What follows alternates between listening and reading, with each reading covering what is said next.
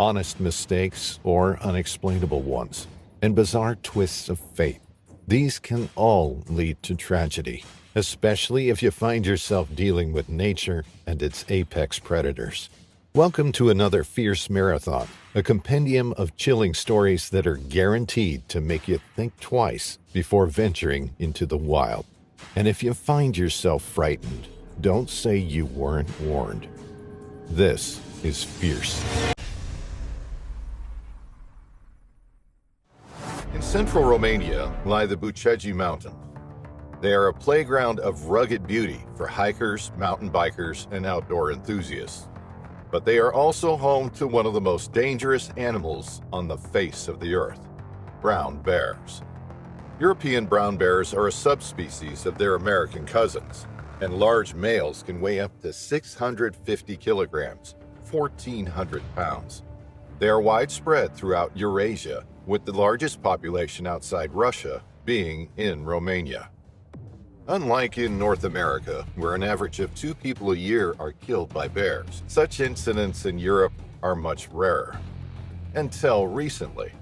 In 2019, 3 men were killed by bears in Romania in just 1 month alone. In 2023, 7,500 emergency calls were made regarding aggressive bears, which was twice the number in the previous year. Then in 2024, another attack shocked the country. On July 9, 2024, Maria Diana, a 19-year-old hiker, set out on what should have been a peaceful mountain trek with her boyfriend. The couple was following the Jeppe Michi Trail, a scenic yet challenging route winding through the Bucegi Mountains north of Bucharest. Their path led them toward the Spumoasa waterfall, a breathtaking spot known for its cascading waters and lush woodlands. As they climbed higher, the dense forest gave way to pockets of sunlight filtering through the towering trees. The warm rays illuminated the well-worn trail, creating an idyllic scene, one that would soon turn into a nightmare. What happened next remains the subject of chilling speculation. The falls are a popular destination for tourists and locals alike. They cascade 3,700 feet over the rocky mountainsides, splashing into a pristine, clear pool below. But Maria and her boyfriend never made it to the falls. There was something in their way, and their pleasant afternoon hike took a deadly turn. As they rounded a corner in the path, Maria, who was in front, suddenly stopped dead in her tracks. There, just feet from where she was standing, was an enormous brown bear. Maria hoped and prayed that the bear would just turn and walk the other way. She hoped it would simply move along the path in the opposite direction. But there was something unusual about this particular bear. It was more bold than others. It was inquisitive, and it was exceptionally aggressive. There was no mock charge. There was no clacking of jaws or hesitation from the bear. Instead, it bounded over toward the young couple. Instead of holding their ground, shouting and making themselves as big as possible, Maria and her boyfriend made a fatal error. They turned and fled. It was impossible to resist the urge to run and instead stand still and defend themselves when hundreds of pounds of muscle and raw power were hurtling toward them. They raced along the path, back the way they had come. But their car was a long way away, and there was nobody else on the path to help them. Maria reached into her pocket and pulled out her mobile phone. She called the emergency services, begging for help. The dispatcher on the other end of the phone could hear the terrified desperation in Maria's voice. Then she let out a scream. Her boyfriend looked back. The bear had lunged at Maria and grabbed her leg in its mouth. Maria kicked and punched and thrashed about on the ground. Her boyfriend threw sticks and stones at the animal as it shook its head ferociously from side to side. It was as though it was enraged. It had seen red, and it was fixated on Maria. Maria couldn't free herself from the vice-like grip. She couldn't fight off the animal as it continued to maul her. As the bear dragged Maria into the vegetation, her boyfriend lost sight of her. Then there was silence. All was quiet. Maria no longer cried for help, and the bear was nowhere to be seen. The Prahova County gendarmes, that the country's mountain rescue service rushed to the location. They found Maria's boyfriend in a state of shock. He pointed to where he had last seen Maria. They followed the trail of flattened vegetation off the main walking path. Maria had been dragged some distance, but then the trail petered out. There was no sign of the woman or the bear until one of the rescuers nearly fell down a 400-foot cliff. There, lying at the bottom, was the body of Maria, and standing over her was the bear. Rescuers rappelled down the steep sides into the ravine, but when the team approached Maria's body, the bear snarled and growled at them. This was its cache, its prey. It wasn't going to give up without a fight. Even with a team of people closing in, the bear refused to give up its kill and was undeterred. Its aggression and lack of fear led some to believe that it may have rabies or some other disease that was affecting its typical behavior. It was clear to the rescue team that Maria was gone. She was lying face down on the ground, her head in the stream.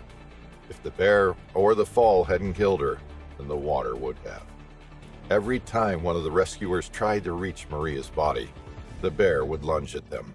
They released their cans of pepper spray toward the bear and set off firecrackers and threw rocks, but nothing worked. In the end, they took the decision to shoot the bear. It was still posing a significant threat in the area, and they needed to get Maria back. They called in a local hunter to fire the weapon. The bear was sent off for analysis to determine why it acted so aggressively. First responders assumed that it must have been suffering from a disease or perhaps affected by the heat. Although deaths from bears have occurred in Romania, particularly in more recent years, bear attacks are thankfully rare. Encounters are usually due to the bear smelling food and coming close to investigate. Most cases end with the bear running away or minor injuries from where it has struck out with its paws.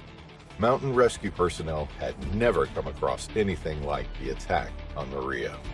But when they followed the path, they found the bear had been drawn to the area by some municipal waste bins. The bear had clearly opened one, the trash spilling out onto the ground, the smell of rotting food filling the air. Former Environment Minister Pankos Barna said, "We are no longer safe on mountain trails. We are no longer safe on agricultural land. And in certain areas, we are not even safe within the boundaries of localities." Bears have killed 26 people and severely injured 274 others over the last 20 years. Following Maria's tragic death, the government decided it was time for change. Prime Minister Marcel Ciolacu summoned lawmakers back from their summer recess to attend an emergency session of Parliament. Something had to be done about the wild bears to keep people safe. The Prime Minister authorized a cull on the species to reduce their numbers and prevent the likelihood of future attacks. He gave the order to cull 481 bears that year, which was more than twice the previous year's total of 220. But animal experts said this cull would solve nothing. Instead, the government needed to get to the root cause of the problem. Bears had been attracted to settlements for generations, lured by hunters by the promise of food, which made them easier to shoot. One Romanian town has solved their bear problem by installing bear-proof bins, cutting down excessive fruit trees, and running bear awareness programs, particularly highlighting the consequences of feeding bears from homes. A fed bear is a dead bear, and humans may also end up as dead, too.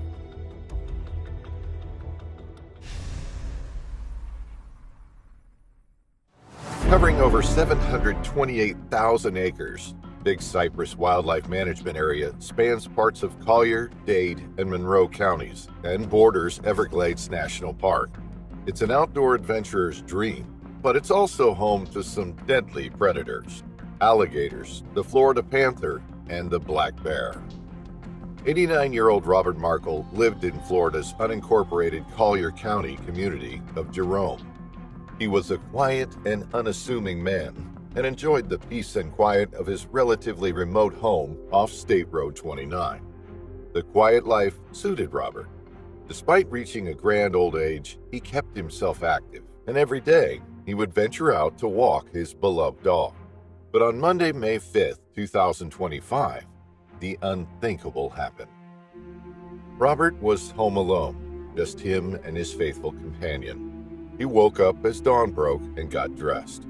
Then, in the early morning light, he stepped outside his camper home to take his dog for a walk, but he would not return. There was a predator nearby. A black bear was lurking in the undergrowth just a few hundred yards away.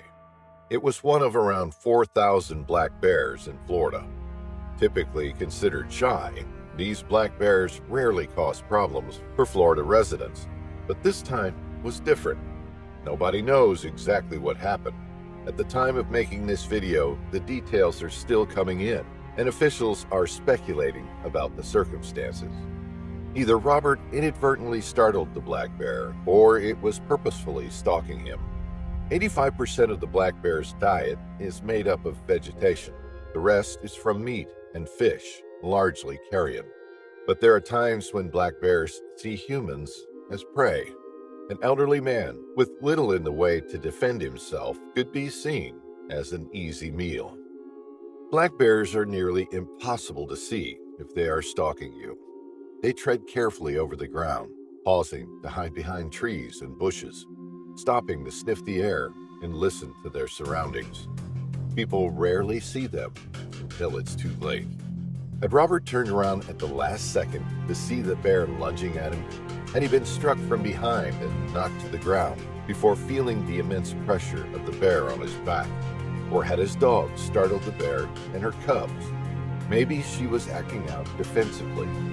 She saw the pensioner as a threat and needed to neutralize it by delivering a powerful blow. Whatever happened, there was a ferocious fight that morning, and Robert's daughter was about to have the shock of her life. Early on Monday morning, she heard a loud yelping. There was a commotion coming from the edge of the community housing. She stepped outside. The air was crisp. She felt an uneasiness wash over her, and she walked down the street.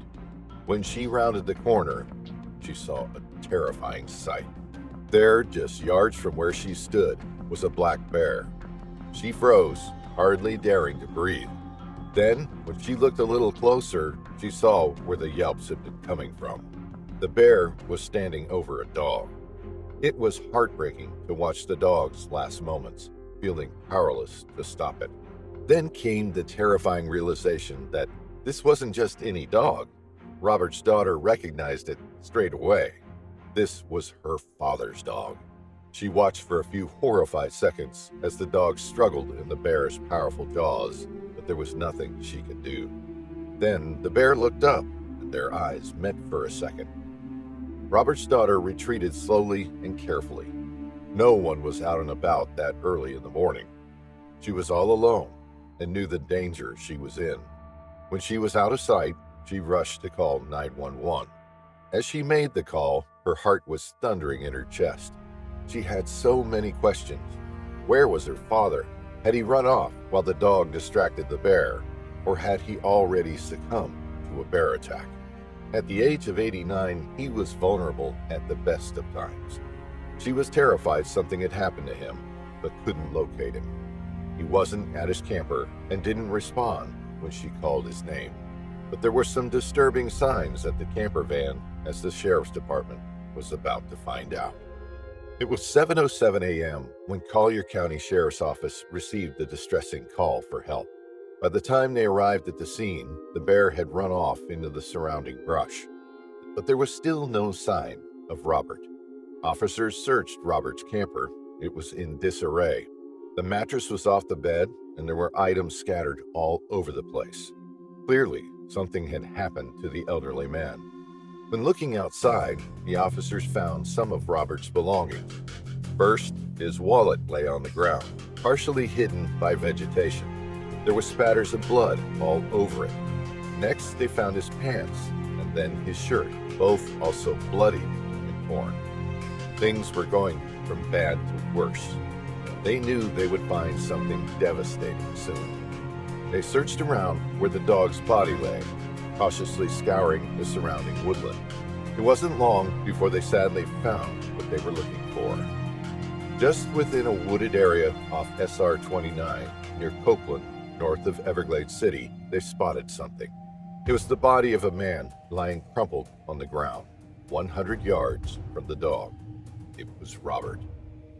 At first, there was no way of telling how long Robert had been lying there for, but it was estimated that he had been killed around 2 hours earlier. He was battered and bruised. He had bite marks on his body and claw marks across his face. The pensioner had been no match for the black bear. But had it been the same black bear that had killed his dog? Was there a killer bear on the loose? The Florida Fish and Wildlife Conservation Commission urged caution to local residents. They warned people who lived in the vicinity to remain vigilant and for others not to visit the area. The incident sent shockwaves through the local communities.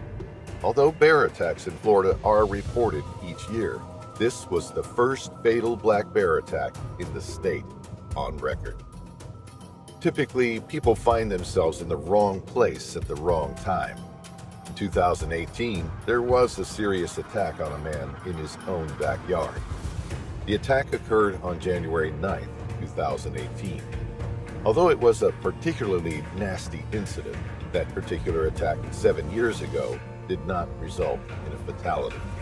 Andrew Mounier opened his back door to let his dog out when his dog growled and ran back inside the house. Curious, Andrew stepped outside and came face to face with 3 black bears in his backyard. One of them pounced on him so quickly that he didn't have time to react. He managed to survive the attack, but sustained substantial injuries to his face. And the same thing happened to Robert. Had he accidentally startled a black bear outside his camper, or had he been purposefully stalked by the black bear? Something that black bears are known to do. While officers were scouring the area for more clues and going from door to door to find any witnesses, 3 loud shots rang out.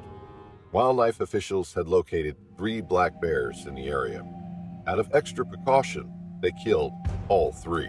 DNA samples collected at the site of Robert's body and those from the bears themselves were sent to the University of Florida in Gainesville for analysis. At the time of making this video, it's not known whether any of those bears were responsible for the attacks. As well as shooting the nearby bears, wildlife officers also set up traps and cameras to try and capture the culprit.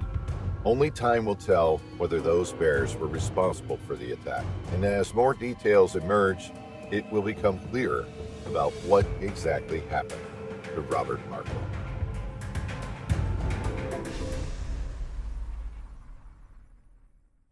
Seven hunters in all, each chasing a memory, a bull, a moment of pride. That morning, one of the group's daughters took her first bull elk. The celebration echoed through the canyon. While the others helped her process the animal, Vince and his 21-year-old son Garrett decided to keep hunting. They tied up their mules and began the long climb toward a narrow drainage. Place where cliffs hug tight on both sides, the kind of country that tests your lungs and your luck. At the tree line, they spotted movement, a bull elk slipping into thick timber. Vince motioned to his son, and the two climbed higher, staying silent. The ridge was narrow, steep on both sides, the kind of place where a misstep meant a freefall. 15 yards ahead, the bull stood between the shadows, invisible, but near enough to feel. Then, a snap, branches breaking somewhere ahead.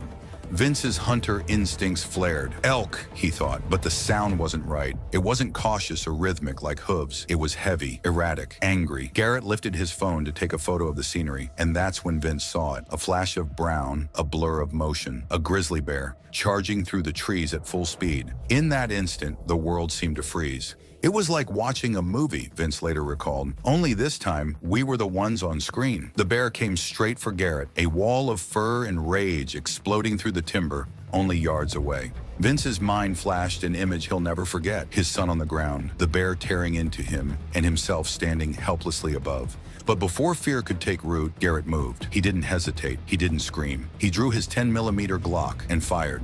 The bear was 5 yards away when the first round hit, then another and another. 4 rapid shots, so fast they sounded like one. The bear stumbled, turned left, and slammed into a fallen log. Vince shouted, "Don't stop shooting!" Garrett emptied the rest of his magazine. 11 more rounds, his hands steady, his mind locked in survival. Later, he said his body was pure adrenaline. "I wasn't scared," he told his dad afterward. "I was in attack mode, and I was going to win." When the gunfire stopped, the world went eerily silent. The bear lay motionless beside the log. Then, with a groan that made their blood run cold, it began to move again. He had just enough life left in him, Vince said, to get back on his feet. The grizzly stumbled into the trees and disappeared. Neither man could breathe. They could hear it, heavy, labored breathing somewhere down the slope, deep in the brush. They didn't know if it was dying or waiting. The only way back to camp was the way they came, right past the spot where the bear vanished. Down the ridge, about 500 yards away, another member of their hunting party heard the shots echo. Vince grabbed his handheld satellite communicator, a Garmin InReach with just enough text capacity for a few short messages. He sent one to his group. "We're fine. Grizzly charged. Garrett killed it." Then one to his wife back home. He didn't sugarcoat it. "We got charged by a grizzly bear. Garrett saved our lives." Back at camp, their friends immediately contacted the Wyoming Game and Fish Department. Within hours, wardens and investigators were en route to the site. When the officers arrived, Vince led them back to the ridge. The air was still thick with pine and adrenaline. "I told them," he recalled, "I wish I could tell you for sure that the bear's dead, but I can't." "You won't know it's dead," Vince warned, "until you stick your head right in there." They did. The bear was found only a few yards from where it had vanished, a massive grizzly weighing more than 600 pounds. It had taken 15 bullets to stop it. Even mortally wounded, it had fought to its last breath. For Vince Kalkowski, a chiropractor, hunter, and father, the encounter changed everything. He'd hunted for over 20 years without incident, but this was different. "You can't understand what it's like," he said, "until you see a grizzly charging your child." Garrett had been hunting since he was 12. His first bull elk came with a .270 rifle. Small frame, big dreams. Now at 21, he faced a test no hunter should ever have to take, and he passed. Vince said later that Bearspray would have been useless. The wind was blowing directly at them. Had they tried to use it, the mist would have blinded them instead. Their survival came down to seconds, to instinct, and to preparation. Under federal law, grizzly bears remain protected species. Killing one is illegal, except in clear self-defense. The investigation confirmed exactly that. Game and Fish officers found the bear less than 10 yards from the attack site, proving that it had charged aggressively before being shot. The Kalkowskis cooperated fully, and officials deemed the shooting justified. Even so, Vince couldn't shake the image. The blur of fur, the sound of his son's gun, the silence after the final shot. He later told interviewers, "If it was a movie, you'd say, yeah, right, that would never happen. But this wasn't a movie. It was real, and it was over in seconds." When you face a predator like that, there's no time to think, no time to talk, only time to act. That's what Garrett did. That's what saved them. The days that followed were quiet. They packed up camp, moved slowly down the mountain, and tried to process what had happened. Back home, the adrenaline faded, replaced by reflection. "Thank God it ended the way it did," Vince said. "Thank God he prepared my son to react exactly how he did." Out here, in the wild heart of Wyoming, the line between life and death can shrink to a breath, or the click of a safety. For Vince and Garrett Kalkowski, it was both. One heartbeat too slow, and they'd be gone. Instead, they became living proof of what happens when instinct meets courage, when training meets timing, when man meets the wild and lives to tell the tale. This was the day a father nearly lost his son, and the day a son became his father's hero.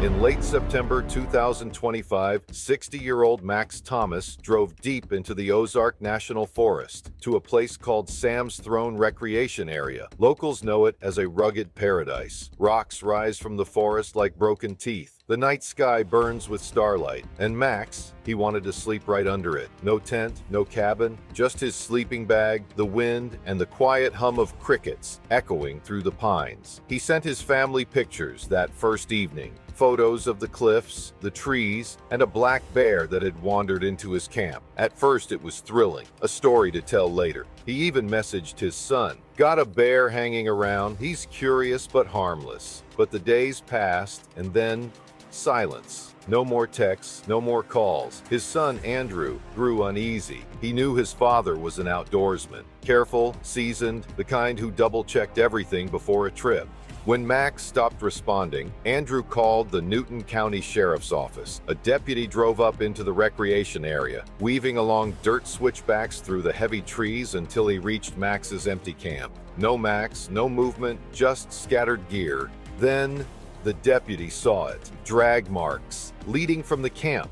into the woods. They followed the marks about 180 feet through the brush. There, among the leaves and ferns, they found Max Thomas. He had been killed by a bear, mauled and dragged from his campsite. Authorities believe it happened in broad daylight. The animal responsible, a black bear weighing between 150 and 170 pounds, was later tracked and killed nearby. Testing is underway to confirm it was the same bear. For the Ozarks, the news hit like lightning. It had been 133 years since the last fatal bear attack in the region. Now, it had happened twice in 1 month. The first tragedy struck earlier that September, more than 80 miles away in Franklin County, Arkansas. It was an ordinary morning on the Patton family farm. 72-year-old Vernon Patton climbed into his tractor to work his land, something he'd done regularly for years. As he drove, a shape moved from the tree line. A juvenile black bear, about 70 pounds, gaunt and malnourished, charged across the field. Before Vernon could react, it was on him, claws raking, jaws snapping. His son, hearing his father's screams, sprinted toward the tractor. He managed to scare the animal off, but the damage was done. Vernon Patton died 11 days later in the hospital. Authorities called it an extraordinary event, a perfect storm of desperation and bad luck. That bear, they discovered, was suffering from malnutrition and neurological damage,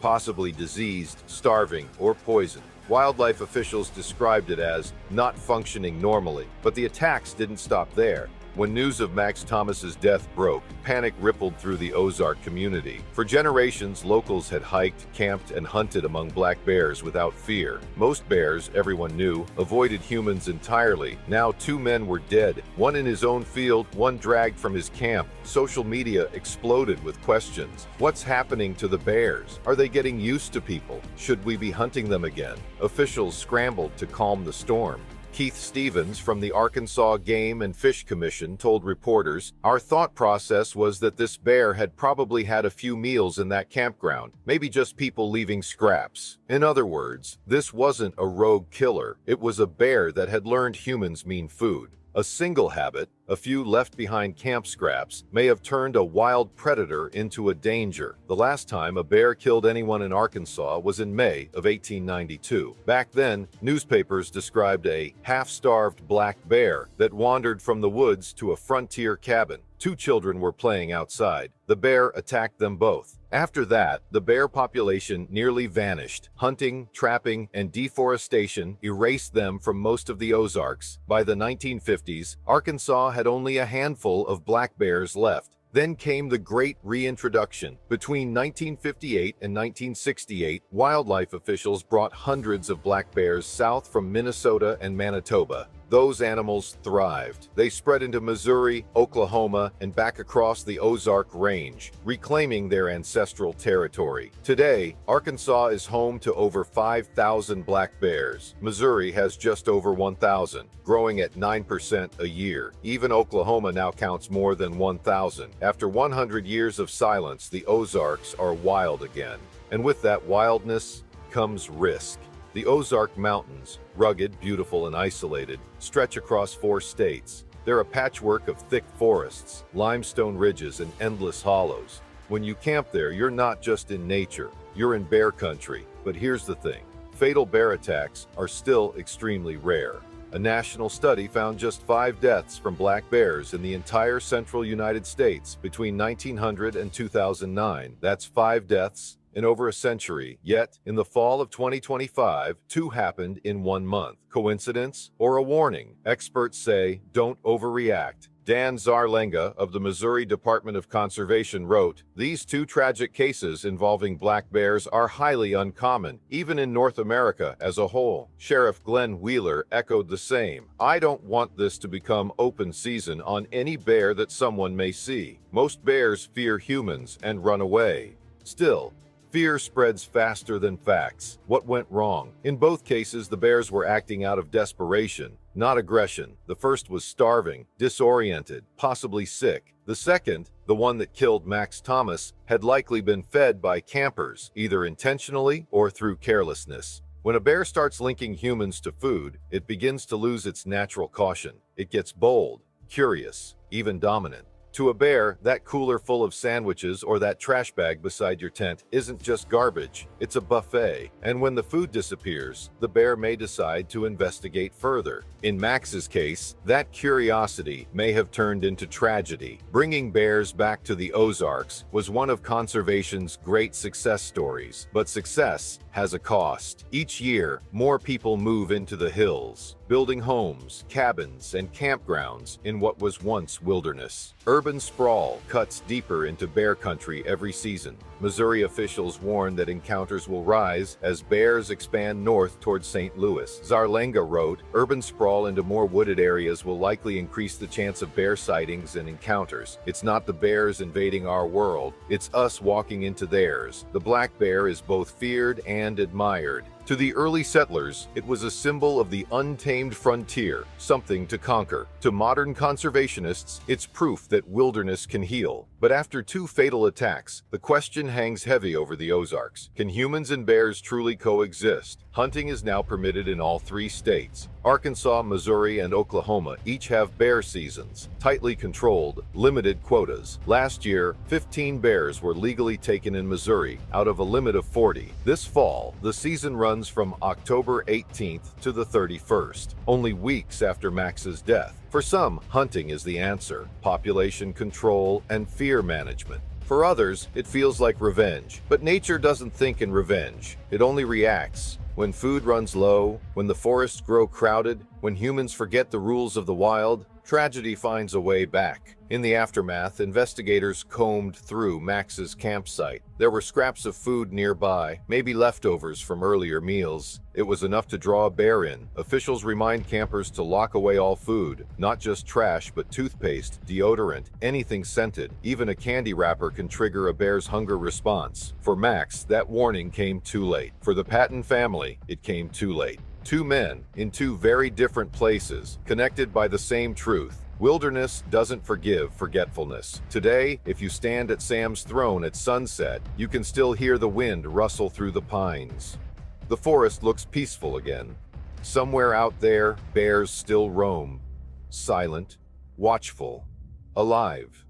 And though their numbers are growing, they are still wild, still wary of us, unless we teach them not to be. Officials stress that these deaths, though horrifying, shouldn't turn to hate. The Ozarks remain bear country, and always have been. The goal isn't to fear the wild, but to respect it. Max Thomas came to the Ozarks for the stars, to sleep under the sky he loved. Vernon Patton died working the land that had fed his family for decades. Both men were victims of something older than us, something that has always existed beyond the glow of campfires and porch lights. For 133 years, the Ozarks knew peace between humans and bears. But the wilderness never forgets what it once was, and sometimes it reminds us. In memory of Max Thomas and Vernon Patton, whose stories remind us that wild places are still wild.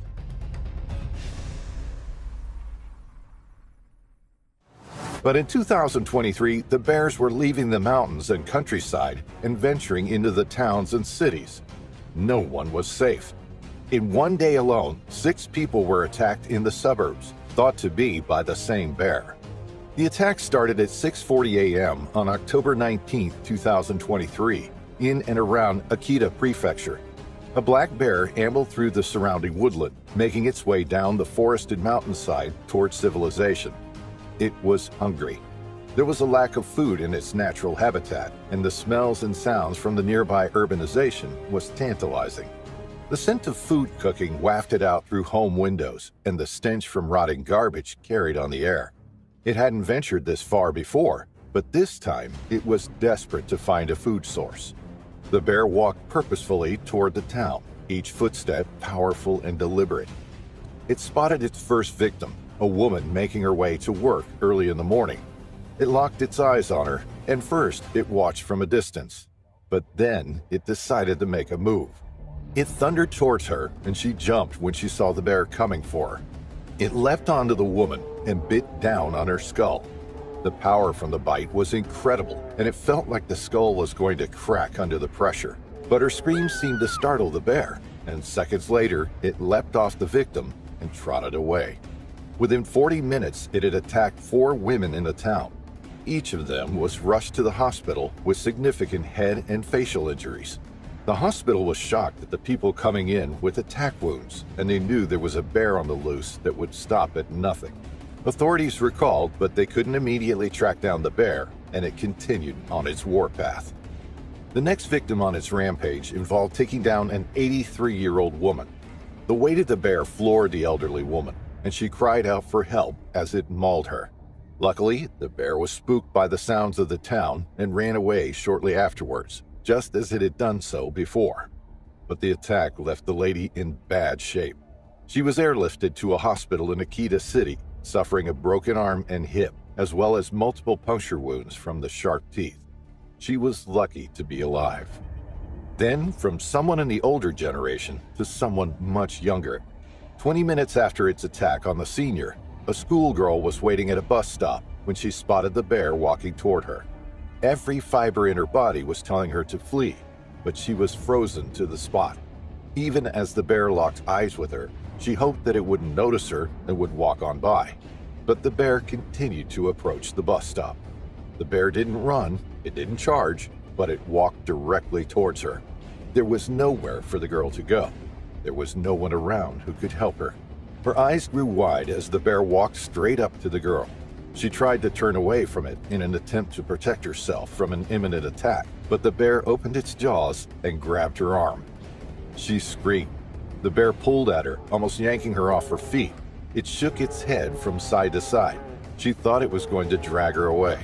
She thought it was going to devour her then and there.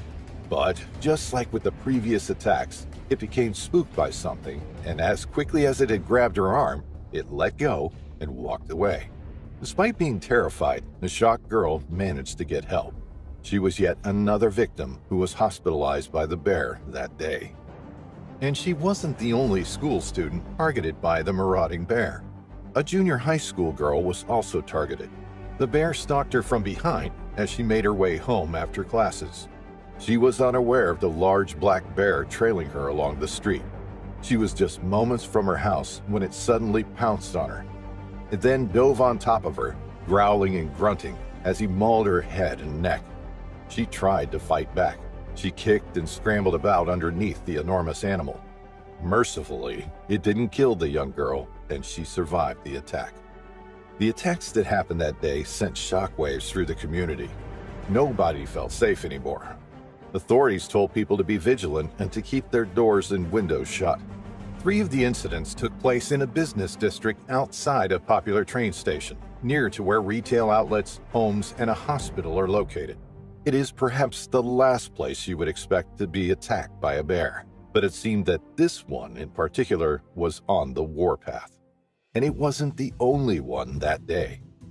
Just over the border in Hachimantai, Iwate Prefecture, a man and a woman were gathering mushrooms in the woodland when a bear approached. They didn't notice it at first. Its eyes stared at the couple crouched down low as they picked the mushrooms and placed them in their baskets. It was partially hidden by the trees and bushes. It watched intently before proceeding forward. It launched its attack when it was just yards from the couple. It charged forward, its powerful paws thundering across the forest floor. When it leapt onto the woman, she was pinned to the ground and the bear began mauling her, biting her face and clawing her body. She screamed for help. Her friend, a man in his 70s, tried to scare the bear away. He threw sticks at it and shouted loudly and clapped his hands. Then he ran at it. That's when it turned on him. One swipe of its paw and he was knocked to the ground, bruised and dazed. When he came around and got back up to his feet, he saw the bear dragging the woman away, and he ran to call the police. When officers arrived on the scene, they were too late. The bear had killed the woman. The shocking attacks sent alarm bells ringing through the town. Previously, bear attacks were only heard of when people ventured into their habitat, either hiking or foraging for wild food. But now the boundaries between bear habitat and human-populated areas seemed blurred.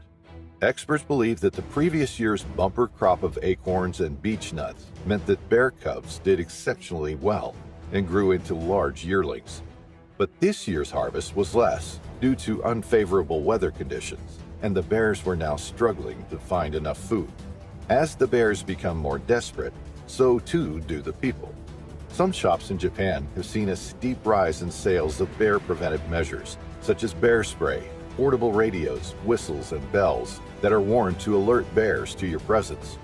Despite this, 1/5 of the victims who were attacked in 2023 were wearing bells at the time. Worryingly, more than half of the attacks occurred in people's homes, where people were unprepared and least expecting a confrontation with a dangerous wild animal. Does Japan have a bear problem that needs an effective management strategy to keep both the bears and people safe?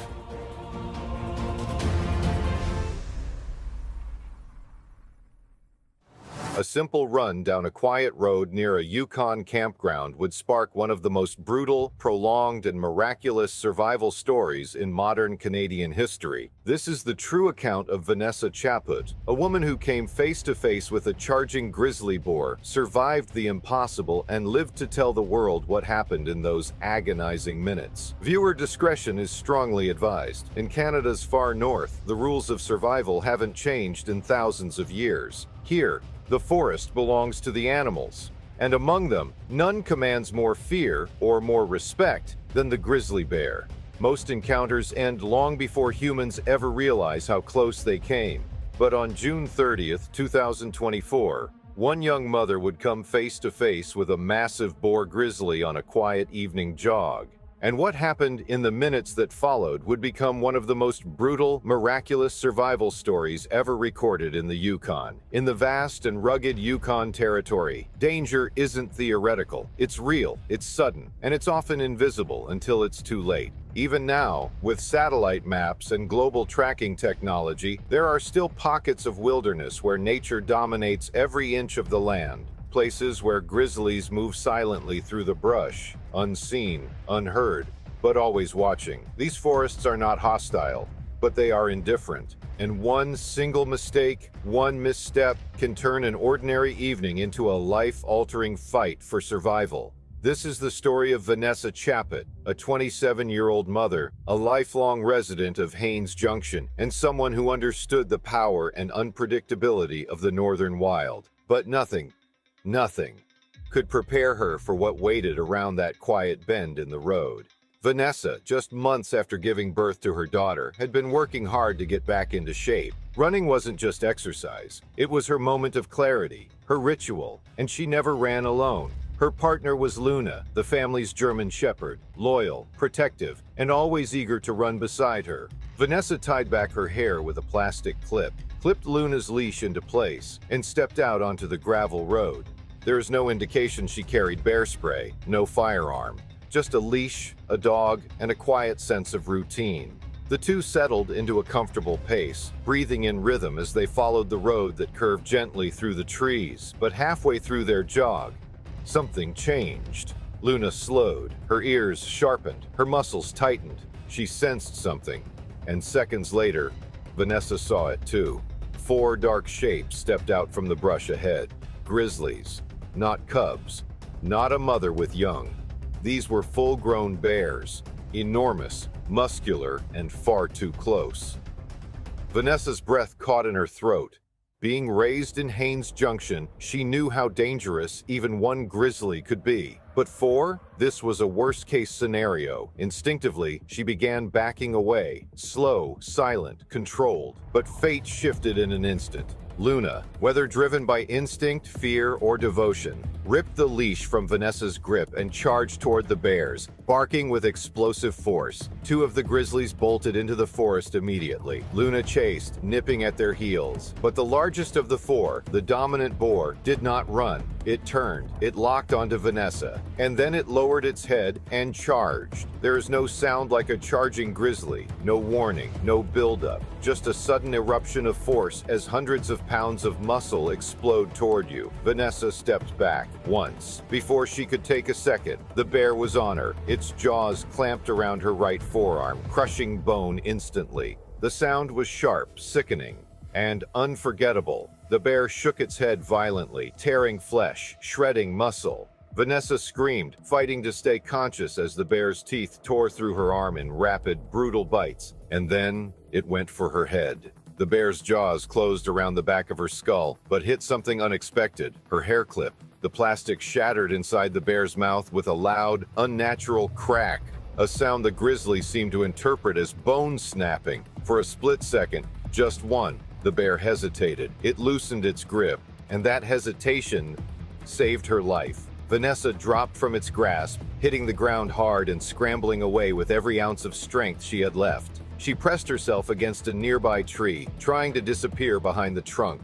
Blood streamed down her scalp, her arm hung twisted and broken, and her breath came in ragged, panicked bursts. The bear turned back toward her. It charged again. Vanessa pressed tighter against the tree, bracing for the final blow. Then, through the chaos, another sound broke through. Luna, the German shepherd, charged back into the clearing, barking ferociously, darting between the bear and her owner with fearless loyalty. The bear spun toward the dog, roaring, and lunged. Luna bolted, drawing the grizzly away. It was the opening Vanessa needed. She ran. Vanessa stumbled into a roadside ditch and followed it, half running, half crawling, blood pouring from her shredded arm. She burst onto the edge of the Alaska highway, trembling, sobbing, desperately scanning for help. With shaking fingers, she pulled out her phone and called her husband. Her voice cracked as she said the words no one ever wants to hear. "A bear attacked me. Please, please come." Her husband immediately alerted emergency services. Within minutes, first responders reached Vanessa, finding her drenched in blood, but still conscious, still fighting. Medical teams stabilized her and rushed her to Whitehorse General Hospital for emergency treatment. She had survived one of the most violent bear attacks in Yukon history. Back at the campground, conservation officers mobilized quickly. By 10:30 p.m., they evacuated the entire site. Children crying, campers packing in a frenzy, the air thick with fear and confusion. Dozens of officers swept into the forest with shotguns and bear rifles. According to camper Lee Carruthers, they moved with a grim determination, methodical, silent, focused. Hours passed, and then 4 deafening shotgun blasts echoed. The aggressive boar was dead. Vanessa's injuries were catastrophic: a shattered forearm, deep punctures across her scalp, permanent nerve damage. But she lived. She survived because of her instincts, the smallest stroke of luck, and a loyal German shepherd who refused to abandon her. Encounters like this remind us that the northern wilderness is breathtaking, but it is also powerful, unpredictable, and indifferent to human presence. For Vanessa Chaput, a routine evening jog became a fight for survival she will never forget. And in the heart of that forest, one thing remains certain: no one is ever truly alone in grizzly country. Experts later suggested that the attack may not have been random at all. Dogs, especially confident, protective breeds like German shepherds, can unintentionally turn a defensive bear encounter into a violent confrontation. To a grizzly, a dog is not just noise. It's a threat, a challenger, even a predator. When Luna lunged toward the bears, she likely triggered the boar's instinct to defend its space and eliminate whatever was disturbing the group. And when she chased 2 of the bears into the brush, the remaining dominant male may have reacted with heightened aggression, interpreting the chaos as a direct challenge. In the wild, a bear's decisions can shift in an instant, from tolerance to tension to attack. And in this case, the loyal instincts of a dog trying to protect her owner may have accidentally provoked the very violence she was trying to prevent. Still, without Luna's return during the attack, Vanessa's story might have ended very differently. A dog helped trigger the danger, and a dog helped save her life.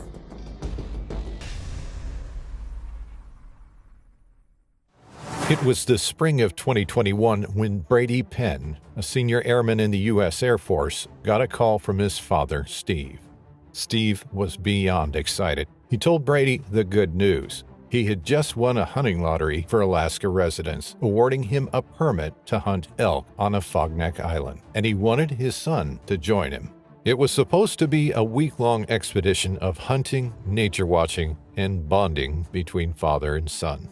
Brady immediately said yes. This was a once-in-a-lifetime opportunity, so the pair wasted no time before starting to prepare, both mentally and physically.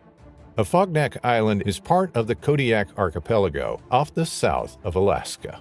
For the most part, the island is nothing but pure Alaska wilderness, home to an extraordinary number of animal species, both in the surrounding ocean waters and in the coastal habitats. Although it has only one permanent settlement, the island is a paradise for seasonal residents and visitors alike, who spend their time there hunting, logging, hiking, or fishing. Red, pink, and silver salmon swim the numerous streams and lakes. And where there's salmon, there's bears. Brady and Steve Penn were aware of the many challenges they would face during their upcoming hunting trip. They were not inexperienced. Brady was, after all, a U.S. senior airman, and his father, Steve, was a lifelong hunter who had resided in Alaska for nearly 30 years. They knew their way around nature, but they didn't want to take any chances. The duo was determined to be as prepared as possible. They invested in high-quality equipment, which was subsequently tested and retested. They started serious physical training for the grueling hikes they would have to take on the island. They practiced shooting over and over again, and often asked for the expertise of more seasoned hunters. Finally, the day arrived. It was early morning on October 12th. Brady and his father were standing on a dock in Kodiak, waiting for their plane. The wind was already howling, a glimpse into what was waiting for them on a fognac. Brady felt a chill as he peered through the thick morning fog at the single-engine floatplane that would take them to the wilderness. The plane approached through the waves, slowly threading the strong winds. Penn knew then and there that a potential emergency rescue from a fognac island would likely be made impossible by the harsh weather. Together, father and son boarded the plane. It was just the two of them and the pilot for 45 minutes of turbulence in the air. The wind was picking up even more. The plane made a rocky landing on a small lake on a fognac island. The beach was deserted and cold. The Penns and the pilot unloaded the plane together. As he prepared to fly back to the mainland, the pilot advised the two men to make camp on a nearby hill. His words still rang in Brady's ears long after he was gone.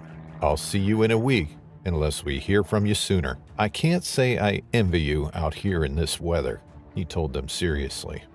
Brady and Steve were, however, ready to face a fognac island, and this was certainly a good thing, since it was now obvious that they were on their own, and if anything went according to plan, they would be on their own for another 7 days. They soon set up their tent, rushing to get even a modicum of protection from the icy weather. Their night was an unpleasant one, filled with sounds of howling wind and rain. The two men were met with even more wind and light freezing rain the next morning, but they had enough. They were there to hunt, not to wait around. As he put on a fourth layer of clothes, Brady Penn reassured his father. After all, they had known they'd have to fight the elements. It was better to move and have a goal than to sit around waiting for the weather to change. They soon packed up and started hiking, while also being on the lookout for elk trails. Making their way through the wilderness was no easy feat. The terrain was rough. Every bush and branch, every patch of grass seemed dead set on preventing the hunters from advancing. At one point, the two made a stop. Brady took off his sunglasses and proceeded to keep walking without putting them on. Everything on the island was an obstacle, but their perseverance was rewarded. Soon enough, they found a game trail leading in a valley below. They followed it, intent on having a successful hunt. With each step, they were aware they were getting farther and farther from camp, but they had to hunt. All of a sudden, Brady spotted a big herd of elk. The tall grasses and the alder trees obstructed their view, making it impossible to follow the herd. Brady was about to give up for the day, but his luck was about to change. Abruptly, he came almost face to face with a massive bull. He quickly took his rifle and, despite the wind whipping his face and making his eyes water, he pulled the trigger. The loud thud that followed told him everything he needed to know. The elk was dead. Brady and Steve couldn't believe their luck. It was only their second day, and they'd already made a big kill. It took them an hour of walking carefully among the brush to get to the body. As soon as they got there, the two began cutting up the meat and packing it back to camp. Their packs would only carry so much in one trip, so they knew they'd have to return the following day. They put the rest of the meat in a white bag, which they then hung to a tree so that no unwanted scavenger would get it. The following day, both Brady and his father were excited to get the rest of their prize. They slowly made their way back to the rest of the meat, but as they approached the place where they had left the remains the afternoon before, the men saw no sign of the bag. Another ominous chill ran through Brady's body. He told his dad that they'd better be prepared for whatever awaited them next. The young airman put a round in the chamber of his rifle. As they drew closer, they could see the brush and trees giving way to a beautiful, peaceful meadow. It was an unusual place. Even the wind seemed to turn into a gentle breeze there. The cold became softer, and birds chirped, making Brady relax. Nature was so beautiful on this untamed island. Suddenly, the sound of firecrackers filled the air. But that couldn't be right, with them being so far from civilization. No, it sounded more like a million tiny branches being crushed under gargantuan steps. Then, a powerful, dangerously low growl filled the morning air. Brady and Steve turned their heads toward the source of the sound. Ears back, head low, a massive kodiak bear was charging through the trees with deadly determination. Brady had no time to fire his rifle. A massive paw immediately struck him, sending him flying. As he lay down, face pressed to the frozen ground, his rifle stuck under him, the airman knew he was going to die. A giant paw pressed the young airman's back, bowing the metal frame of his backpack. A million thoughts raced through his head. Any hope of finding a solution disappeared. But then, the immense weight left his back. The bear had another target. It left Brady and leapt, pinning Steve to the ground. The elderly man tried to fight back, struggling against one of nature's most lethal predators. To the bear, this felt like a cub's play. It quickly disarmed Steve with a swipe of its paw and pinned him on his back. The bear forgot an essential rule, though.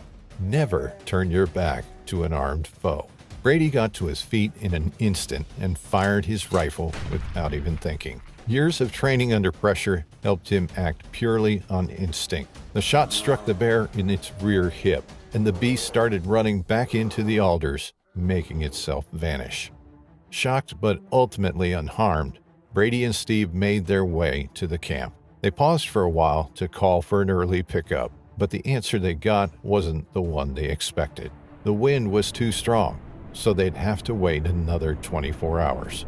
Night came, and it brought newfound fear. Every sound, every silence, every thought made Brady's heart stop for a second. He knew he had to calm down. The worst was over. He used relaxation techniques he had learned in basic military training in order to calm down. At long last, he fell into a restless sleep. They were eventually picked up the following day. In a personal essay about this terrifying encounter, Brady thanks his military training for his survival. He believes they'd been lucky, but his expedition also proved him that when faced with extreme situations, there's nothing better than preparedness and a good partner.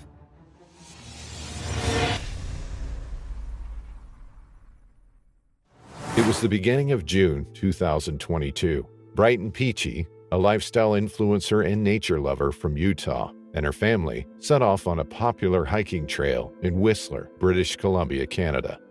Hiking and living outdoors with 3 small children, all aged between 1 and 6, can seem overly complicated, but not to Brighton and her husband Michael. They both adored the outdoors and everything it has to offer. From hiking, biking, camping, to rock climbing and kayaking, they were experienced in almost every type of outdoor activity. And so were their young sons. The family did all these activities together. It was simply their lifestyle.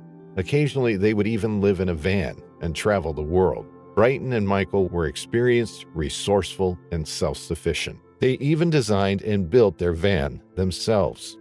A great array of skills is necessary when one chooses to live without the commodities and helpful technologies of the modern world. But Brighton and Michael made sure to be very well prepared. After all, they had the lives of their 3 young boys to account for. Sure, they wanted to raise the children amidst nature, but they also wanted to do so by teaching them to be respectful and aware that, out there, anything could go wrong. That is, without the proper amount of preparation. Even then, things could go from normal to terrifying in a second. Despite the glamorous and exciting look of her Instagram page, which was filled with videos of the family visiting amazing places or doing thrilling activities, Brighton was very responsible. In an Instagram post, she encouraged people who planned on taking their small children hiking to expect the best, but always plan for the worst. There's nothing as unpredictable as nature and young kids. Paired together, these two forces could lead to horrible events. Perhaps that's what Brighton and her husband Michael thought in mid-June 2022, when their peaceful hike was interrupted by a large black bear. The family wasn't on a remote trail. Instead, the 2 adults and 3 children were on a trail in Whistler, British Columbia. Located in the southern Pacific range of the Coast Mountains, some 78 miles north of Vancouver, Whistler is a beloved tourist destination. Over 2 million people visit the resort municipality annually. Alpine skiing and snowboarding are popular activities in winter, with hiking and mountain biking taking the spotlight in summer. The views are breathtaking, the hiking trails stunning, and so are the animals, although some of them are more dangerous than others. Different species find their home in Whistler, from otters and chipmunks to cougars and bears. In fact, as Brighton, Michael, and their family would find out, seeing black bears wandering through trails was not all that uncommon. From mid-March to November, the majestic animals are active and looking for food. There are about 50 black bears in Whistler. In June, the family was in Whistler too, and they were hiking. The day was bright and beautiful. The trees were vivid green, the path not too hard on the adventurers. Brighton was leading the way, walking with one of her sons ahead. Michael was a bit behind, carrying the couple's youngest son, a baby, on his back, and holding their oldest son's hand. As they made their way on the trail, they passed a large rock. They weren't too far away from it when Brighton saw a large black bear coming from behind the rock and slowly but steadily approaching them. Fear crept over the parents, but both Brighton and Michael were experienced and responsible, especially when it came to their children's well-being. Brighton immediately picked up Watson, her kid, who was walking with her ahead on the path. She knew picking up small children when encountering a bear was a must-do. The woman also took out her phone and started recording. Michael and the family's 2 other sons started walking up the trail slowly, trying to put some distance between them and the bear without alerting the animal. With a steady voice, Brighton told Michael, "Okay, he's following you, babe." The man and his oldest son briefly turned back to see it for themselves, and there it was, clear as the day. The black bear was walking toward them at a slow pace. It didn't seem aggressive, but who could tell whether that would change or not? The family surely didn't plan to wait around and see, and they didn't want to make the animal angry. They knew how to act and what to do. As her husband and 2 other sons kept walking towards her and away from the large animal, Brighton had to act. "Hey, bear," the woman shouted. Making yourself look bigger and more threatening to a black bear is the advised approach. The woman kept shouting, but the bear didn't seem to care at all. It kept following the man and their sons, who every now and then would glance over their shoulders. With the bear at a still somewhat safe distance, the man turned around and began shouting at the animal, too. The couple's oldest son took the opportunity to run a little toward his mother. Brighton told him not to run, her voice always calm and pleasant. The couple began shouting together and waving their arms, but all their attempts were fruitless. The bear seemed intent on following the family. Surprisingly enough, none of the 3 children were alarmed. They made no whimpering sounds. They didn't cry or move around erratically. It was like all of them, even the 1-year-old, knew to follow their parents' lead. Most likely, it was the young parents' own calm manner that helped reassure the kids. Michael then instructed his wife to keep walking up the trail, away from any potential danger. Yet again, Brighton asked the 6-year-old not to run. Meanwhile, the boy was relaxed. "Can we play dead yet? Can we play now?" the boy Griffin asked his mom. But as Brighton knew, playing dead is not advisable when encountering a black bear. "Walk faster, please," the woman told her son. Somehow, the bear managed to get closer. The parents were truly alarmed, and Michael tried to explain to Griffin that although the bear probably didn't want to bother them, they really didn't want to let it get closer.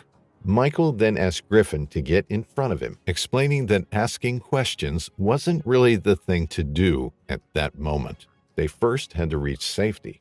All this time, the animal kept his steady pace behind. It wasn't aggressive, but it was relentless. Brighton Peachy turned the camera to herself, an anxious smile on her face. She was still holding tight to one of her two youngest sons, and then she ended the video. But the family's scary encounter didn't end there. As they kept walking, it was increasingly obvious that the bear wasn't going to just leave, and going back to their car wasn't an option, since the large animal was blocking the way. Going up the trail was the only option, and in doing so, Michael and Brighton had to remember to keep a steady pace. They kept shouting, but always in a calm manner. It was just the thing to do. Holding tight to their kids, they went on. And then they ran into another group of tourists. For a moment, they thought the bear would leave, scared away by the number of people. It didn't. They all hiked together, praying the bear wouldn't attack. Despite doing all the things they were supposed to, like picking up their small children, yelling, waving, and slowly moving away, the animal didn't budge, intent on following them. And then 20 minutes after the bear initially started to follow the family, it just disappeared. At that point, the family had been walking half a mile in order to get away from the animal. Making their way back to the parking lot was an equally tense experience, but they made it back safe, even stopping to film the rock where they'd first seen the bear. Back to safety with her husband and 3 sons okay, Brighton Peachy posted the videos on her social media accounts. The woman told her followers that the experience was scarier than the time she had been mock charged by a bear, because this time, her kids were with her, and she felt helpless. Brighton added that she and her husband try to be straightforward with their kids about the dangers of the outdoors. The woman said they were carrying bear spray, but they weren't carrying any firearms. According to the woman, they weren't experienced aims, so the odds of them being successful while being attacked by a bear were rather slim. The family later learned that the area had been closed before because of the bear's increasingly aggressive behavior. They felt lucky to be alive and well. Why do you think the bear kept following the family without being deterred by their efforts to scare it away? Let us know your theories in the comments.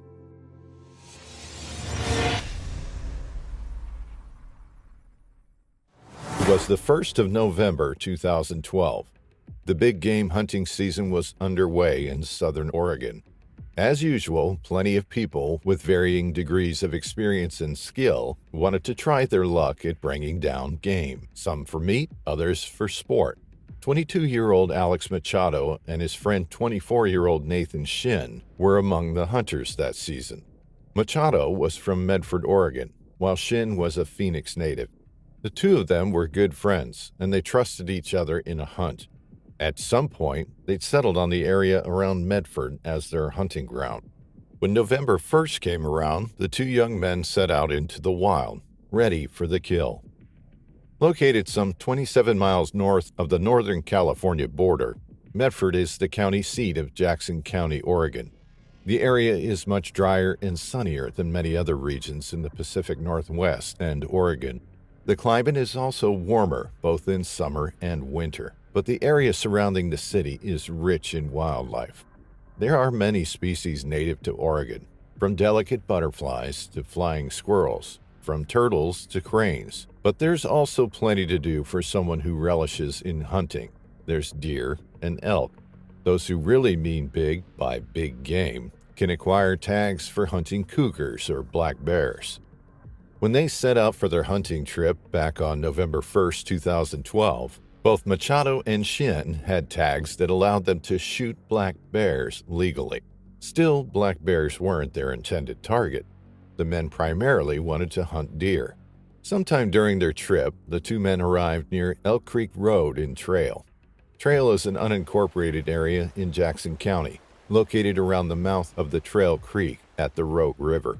Elk Creek Road is a 10-mile trail, generally considered an easy route by hikers. The trail is popular for several outdoor activities, such as hiking, mountain biking, and running, but this doesn't mean the area is free from danger, as in wildlife activity.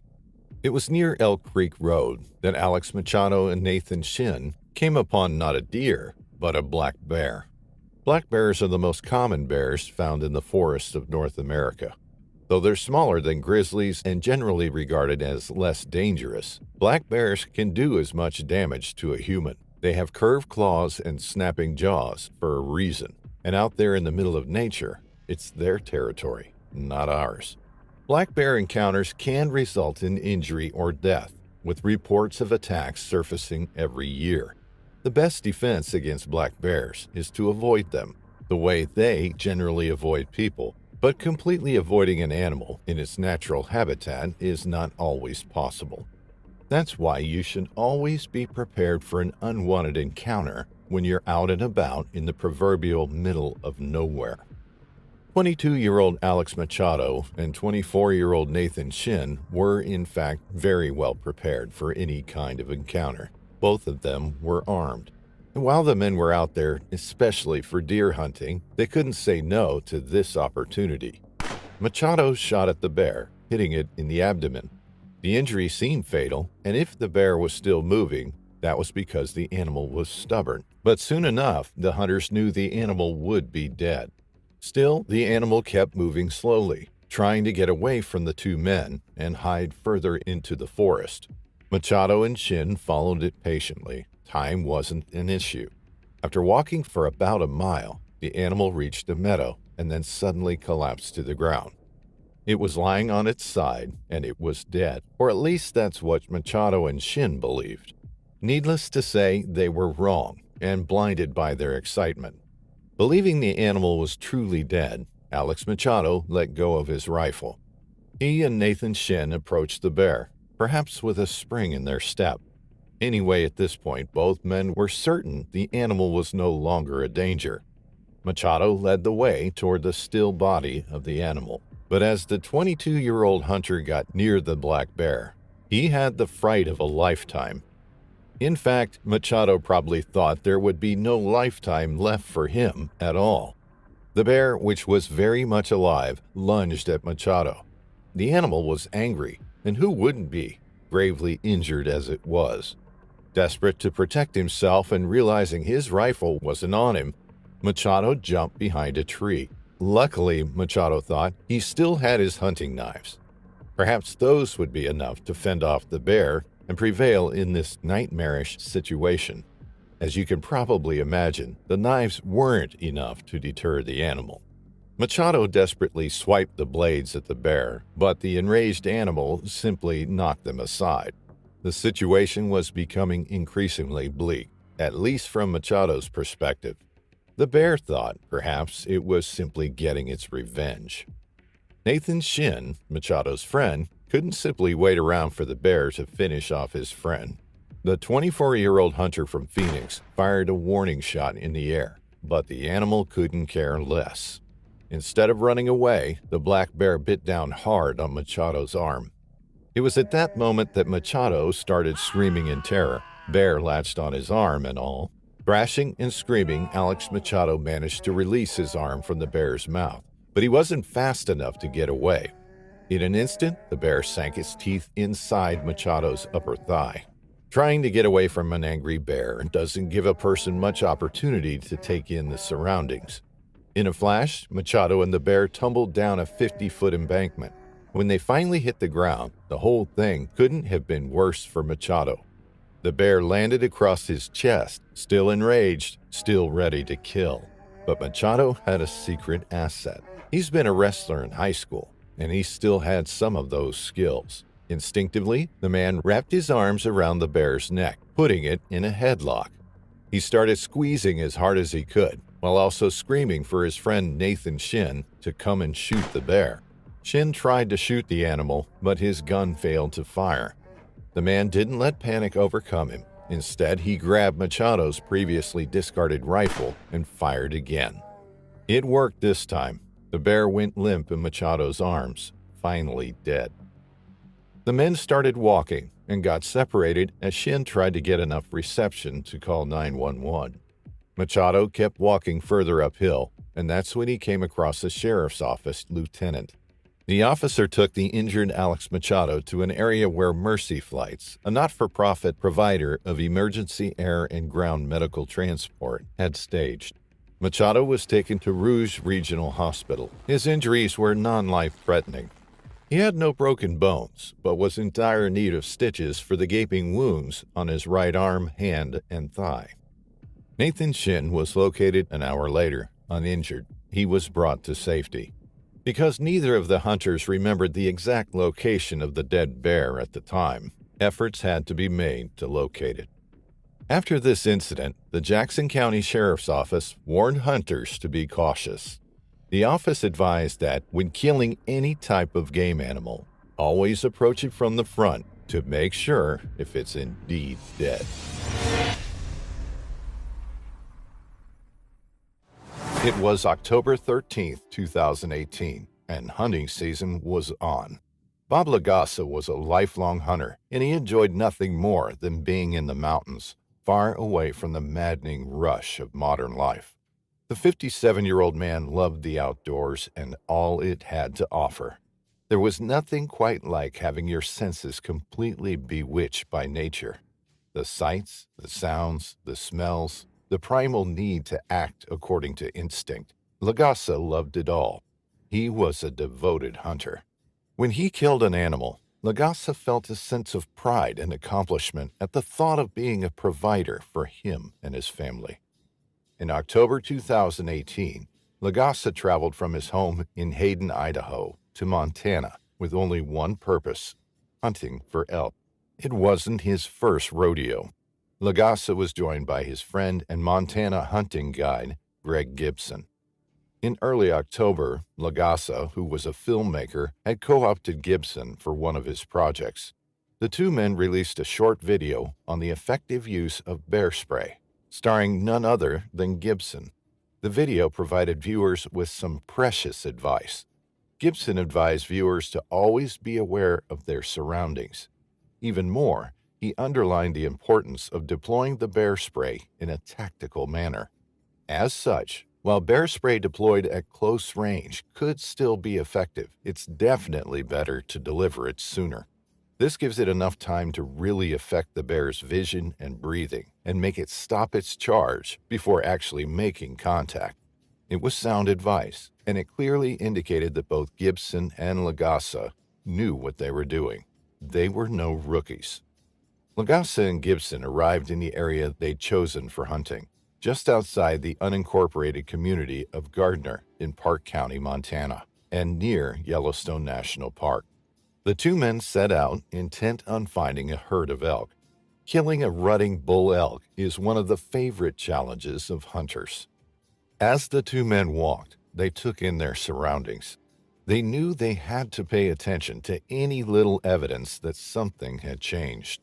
Sharp senses are among a hunter's greatest assets, and while taking precautions is always a must when you find yourself in the middle of nature, the unexpected has the upper hand. Bob and Greg were walking through tall sagebrushes when suddenly they had to stop in their tracks and face a predator like no other. There it was, a 500-pound grizzly sow and its 2-year-old cub, some 36 feet away from the hunters. All of them, men and creatures alike, stood still for a second, too startled to move. But their stunned state was interrupted when the grizzly cub decided it was scared. The cub reared up on its haunches. It wanted to leave. The cub then let out a terrifying growl, which worked as a trigger for the grizzly sow. The sow charged, running straight at Bob Lagasse.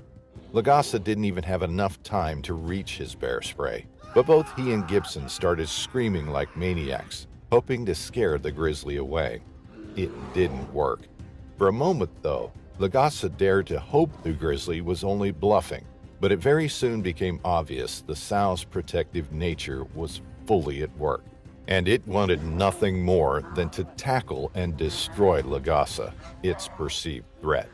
Gusse had time for one last goofy thought before he was knocked to the ground. The bear kind of looked like a football player tackling someone.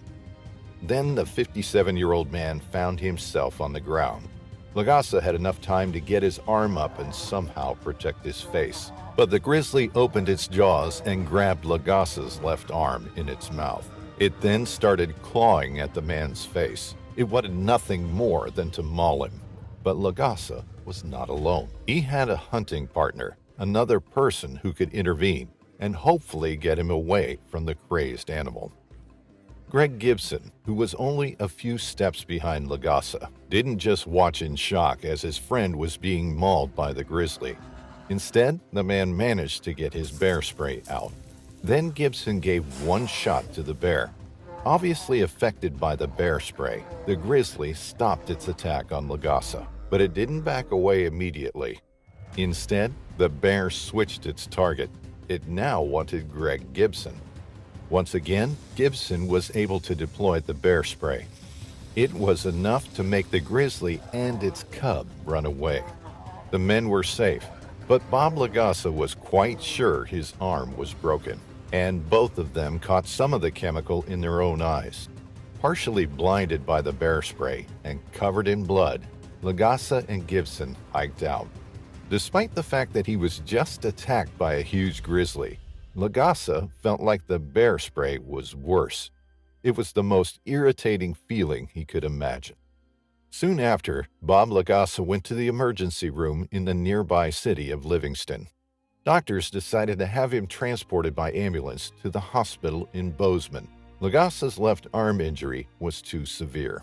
Once he got to the hospital in Bozeman, the man received a tetanus shot and started rabies treatment. He also had to get surgery on his arm. Gusse was discharged soon after. He wrote a Facebook post about his scary encounter, but he didn't get the reactions he quite expected. According to Gusse, he was targeted by groups that oppose hunting and the vegan community. The man received over 14,000 messages, mostly from people telling him he was at fault for the attack. The backlash that followed was totally surprising. Just the vulgarity. It was the nastiest stuff you could think of. Death wishes, you name it. Mostly from groups that oppose hunting and the vegan community. On the other hand, I got a lot of support from others, but it was definitely overwhelming, Gusse said. Despite these reactions, the man told reporters he wouldn't stop hunting. "I'm going to get back on that horse and ride. This is in my DNA. Being in the mountains is good for my soul. I'm just counting the days until I get back out there." Gusse followed through with his promise. Soon after the attack, the man went back hunting. Months after the attack, in February 2019, Gusse traveled to New York for an interview with Animal Planet. Despite his fears that the show would put an anti-hunting spin on the story, Gusse decided he needed a platform to spread some messages which he deemed important. He wanted to emphasize that, in his view, people hunt for a lot of reasons, and none of them are evil. Even more, Gusse hoped to underline the importance of carrying Bearspray. It should be the first line of defense, he said. It just gives you a better option than shooting. And at least in Gusse's case, this statement stands true. Because the bear was on top of Gusse, Gibson wouldn't have been able to safely shoot the bear without potentially risking his friend's life. But what do you think? Do you think that in this case, a gun would have helped? Let us know in the comments.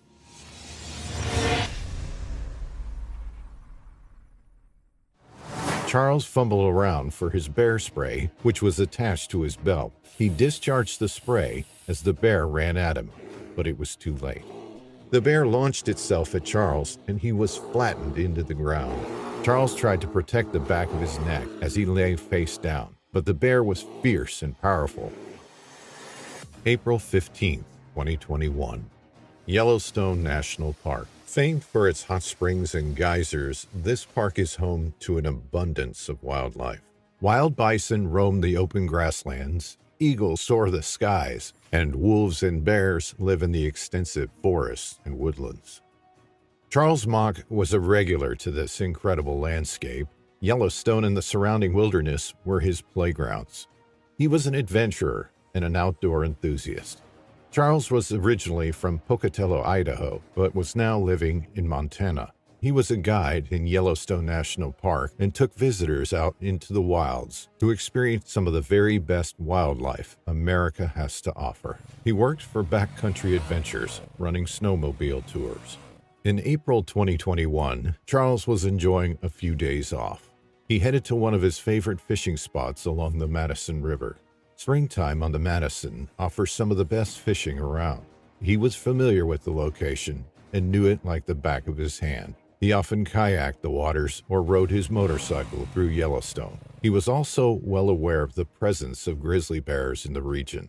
His job was to find these incredible animals for the tourists who had paid to see them. Although the sun was out, there was a chill in the air as Charles walked along the river's edge.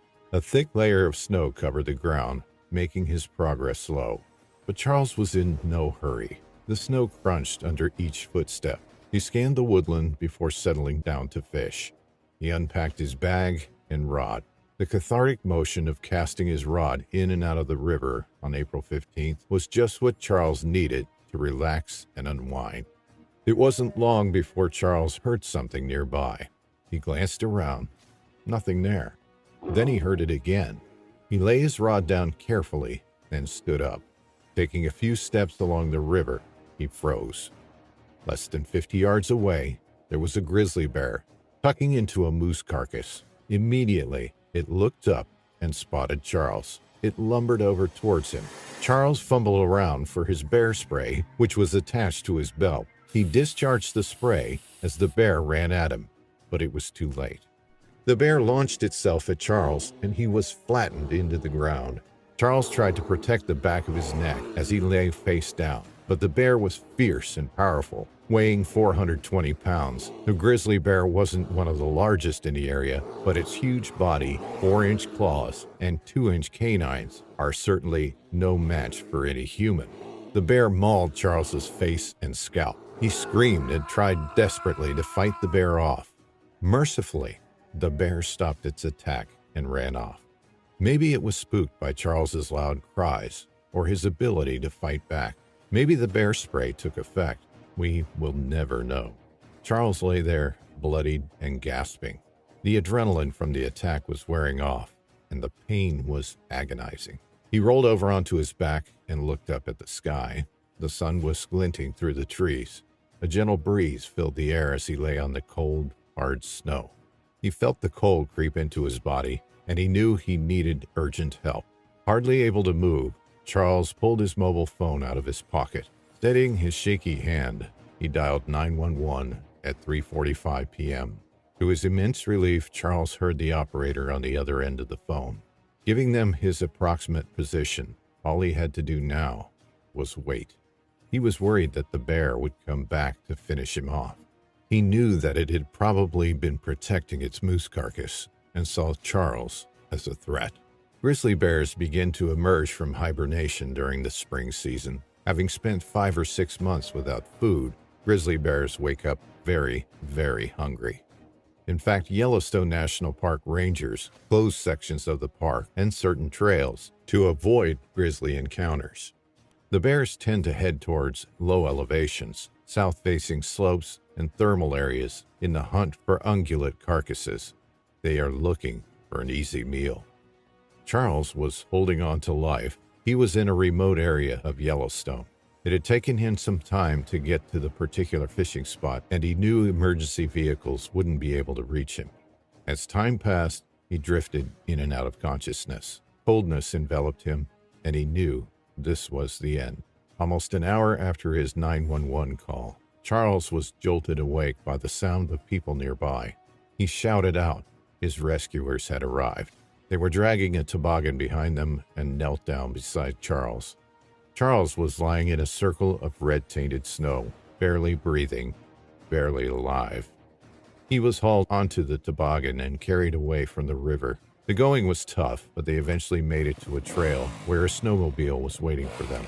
The rescue team transferred Charles to the snowmobile, which sped off down the snow-covered track. Eventually, they made it to an ambulance and onwards to a hospital in the city of Idaho Falls. Charles was rushed into surgery where extensive work was done to his face and scalp. He underwent 2 successful surgeries. The medical team was pleased with the success of the surgery and thought that Charles was on the long road to recovery.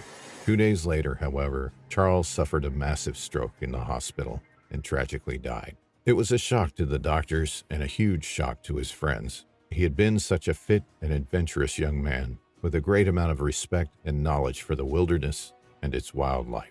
His friend described him as the best guide around, with sight like an eagle and hearing like an owl. Wildlife investigators and personnel from the county sheriff's office and local police department returned to the scene of the attack the next day. The grizzly bear was still there. It stalked the team and made bluff charges. Investigators think that the bear was aggressively guarding the moose kill, perhaps having been attacked by another bear. The 20-year-old bear finally charged the team. Several people fired at it, and it died about 20 yards from them. There are about 700 bears in the region, and although attacks on people are relatively rare, there have been 8 fatalities since 2010. In 1975, the bears became protected under the Endangered Species Act. Since then, there has been an increase in their population numbers. At the same time, there's been a rise in the number of humans in the area as well. Charles, who lived and worked in the area, had encountered bears many times before. He had never had a problem with them and knew what to do in the event of an attack. Without any witnesses, it's difficult to know where Charles went wrong. Perhaps he didn't do anything wrong and was simply in the wrong place at the wrong time. Going into bear country during the season in which bears emerge from hibernation is probably one of the riskiest times. The bears are hungry and opportunistic. As we have seen in this case, they are also very protective of any food that they do find. Visitors to the area are told to keep bear spray on them. We don't know whether Charles's bear spray was deployed before or during the attack. Remnants of the spray were found on his clothing. Perhaps the smell of the spray prevented the bear from killing Charles outright, or perhaps he used it too late. There is a debate as to the effectiveness of bear spray, but it is still recommended by guides in the area. Keeping food away from campsites and remaining vigilant in bear country is some of the best advice given to outdoor enthusiasts who enjoy the wilderness. Of course, you can end up doing everything right, but encounters with bears can still take you by surprise.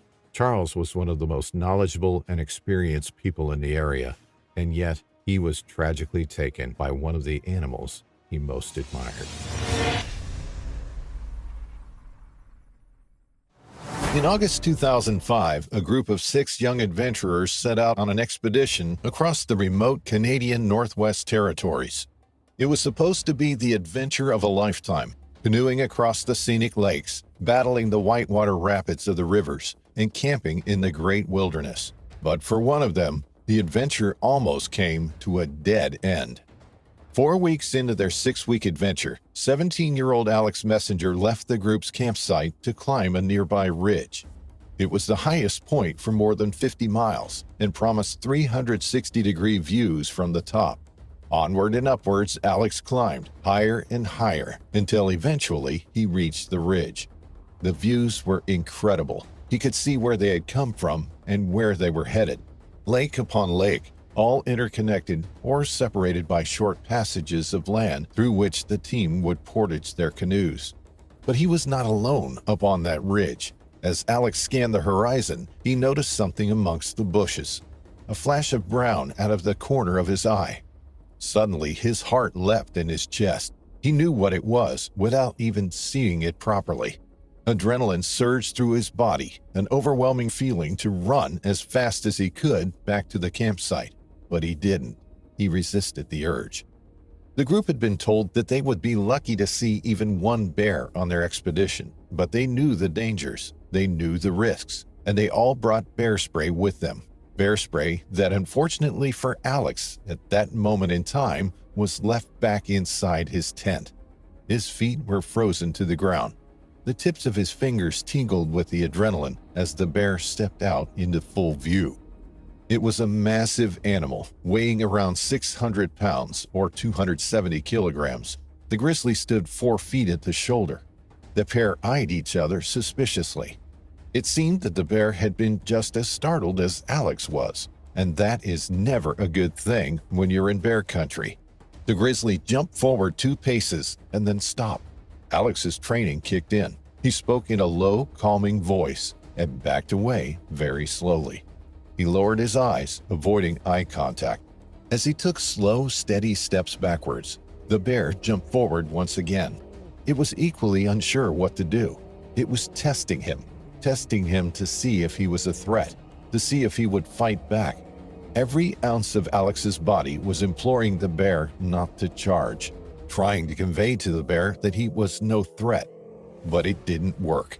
The bear charged. It covered the 30 feet or so in seconds, and in those seconds, Alex marveled at the speed of the animal, at the agility, how such a massive beast could cover that ground so rapidly.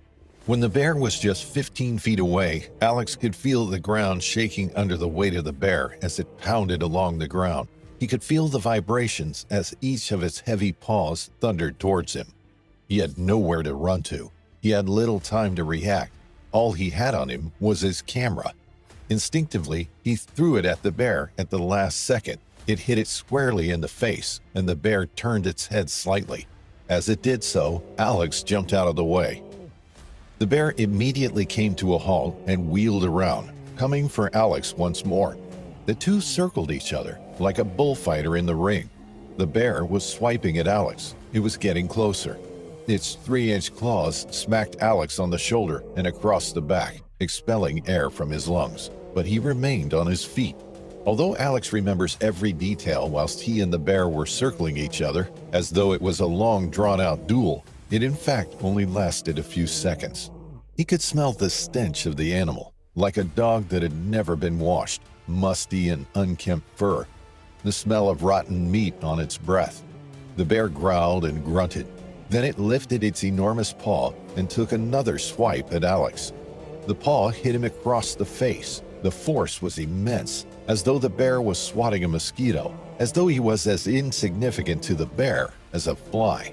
He was sent crashing to the ground. He landed with a thud, beaten and dazed. In the milliseconds that Alex flew through the air, he thought of his family. He thought of his friends. He thought he was going to die. He was terrified. He wasn't ready to say goodbye yet. He wasn't ready to let go. He landed hard on the ground, landing on his tailbone, shock waves sent through his body. As soon as he hit the ground, the bear lunged on him. It bit into his thigh. The pain was indescribable, and he blacked out. What happened next, Alex doesn't know. He knew that playing dead could stop a bear from attacking. If it thought it had neutralized the threat, then it would leave him alone. Alex doesn't know how long the bear continued to maul him, but when he came to, he saw the bear lumbering away from his limp body. He lay there for a few seconds, the searing pain in his leg building and building. As he watched the grizzly disappear over the ridge, he made the decision to try and get back to his friends, back to the campsite. Somehow, he managed to make it back to them. Dan, the group's 27-year-old guide, took charge of the situation and checked Alex over. Using their satellite phone, the group contacted emergency services, and rescue via an evacuation plane was out of the question. It wasn't possible to make that sort of rescue from their location. The nearest settlement was 100 miles from them. The group was stuck in the wilderness. Now, in order to save their companion, they would have to get themselves out. They loaded up the canoes and continued on their route, heading for the small village of Baker Lake in the Arctic territory of Nunavut. From there, they could get the medical help Alex so desperately needed. The group headed down the white water, battling the rapids before crossing the vast lakes, inching closer to their destination. Alex paddled when he could. It was a grueling 5-day evacuation route. Finally, the group made it to the small settlement of Baker Lake. Alex was hooked up to antibiotics for 12 hours before being deemed stable enough to fly south to Winnipeg. He was given rabies shots and slowly began to recover. It took an entire year before he regained full motion in his right leg. He estimated that the attack had lasted less than 60 seconds. It hadn't been a predatory attack. If it had been, then the outcome would have probably been a lot worse. The bear had been caught off guard. It had been caught by surprise and attacked out of defense. Alex was lucky to have survived. He was lucky to have made it out alive, but even now, 20 years later, the brief but brutal encounter has had a profound psychological effect on his life. He is easily startled. The simple snap of a twig can trigger flashbacks and send him into a fight or flight response. At first, he struggled to make sense of the attack, trying to find meaning in what he went through. He has since written a book about his encounter, which has had a cathartic effect on him. He joined his local volunteer search and rescue team, using his wilderness expertise and knowledge of survival to help others. We often hear about bear attacks, about people who've been attacked while exploring the wilderness, taken by surprise, taken off guard when a bear has appeared from nowhere. But bear attacks also happen, very rarely, in captivity. It's easy to assume that captive animals are somehow more docile, more tame than their wild counterparts. That perhaps if one ventured into their enclosures, they would turn and walk the other way.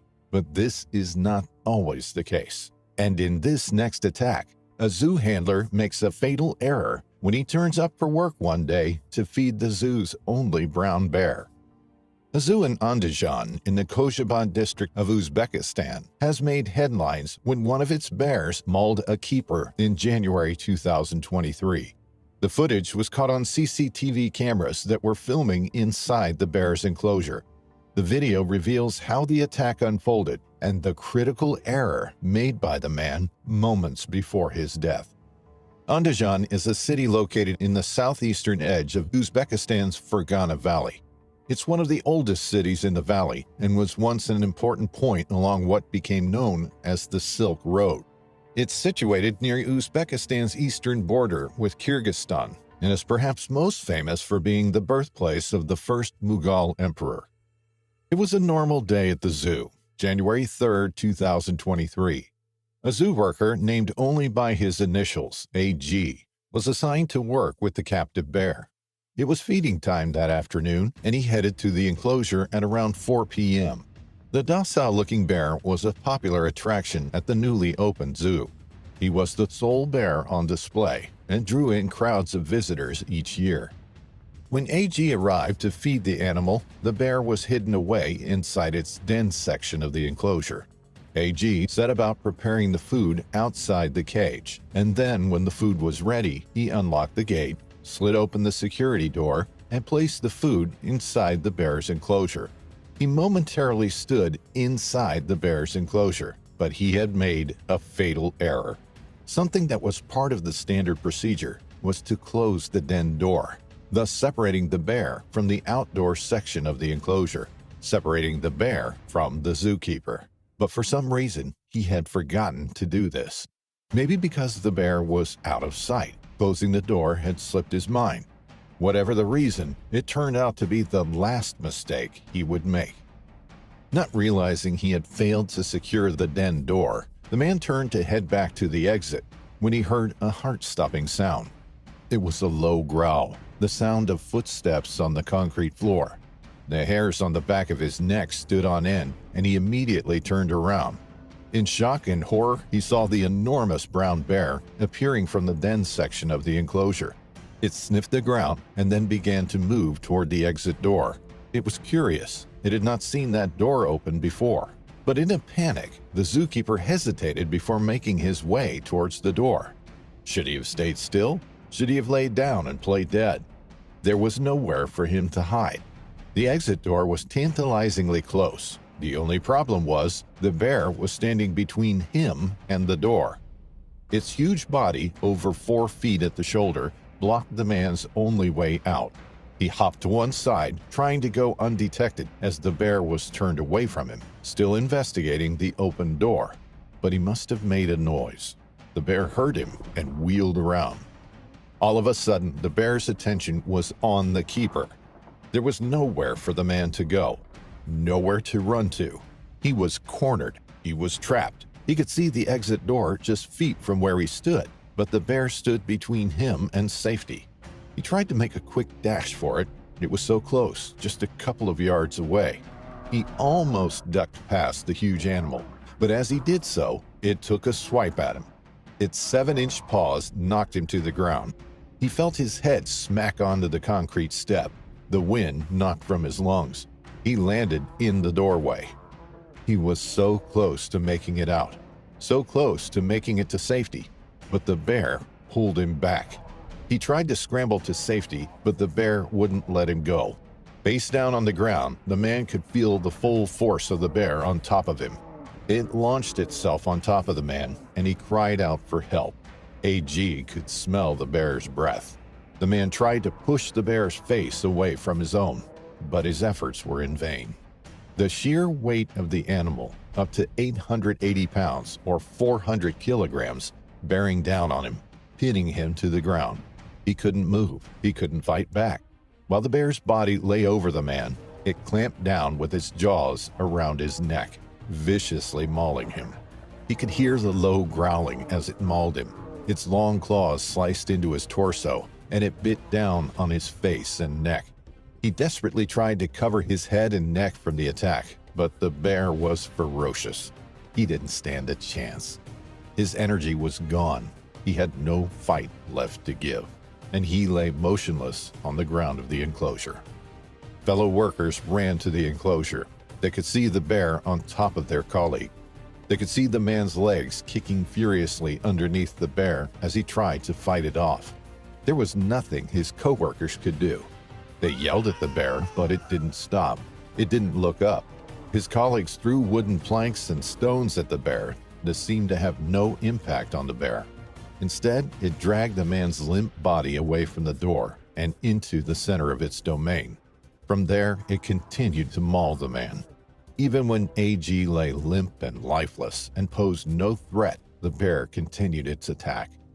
Watching on in horror, two co-workers bravely stepped into the enclosure, armed with long poles. They whacked it on the back, hitting it over and over. The bear still refused to release the man, but the hits kept coming until finally the bear let go of AG and stepped backwards. Only then could they get to their friend. Only then could they grab hold of him and drag him out of the enclosure to safety. However, it was too late. The rescue efforts had come too late to save AG's life. The man had succumbed to his injuries. He had died right there inside the enclosure. As they made a hasty exit from the bear's enclosure, dragging AG's body with them, the bear initially walked away from the scene, but at the last minute turned back towards them and made a run at them. Was the bear trying to protect its kill? Was it defending its territory? It's unknown what happened to the bear following the incident. The district police were dispatched to the scene, and an investigation began into the conditions under which the employee died.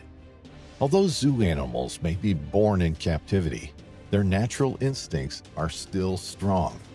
It is possible that the bear felt threatened in its territory, much like a wild bear would, and it reacted in the only way it knew how.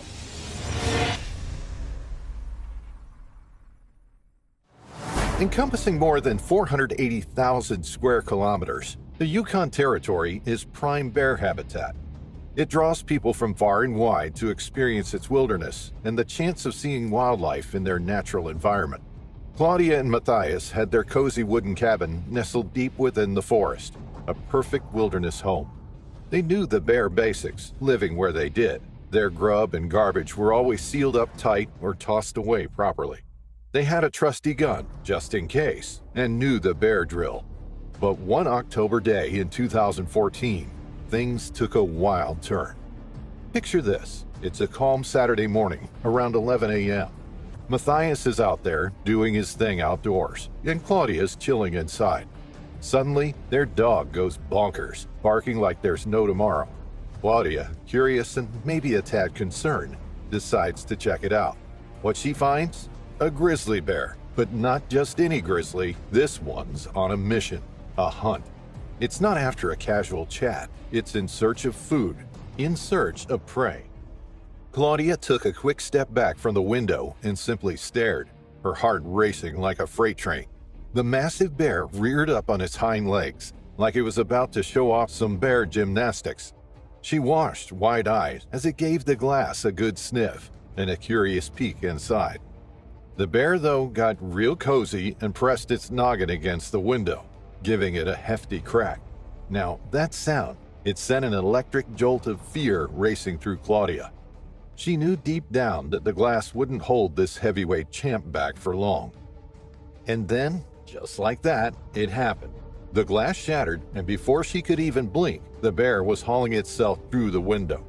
Claudia, no time to waste, bolted through the back door. But guess what? The bear had no chill. It was hot on her heels, full-on predator mode activated. This was the stuff of nightmares. All right, picture this. Claudia, full-on sprint. That bear is chasing her like they're in some wild race, and her SUV becomes the finish line. Heart pounding, she finally grabs the door handle, swings it open, and dives inside.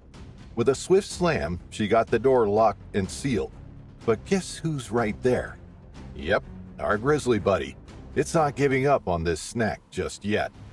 Over on the sidelines, Matthias ain't just standing there. He jumps into another car. Inside, Claudia's freaked out, the bear still dead set on reaching her. Those massive paws thumping on the car's hood, nose pressed against the door, and just when you think it's over, bam, it's up on the roof, plotting its next move. Claws scrabbling trying to get to her. But then here comes Matthias, the cavalry with that loud car horn. That bear, it gets spooked and makes a run for the trees. Close call indeed. So Claudia's like, I've got to get to Matthias. She pops her door open and dashes for his car. Here's the twist. That bear had some ideas of its own. It doubles back and charges at her. Before you know it, Claudia's flat on the ground, bear on top of her, grabs her leg, and they're off into the woods. Now here's where things get real intense, folks. Matthias ain't just sitting there twiddling his thumbs. No, sir, he dashes out of his car, barges into the house, and doesn't waste a second. Straight to the gun, and out the door he goes. In the background, he can hear his wife, Claudia, screaming bloody murder while going toe-to-toe with that bear. Oh, she's got the fight in her, showing that Grizzly who's boss. Matthias, in his panic, hollers at her, "Play dead, Claudia." But guess what? That's not the best move in a Grizzly attack. No, sir. In this kind of showdown, you're better off fighting back with all you've got. Now, Matthias ain't no slouch. He raises his gun and lets it rip, gunfire echoing all around. But here's the kicker. It's like that bear's got headphones on. Bullets aren't scaring it one bit, and it keeps on chowing down on Claudia. Inside for more ammo he goes, popping off more rounds. Finally, 2 shots find their mark, and that Grizzly stumbles back, croaks, and becomes one with the dirt. But Claudia, well, she's in a bad way. Matthias picks her up and hits the gas, racing 50 clicks to the Teslin Health Center. But the sad truth is, by the time they arrive, Claudia's hanging by a thread. The staff there, they do their best, but an hour after the attack, she's gone. Matthias is crushed, playing that nightmare on a loop in his head. Could he have done things differently? If only he'd yelled for Claudia to fight, maybe things would have turned out different. But wait, there's more heartache in store. When Claudia first hit the medical center, she's a real mess. Claw marks, bites, scratches all over her. But here's the kicker, and this one's a gut punch. No one noticed it at first, but there's a hole in her chest. It's only when they did the post-mortem that they found it.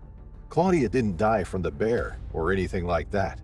Nope, she got hit by a stray bullet. Yep, Matthias accidentally shot her. An investigation kicked off. Turns out 2 shots found the bear. One hit a tree, did a ricochet dance, and nailed Claudia. Certainly, here's the slightly less casual version. The revelation was profoundly traumatic, a wound that would forever fester in Matthias's heart.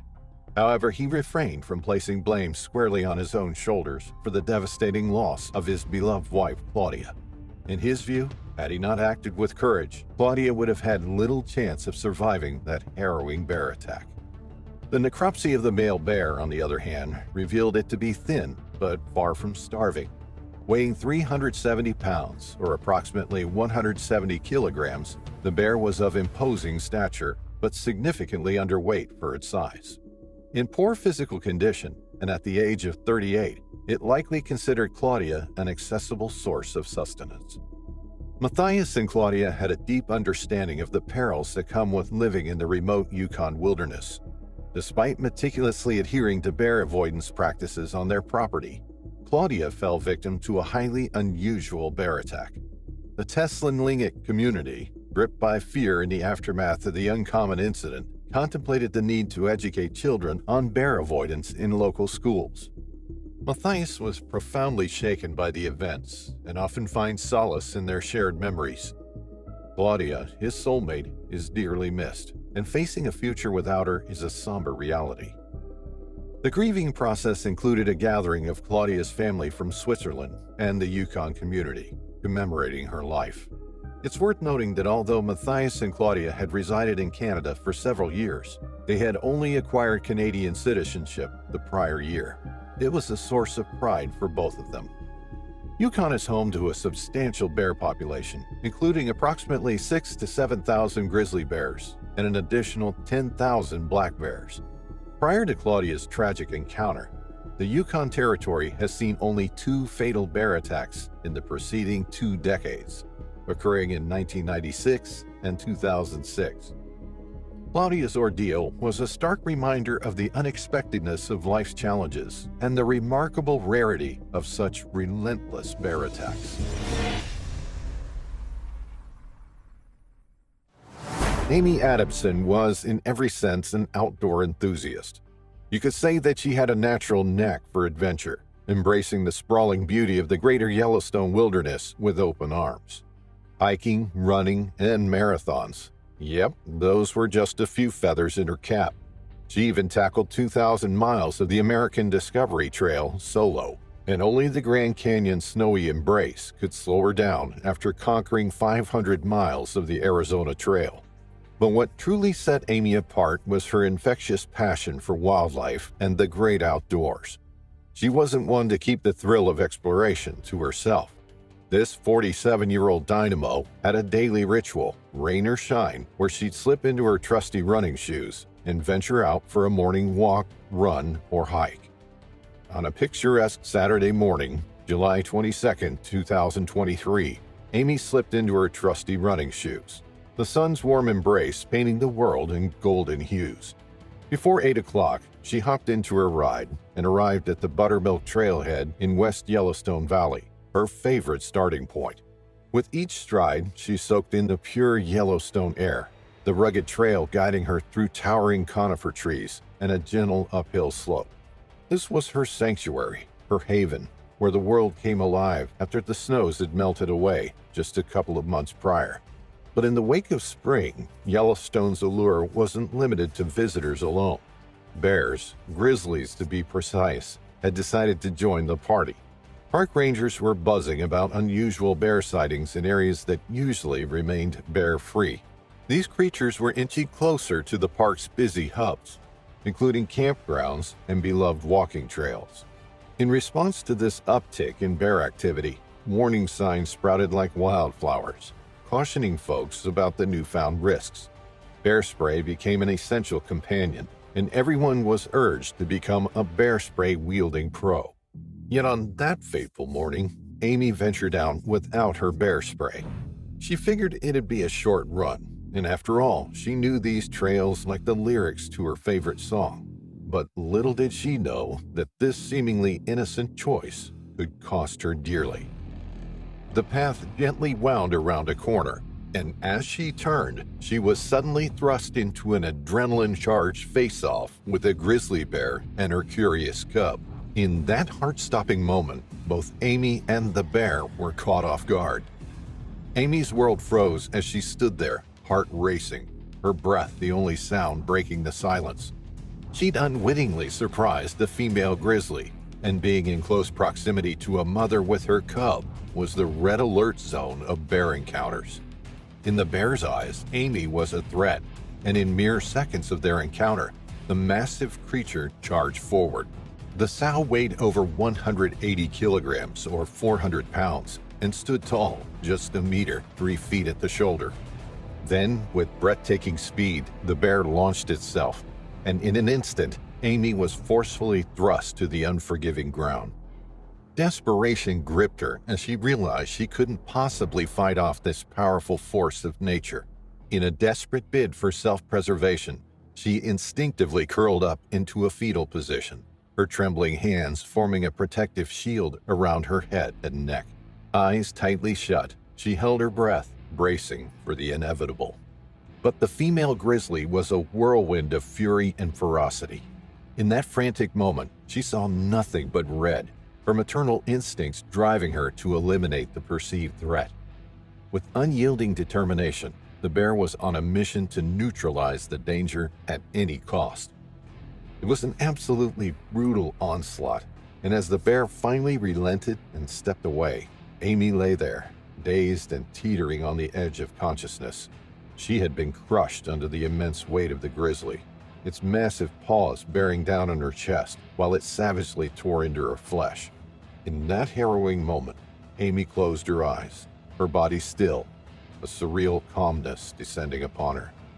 Just moments later, at around 8 a.m., another hiker turned the same corner along the buttermilk trail. Their heart leaped into their throat as they took in the gruesome scene before them. There, sprawled in the middle of the trail, lay Amie. The hiker raced to her side, but tragically, it was too late. Amie had lost her battle for survival. The emergency services were called just after 8 a.m. by the hiker, and they rushed to the scene. It was a terrible shock for those who found Amie lying there. For someone to be out and about enjoying the great outdoors, to have their life snatched away in a matter of minutes, was truly tragic. Her family was in shock when they were informed. Amie left a huge hole in their lives that will never be filled. She had been such an enthusiastic, ambitious young woman whose passion for the outdoors never waned. The only comfort her family could take from the terrible circumstances was that Amie was doing what she loved most in the world, in the place she loved most. She had been in her element. When wildlife officials arrived on the buttermilk trail, they could see the tracks trampled where the bear had been. They found a series of footprints in the soft ground surrounding Amie's body. They were those of an adult grizzly and a cub. They knew that this had been a defensive attack, and it wasn't the first time this bear had been in human contact. After collecting DNA evidence, they managed to identify the bear. The female had been captured for research purposes 6 years earlier in 2017. Then in 2020, the same female was startled by a couple of hikers along the Aspen Trail at Henry's Lake State Park. She was foraging with her 2 yearling cubs at the time when she attacked Julien Gauthier at close range. Again, it was a defensive attack, and once Gregory had been immobilized, she leapt off him and scuttled away with her cubs. Gregory lived to tell the tale. He walked away from the attack with his wife by his side. Unfortunately, Amie hadn't been so lucky. Just 3 months after the sad attack on Amie, the female bear caused trouble again. This time, she got too close to people's homes. It happened in September 2023, when she broke into a family's house near West Yellowstone. It was early in the morning, and the family was inside. They were surprised when they heard noise coming from the kitchen. They went to see what was happening and found a big female brown bear eating dog food from a container. They scared the bear away, and she ran off with her cub. Wildlife officials found the bear and had to shoot her. They took her cub and kept it at a wildlife rehabilitation center in Helena until they could send it to a zoo. The female grizzly was 10 years old when she died. She had been left alone after her previous attacks because they were seen as her trying to protect herself. But this time, she was getting too close to people and had lost her fear of them, which ended up being deadly for her.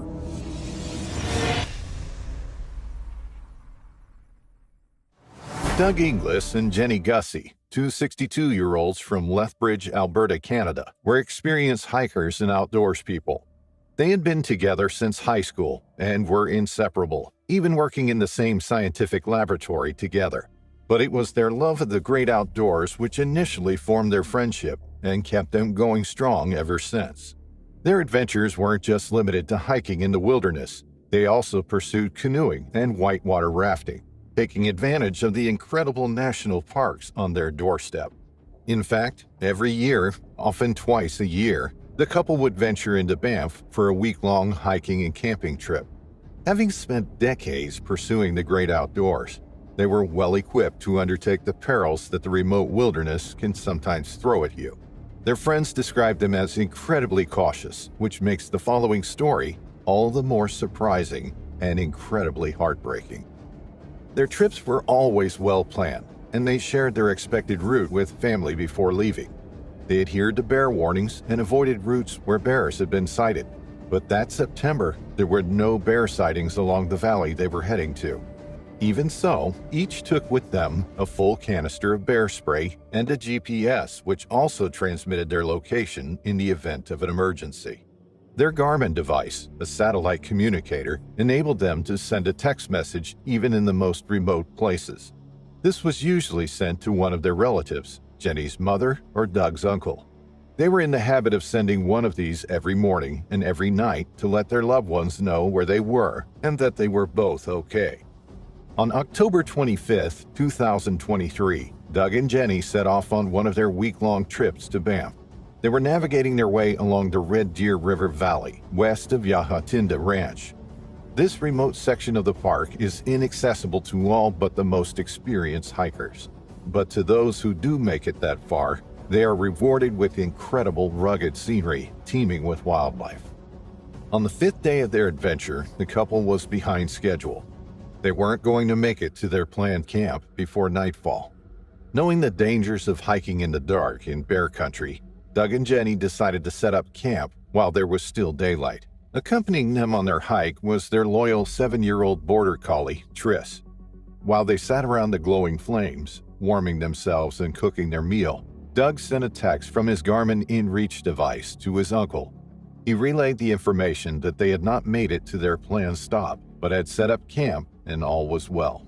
This was the penultimate message Doug sent to his uncle. The final one, in just 3 hours' time, was a chilling text that suggested something deeply disturbing was happening to the couple. After eating, Doug and Jenny cleaned up. They strung up any food and their cooking equipment in a nearby tree, as is the protocol when in bear territory. They knew what they were doing, and they took all the precautions necessary when out and about in the wilderness. They zipped open their tent and climbed in for the night. But unbeknown to the trio, there was something nearing their camp. It was a large female grizzly bear. She was on the hunt for food. At that time of year, grizzlies are ravenous, trying to consume as many calories as possible to build up their fat for the long, cold, hard winter months ahead. They gorge themselves on berries and can be dangerous to people when they feel their food source is being threatened. But Doug and Jenny weren't imposing on this grizzly's food source. She wasn't approaching the campsite out of defense. She was there to search for potential prey. A predatory attack by a grizzly bear is extremely rare, but is extremely dangerous. Something large was approaching them. Doug and Jenny heard it too. They remained still, hardly daring to breathe. They each gripped their Bearspray canisters in their hands. A loud sniff just on the other side of the canvas from where Jenny was sitting let them know that it was a bear, a large one. Perhaps it would move away. There was no food in the tent. There was nothing inside the tent that would attract the bear to come inside. Nothing except for Doug, Jenny, and Triss. Suddenly, the bear ripped through the canvas. Its claws slashed a massive hole along the side of the tent, exposing the terrified couple inside. It grabbed Jenny by the sleeping bag and dragged her outside. Triss barked and Doug grabbed his Bearspray, releasing its contents just feet from the bear as it launched its attack on Jenny. But the spray didn't work. He shouted at the bear and threw what he could at it. Then he grabbed his GPS device and set off the emergency signal. To do this, he had to press the button for 3 seconds. He also managed to send a text to his uncle. Bear attack, bad. The message pinged through to Colin Inglis, and his heart nearly leapt out of his chest when he realized the danger his nephew was in. There was no way he could reach them in time. He couldn't be certain which of them had sent the message or what was meant by bad, but he knew that this was a serious situation. The emergency SOS signal was immediately picked up by the Wildlife Human Attack Response Team. They jumped into action. It was 8 p.m. The GPS had conveyed the location of the person or persons in distress, but the weather was closing in. A heavy fog meant that flying to the location via helicopter was not an option. Instead, the response team headed out on foot. Each step they took through the rugged terrain was a step closer to Doug and Jenny, but it was excruciatingly slow progress. Nobody knows exactly what happened to them during the attack or how the attack unfolded. When the rescue team arrived at 2 a.m. the following morning, 6 hours after the SOS distress alert had been received, they were confronted by a terrible scene. In a small clearing, there were 3 bodies: Jenny, Doug, and their dog Triss. All were dead. All had been killed by a bear that was still in the area. It heard the rescue team approaching and launched another attack on them. One of the team members shot it and it fell to the ground. She was a grizzly bear in moderate condition, but slightly underweight for that time of year. She had been hungry. The search team explored the site. They could see Doug and Jenny's food that had been hung up in the bear-proof bag in a tree away from the tent. There were signs of a significant struggle. Disturbed dirt and undergrowth suggested a sustained fight in different locations. On the ground next to where the 3 of them lay were 2 empty cans of Bearspray. It had proved ineffective. This was clearly a case of being in the wrong place at the wrong time. The couple had done everything right. If the bear had merely been curious, then it would probably have been a different ending. But it seemed that this was a predatory attack, and very little can prepare you for that. Doug and Jenny had been hiking and camping in the Red Deer River Valley only a few months before in the spring. They knew the area well, and they knew what they were doing. It was a tragic end for the couple and their beloved dog. Their families have been left shocked and distraught, but hold on to the memories they shared together, and the thought that they were both doing what they loved just moments before the attack.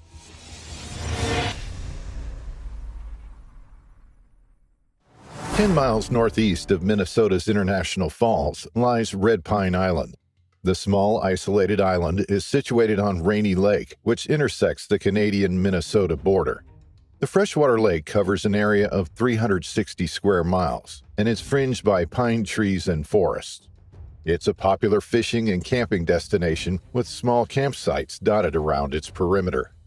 The Sweat-Mueller family owned a cabin on Red Pine Island, one of several thousand islands on the lake. It was the only building on the island, and they had visited it for decades. Each summer, they would head to the idyllic spot and spend weeks there, soaking in the surrounding nature. Their daughter, Catherine Sweat-Mueller, was an outdoors woman. She lived on her family farm with her husband Phil in Minnesota. She enjoyed spending time with her horses, and she enjoyed the outdoors just as much as her parents did. On the 1st of September 2019, 62-year-old Catherine, known as Kathy to her friends and family, was visiting her elderly parents at the cabin. As the sun was setting in the sky, she let her 2 dogs outside before locking up the cabin for the night. Not long after doing so, she heard the dogs barking outside.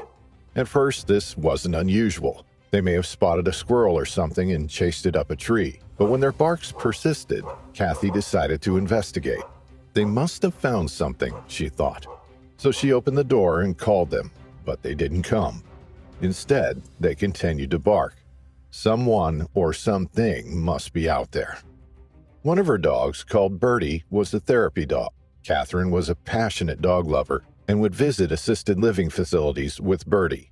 Her visits would brighten the lives of the elderly who lived there. They would bring a smile to the residents' faces as the dog would sit there calmly as she was stroked and petted.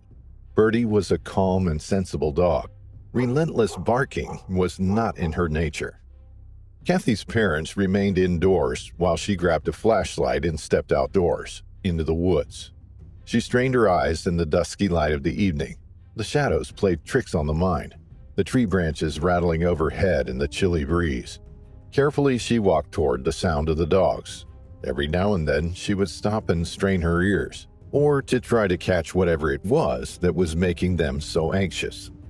There was no let-up from the dogs. They continued to bark in the shadows. They were clearly agitated by something. Then there was a scuffle, the sound of heavy feet on the ground, the breaking of branches, and one of the dogs let out a high-pitched yelp and shot past Kathy back towards the cabin. It appears that as Kathy rounded the side of the house, she was suddenly struck down. She didn't have time to react. She didn't have time to let out a cry. She was knocked to the ground with such power that the wind was knocked from her lungs. Nobody knows exactly what happened, but Kathy breathed her last breath that night. Moments later, her parents watched in bewilderment as the two dogs came scuttling into the cabin without Kathy. One of them was wounded. A large gash on one side was open and oozing blood. Immediately, the elderly couple rang the emergency services. It was 6:30 in the evening. They didn't know what was going on out in the darkness. Her father, Henry, was 88 and wheelchair-bound, and her mother, Virginia, was 84. There was little they could do, so they called out to their daughter while waiting for the police to show up. There was no reply. All was quiet in the woodland. It was as though Kathy had vanished into the night. From looking at the injury on the dog, they suspected it was a bear attack, but this would be incredibly unlikely, almost unheard of. Provincial officers from Fort Francis arrived by boat 30 minutes after they received the distress call. They immediately set out looking for Catherine. Her parents were worried sick. They knew that she must be injured somewhere near the cabin. The dogs knew what was out there. They had sensed the danger long before anyone else had. The officers conducted a full search of the area, looking under bushes and behind trees, looking for any sign of the missing woman. It took longer than they hoped due to the dense undergrowth, but then, 45 minutes later, their flashlights landed on something in front of them. The beam from the torch illuminated a small black bear. It must have been a yearling. It was staring straight at them, and it was straddling something, or someone. Upon closer inspection, officers realized it was Kathy. Her body lay lifeless beneath the bear, just 330 yards from the cabin. She had been severely mauled, and the bear appeared unafraid as the police approached. One of the officers raised a rifle and shot the bear. It fell to the ground, silent and still. As the shot rang out and echoed across the lake, they heard a low grumbling noise coming from the bushes, the clacking of teeth and the sound of heavy paws. They weren't alone. As they turned toward the sounds, their flashlights fell upon the outline of a large female black bear with another youngster. With the darkness distorting their surroundings, officers decided to leave the other two bears and carry Kathy's body away from the scene. It was too dangerous to try to deal with the other bears when they couldn't see properly and couldn't assess the situation fully in the darkness. They delivered the devastating news to Catherine's parents, who were waiting anxiously back in the cabin. Kathy had many friends and family who would miss her terribly. In her obituary, she was described as a feisty embracer of life who was passionate about gardening and who created a wonderful outdoor environment on our family farm. She left behind her husband, Phil, of 31 years, and their two children, Carter and Marty. It was a terribly sad incident that has puzzled wildlife officials and bear experts ever since. Black bears are notoriously timid when it comes to humans. 99 out of 100 encounters with them will see them turn and run the other way. They are much less aggressive than their grizzly cousins, and attacks by black bears are considered rare throughout the United States. In the past decade, there have only been 10 black bear attacks in the whole of the U.S., not a single one being in Minnesota. But when it comes to black bear attacks and dogs, there does seem to be a correlation. People who have been attacked have sometimes said that their dog spotted the bear first and incited the bear. This has encouraged it to run after the dog, and when it does so, the dog runs back to its owner, and that's when people can get caught in the middle. It seems that this time, Kathy was in the wrong place at the wrong time. Her dogs, who were likely acting protectively, may have encouraged the bears to attack by making them anxious, so that when Kathy arrived on the scene, they lashed out.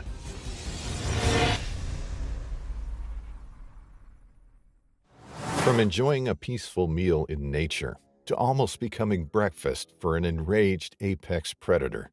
In this video, we'll look at what happened to a Canadian man who was attacked by a black bear right on his front porch.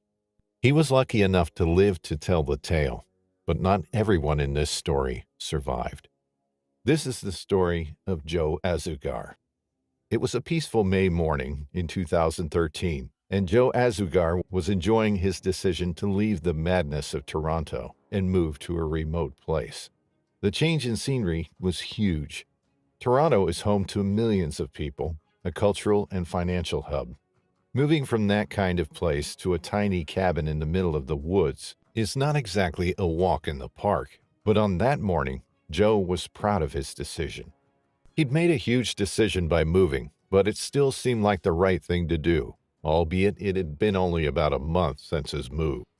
In order to escape the chaos of Toronto, Azougar chose to live in a tiny cabin.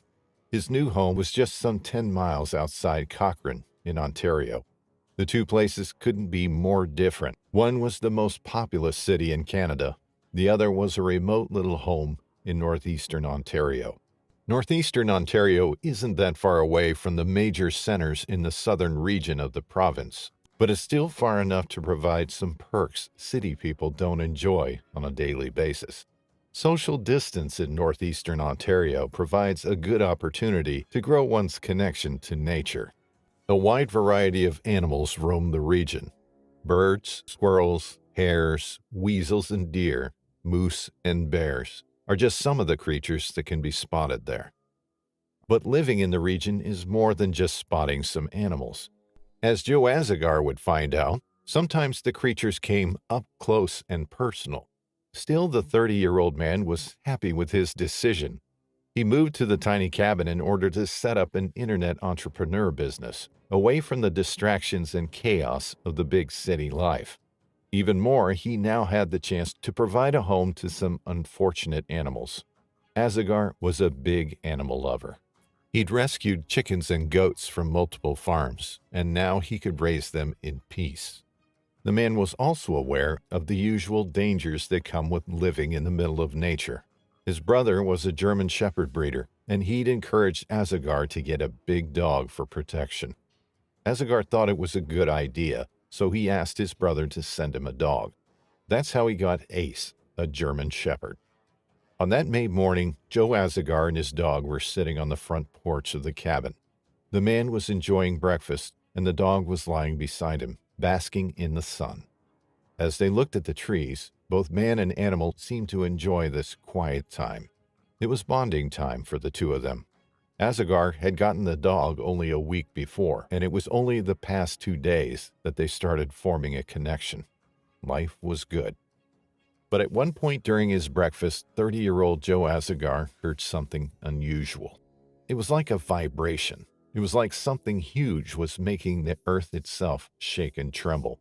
It soon became very obvious the thudding sound was getting closer and closer. When Azougar looked to his side, he stopped breathing for a second. The source of the sound was charging toward the small cabin and its inhabitants. It was a 400-pound black bear, and it looked intent on attacking both the man and his dog. Ace, the German Shepherd, wasted no time before jumping at the bear. The two animals started fighting. The sounds of their struggle filled the air.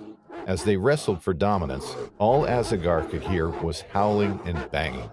Meanwhile, the man couldn't and didn't want to sit around and wait and see what was going to happen. He had to help the dog chase away the beast. Because the creature was a black bear, the man started making as much noise as he could. He grabbed some pots and pans and began banging them, hoping the racket would scare the animal away. Azougar also grabbed his phone and called one of his friends to let him know what was going on. At that point, he knew he was going to need as much help as possible. It looked like Ace, his new dog, was losing the fight. It didn't take long for the bear to kill the brave dog. As the beast dragged Ace toward the bush, Azougar made it safely inside the cabin. But his home was tiny, and the bear was very determined to get to the man. In a minute, the beast came charging toward the back of Azougar's cabin. It was a sight no one ever hopes to see. The man watched in horror. It dawned on him, In a few seconds, he was going to die. Nothing short of a miracle could save him. Still, adrenaline kicked in, and his survival instincts urged him to act. The bear broke the window and tore the shades away. Then it started squeezing itself through the window opening. His huge paws were already on the small bed when Azougar started throwing things at the bear's face. The creature wouldn't budge. It was like it didn't even feel the hits. In a few more seconds, it managed to get its whole body through the window and broke into the cabin. Sharing an already crowded space with an angry bear is the stuff of nightmares. Azougar ran out of the cabin and closed the door behind him, as if that was going to deter the bear. As you can imagine, it didn't. The creature came crashing through the door and chased the man down. The 30-year-old ran as fast as he could, but it wasn't enough. You can't outrun a bear. The creature threw him in a ditch. It was surreal, something straight out of a horror movie. But when the bear's forepaws touched Azougar, the man knew it was real. And then the bear opened its jaws, its massive teeth peeling the skin off the man's head. "Oh, dear God, don't let me die like this. Don't let my family find me like this," Azougar said out loud. The bear started chewing while also trying to turn the man on his back. It seemed like it wanted to tear the man's insides out. But Azougar didn't give it the chance. He fought as hard as he could in his situation, kicking and screaming. Nothing scared the bear away. It turned its attention to Azougar's skull, peeling the skin off it, and simply started biting it. The man jammed his thumb into the creature's eye, which made it stumble back a bit. Then it went back to Azougar's shoulder. The man felt he was going to die soon. He couldn't move. He couldn't fight back. Couldn't do anything.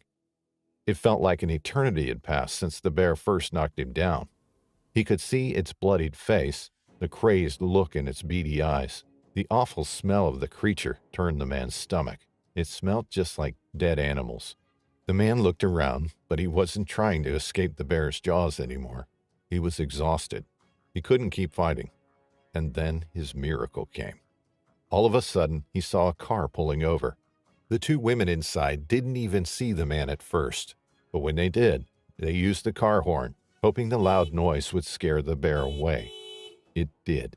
The creature ran away, leaving Azougar on the ground. With the last ounces of his strength, the man got up and walked toward the car. "Please, help me," he screamed. The two women inside rushed him to the hospital, where Azougar had to get more than 300 stitches for the extensive injuries on his shoulders and head. A photo taken by a friend shows Joe Azougar on his hospital bed, his blood all over the white sheets. The man was thankful for this second chance in life. Most of all, he was thankful to the two campers that saved him, although he didn't know their names. Both Azougar's mother and his girlfriend came to comfort him at the hospital. The bear was tracked down and killed by the Ontario Provincial Police and the Ministry of Natural Resources after the incident was reported. In an interview, Azougar said he was glad the creature was dead, mainly because his neighbors had children that could have been in danger. As for his plans after the attack, the man said he wanted to get some rifles and Bearspray and keep on enjoying the outdoors.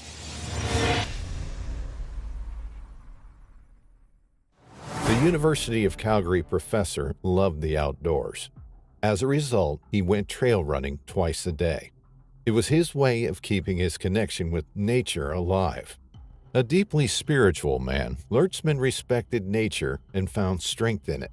In a video he posted online only days before, on April 21st, Lertzman shared with his community some of the reasons why he enjoyed the outdoors so much.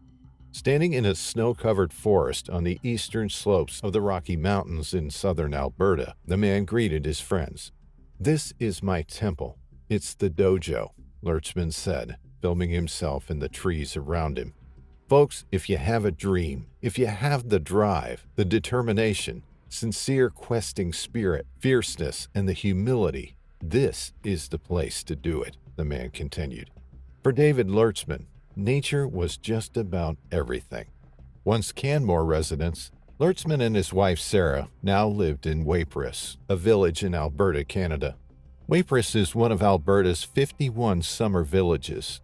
As a rule, summer villages usually have only about 300 permanent inhabitants. But there are other seasonal inhabitants, people who own homes in the area but don't live there year-round. In 2021, according to the Census of Population, there were only 57 people living in Waipress. To outdoor enthusiasts, the village is a paradise. It's nature at its peak, but there are also multiple activities for humans.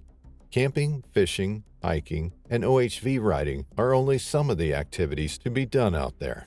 Still, people are advised to be mindful of their surroundings. There are wild animals best left alone and unprovoked. There are plenty of bears in the area, both grizzly and black bears.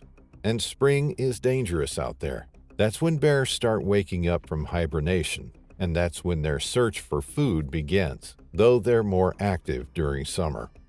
It wouldn't be a stretch to say David Lertzman knew all about Waipress and its wildlife, but that day was different.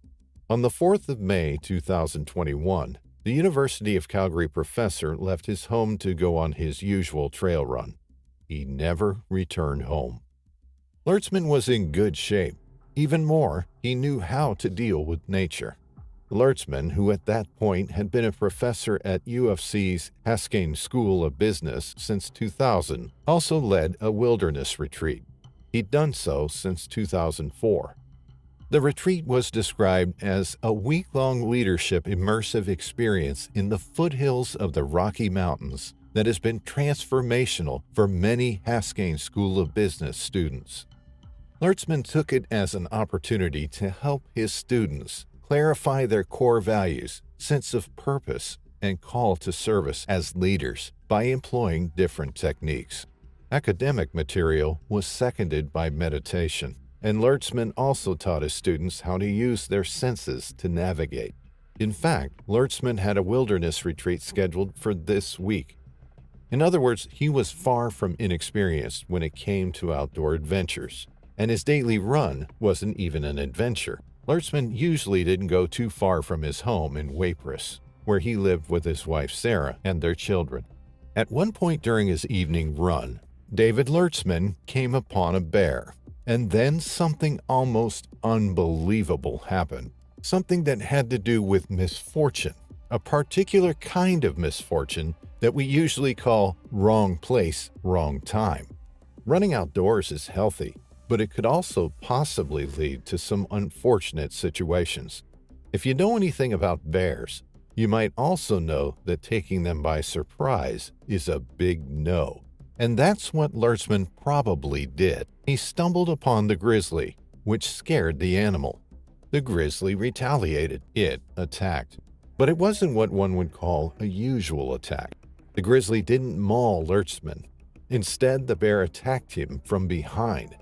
The animal came running at the man and pushed Lertzman over a steep embankment. The man plummeted to the ground over 980 feet below. David Lertzman died instantaneously. Just like that, he disappeared from this world.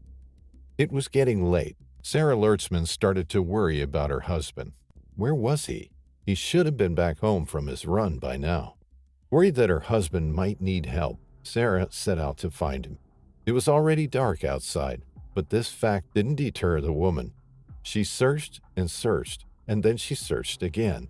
She even walked right past the point of the attack, but there was no way for Sarah to know that. Her husband wasn't there. His body was lying down below, somewhere near Waipress Creek. Even more, Sarah Lertzman didn't set out to find the scene of an attack. She set out to find and help a man in trouble. When it became clear to her that she couldn't find David on her own, Sarah Lertzman called for help. RCMP Police Dog Services and the Calgary Police Service Helicopter Airwatch for Community Safety helped with the search. It wasn't until later that night, or early morning on Wednesday, that David Lertzman's body was found. Officials closed the area and began their investigation. It quickly became obvious that Lertzman's death was caused by a bear attack. Even more, the man's wounds indicated that his death had been instantaneous, meaning he suffered very little. This came as a great relief to David's wife, Sarah. It was very important for her to know David's last moments hadn't been filled with terror and pain. Even more, Sarah knew she was lucky to be alive, as plenty of officers told her that night. When her husband's body was found, Sarah cradled him in her arms and spent some time talking and singing to him. David Lertzman was a great musician and a gifted singer. Sarah made sure to sing some of the songs David himself had written. Being a spiritual being herself, Sarah wrote on an online post that she and her close ones were able to feel David transition fully to spirit between 3:30 and 5 that morning. Even more, she said they also felt the bear spirit transition. It was as if they were wrapped around each other, the woman wrote. But things weren't that simple to the authorities. They had to find the animal and decide what was to be done with it. At first, there were plenty of questions. Was it a male bear? Was it a female bear with cubs? And what was the appropriate course of action? Fish and wildlife officials determined the bear was a mature female grizzly, according to a communications advisor with Alberta Justice and Solicitor General. Though it wasn't known whether the female grizzly had cubs, evidence suggested there was a single bear involved in the attack. Evidence also seemed to suggest that it hadn't been a predatory attack. The area remained closed, and officers decided to set up traps in order to catch the animal. Almost 3 weeks after the attack, officers decided to scale back the hunt for the grizzly that killed Lertzman. None of the traps managed to catch the female grizzly before she fled the area. Still, officers decided to keep the area closed for a while longer, hoping to catch the bear. A GoFundMe page was set up to help the family. David was survived by his wife Sarah and their 2 children, aged 9 and 5. The GoFundMe page said, "He changed so many of our lives, inspired us to be better, to stand taller, and take care of one another." All those who knew David Lertzman were devastated by the news.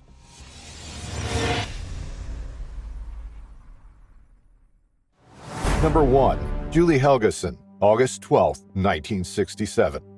Julie Helgeson, a vibrant 19-year-old with dreams of teaching, and her boyfriend, Roy Ducat, found themselves caught in the midst of this impending catastrophe. Their summer jobs at Glacier Park Lodge had thrust them into nature's embrace like never before.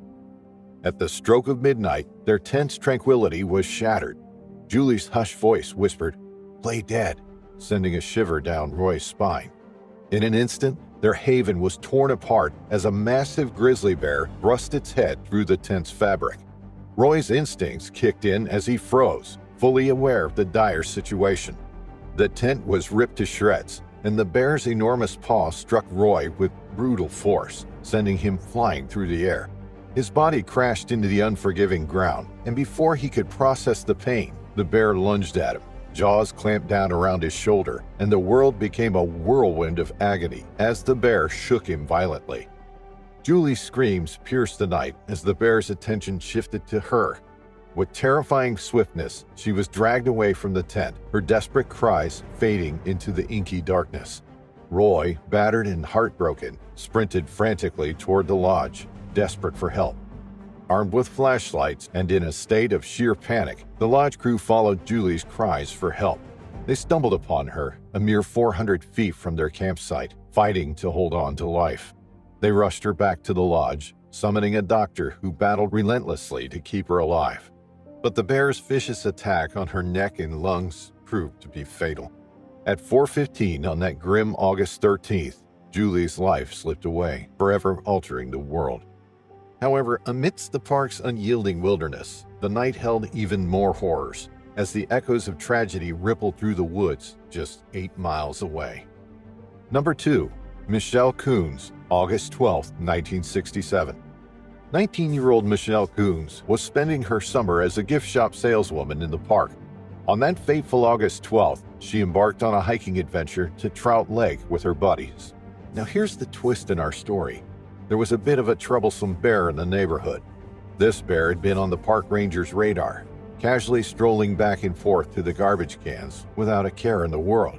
Just the week before Michelle's excursion, it had even chased a group of Girl Scouts. As Michelle and her group settled into their campsite, fate played a dark hand in their evening plans. Their uninvited guest, none other than a huge bear. They stood frozen as the bear did its thing, rummaging through their stuff, munching on some snacks, and then casually strolling away. Now they contemplated packing up and hightailing it out of there, but the sun was bidding its farewell, and none of them fancied a night hike in the dark. Instead, they relocated their camp closer to the lake and sparked up a blazing bonfire to scare off any nosy bears. In the morning, the bear reappeared, catching everyone off guard. Imagine the shock of finding a grizzly bear just inches from your face. Panic ensued. The group abandoned their sleeping bags, raced to the nearest trees, and scrambled up in sheer terror. However, Michelle didn't manage to join them in their hasty tree climbing endeavor. Instead, the bear decided to make a closer acquaintance and lunged at her. She struggled with the stubborn zipper of her sleeping bag, a delay that the bear didn't tolerate. It pounced, biting down on her arm as she wrestled with the zipper. While her friends screamed from their tree sanctuaries, attempting to frighten the bear away, it tightened its grip on Michelle's arm and tore it off. In her final moments, she managed to utter these haunting words. "Oh my God, I'm dead." The bear quickly grabbed her and disappeared into the dark night, and her friends couldn't hear her screams after a while. They stayed up in the trees, scared and waiting until morning. When daylight came, they climbed down from the trees and rushed to the closest ranger station, still feeling really scared. Now, when those rangers finally found Michelle, her injuries were beyond gruesome, rendering her nearly unrecognizable. The sight was etched into their memories forever. When they eventually tracked down the bear, it was a pitiful sight. An emaciated 20-year-old sow with shards of broken glass embedded in her gums, making eating a painful ordeal. An autopsy revealed a mass of blonde hair in her stomach, confirming they had in fact taken down the right bear. After that night, Glacier National Park underwent a transformation. Nuisance bears were dealt with. Garbage was securely locked up to keep the bears from associating people with food, and park management received a much-needed overhaul. Number 3. Mary Pat Mahoney, September 22, 1976. On a fateful afternoon, 5 adventurous young women set their sights on the trails to Swift Current and Iceberg Lakes in Glacier Park. Their destination was the Many Glaciers Campground, the ideal starting point for these breathtaking trails. Upon arrival, they eagerly inquired with the ranger on duty about the trail conditions, only to be misled. Unbeknownst to them, the ranger failed to disclose that these trails were closed due to increased bear activity, a piece of critical information that would soon prove fatal. At 5:30 that evening, the group reached their campsite and made their way to the trailheads, only to discover the closure. Their disappointment led them back to the campground, where they sought answers from Ranger Fred Reese. In the early hours of September 23rd, 22-year-old Mary Pat Mahoney was jolted awake by the sound of their canvas tent being viciously torn open. She immediately roused her tent mates, Pat and Barbara Tucker, knowing all too well what lurked outside. It was a bear, determined to breach their shelter. Without warning, the bear slashed through the canvas and thrust its head inside. Terrified screams pierced the night as the girls realized their peril. The bear lunged, seizing Mary by the leg and dragging her from the tent. Her friends desperately tried to intervene, but the bear disappeared into the darkness, Mary's terrified cries echoing through the campsite. She was swiftly carried across the open grassland into the forest, the bear's speed and strength astonishing. In the woods, the bear clamped its jaws on Mary's neck, and her screams fell silent. With limited staff available, only Ranger Reese was on duty. He urgently summoned another ranger, and together they raced to find the missing woman. Tragically, they arrived too late. Mary had succumbed to her injuries during the night, her lifeless body lying near the base of a tree. As dawn broke, casting a golden glow on the woodland, the 2 rangers made a grim discovery. Yet their ordeal was far from over. 2 young grizzlies, just 2.5 years old, charged at them. In a heart-wrenching turn of events, the rangers were forced to shoot the young bears to ensure everyone's safety. Number 4 and 5, Jane Ammerman and Kim Eberly, July 23, 1980. 4 years later, in the summer of 1980, two young adventurers, Jane Ammerman and her boyfriend Kim Eberly, embarked on a camping trip from Lake McDonald Lodge, where they worked. Their destination was St. Mary, a charming settlement at the eastern entrance of Glacier National Park, overlooking a breathtaking lake and surrounded by majestic mountains. Rather than opting for the campground, this daring couple decided to camp alongside the serene Divide Creek, illegally venturing off the beaten path. The area held irresistible attractions for bears, including the inviting stream and a nearby garbage dump where a decaying horse carcass lay. As night descended, Jane and Kim settled into their tent, but soon found it unbearably hot. They opted to sleep under the stars, exposing themselves to the wild. In the early hours of July 24th, they were awakened by rustling and clattering. Something was rummaging through the garbage a few hundred yards away, its footsteps drawing nearer with each passing moment. The youngsters could sense a large, prowling presence. Then came the eerie clacking of jaws as the bear lunged at them. Kim fought valiantly against the bear, but one powerful swipe of its paw left him unconscious, and he never regained consciousness. Yet the nightmare continued for Jane. She bravely struggled, but with each bite and claw slash, the bear inflicted grievous wounds on the 19-year-old girl. Semi-conscious and rapidly losing blood, Jane was dragged into the underbrush. Her lifeless body was discovered by two fishermen by the creek 60 yards from their camp.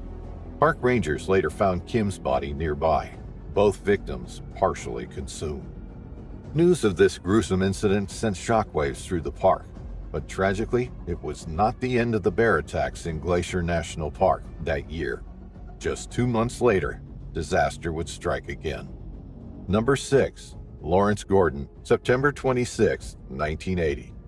At 33 years old, Lawrence Gordon was an avid outdoors enthusiast, lured by the untamed wilderness of Glacier National Park despite hailing from Dallas, Texas. His plan was simple: a solo camping and hiking expedition, a rendezvous with nature. He secured a backcountry camping permit from park rangers on September 26, 1980, with the intention of departing on the 30th. However, that fateful day would never come for him. The situation suggests that a bear was hanging around because it smelled food, garbage, and humans, which intrigued it. Lawrence, who knew what to do if he saw a bear, should have stayed quiet and still, but something went wrong. The bear attacked him very fiercely and wouldn't stop. It was clear from the mess in Lawrence's campsite how strong and determined the bear was.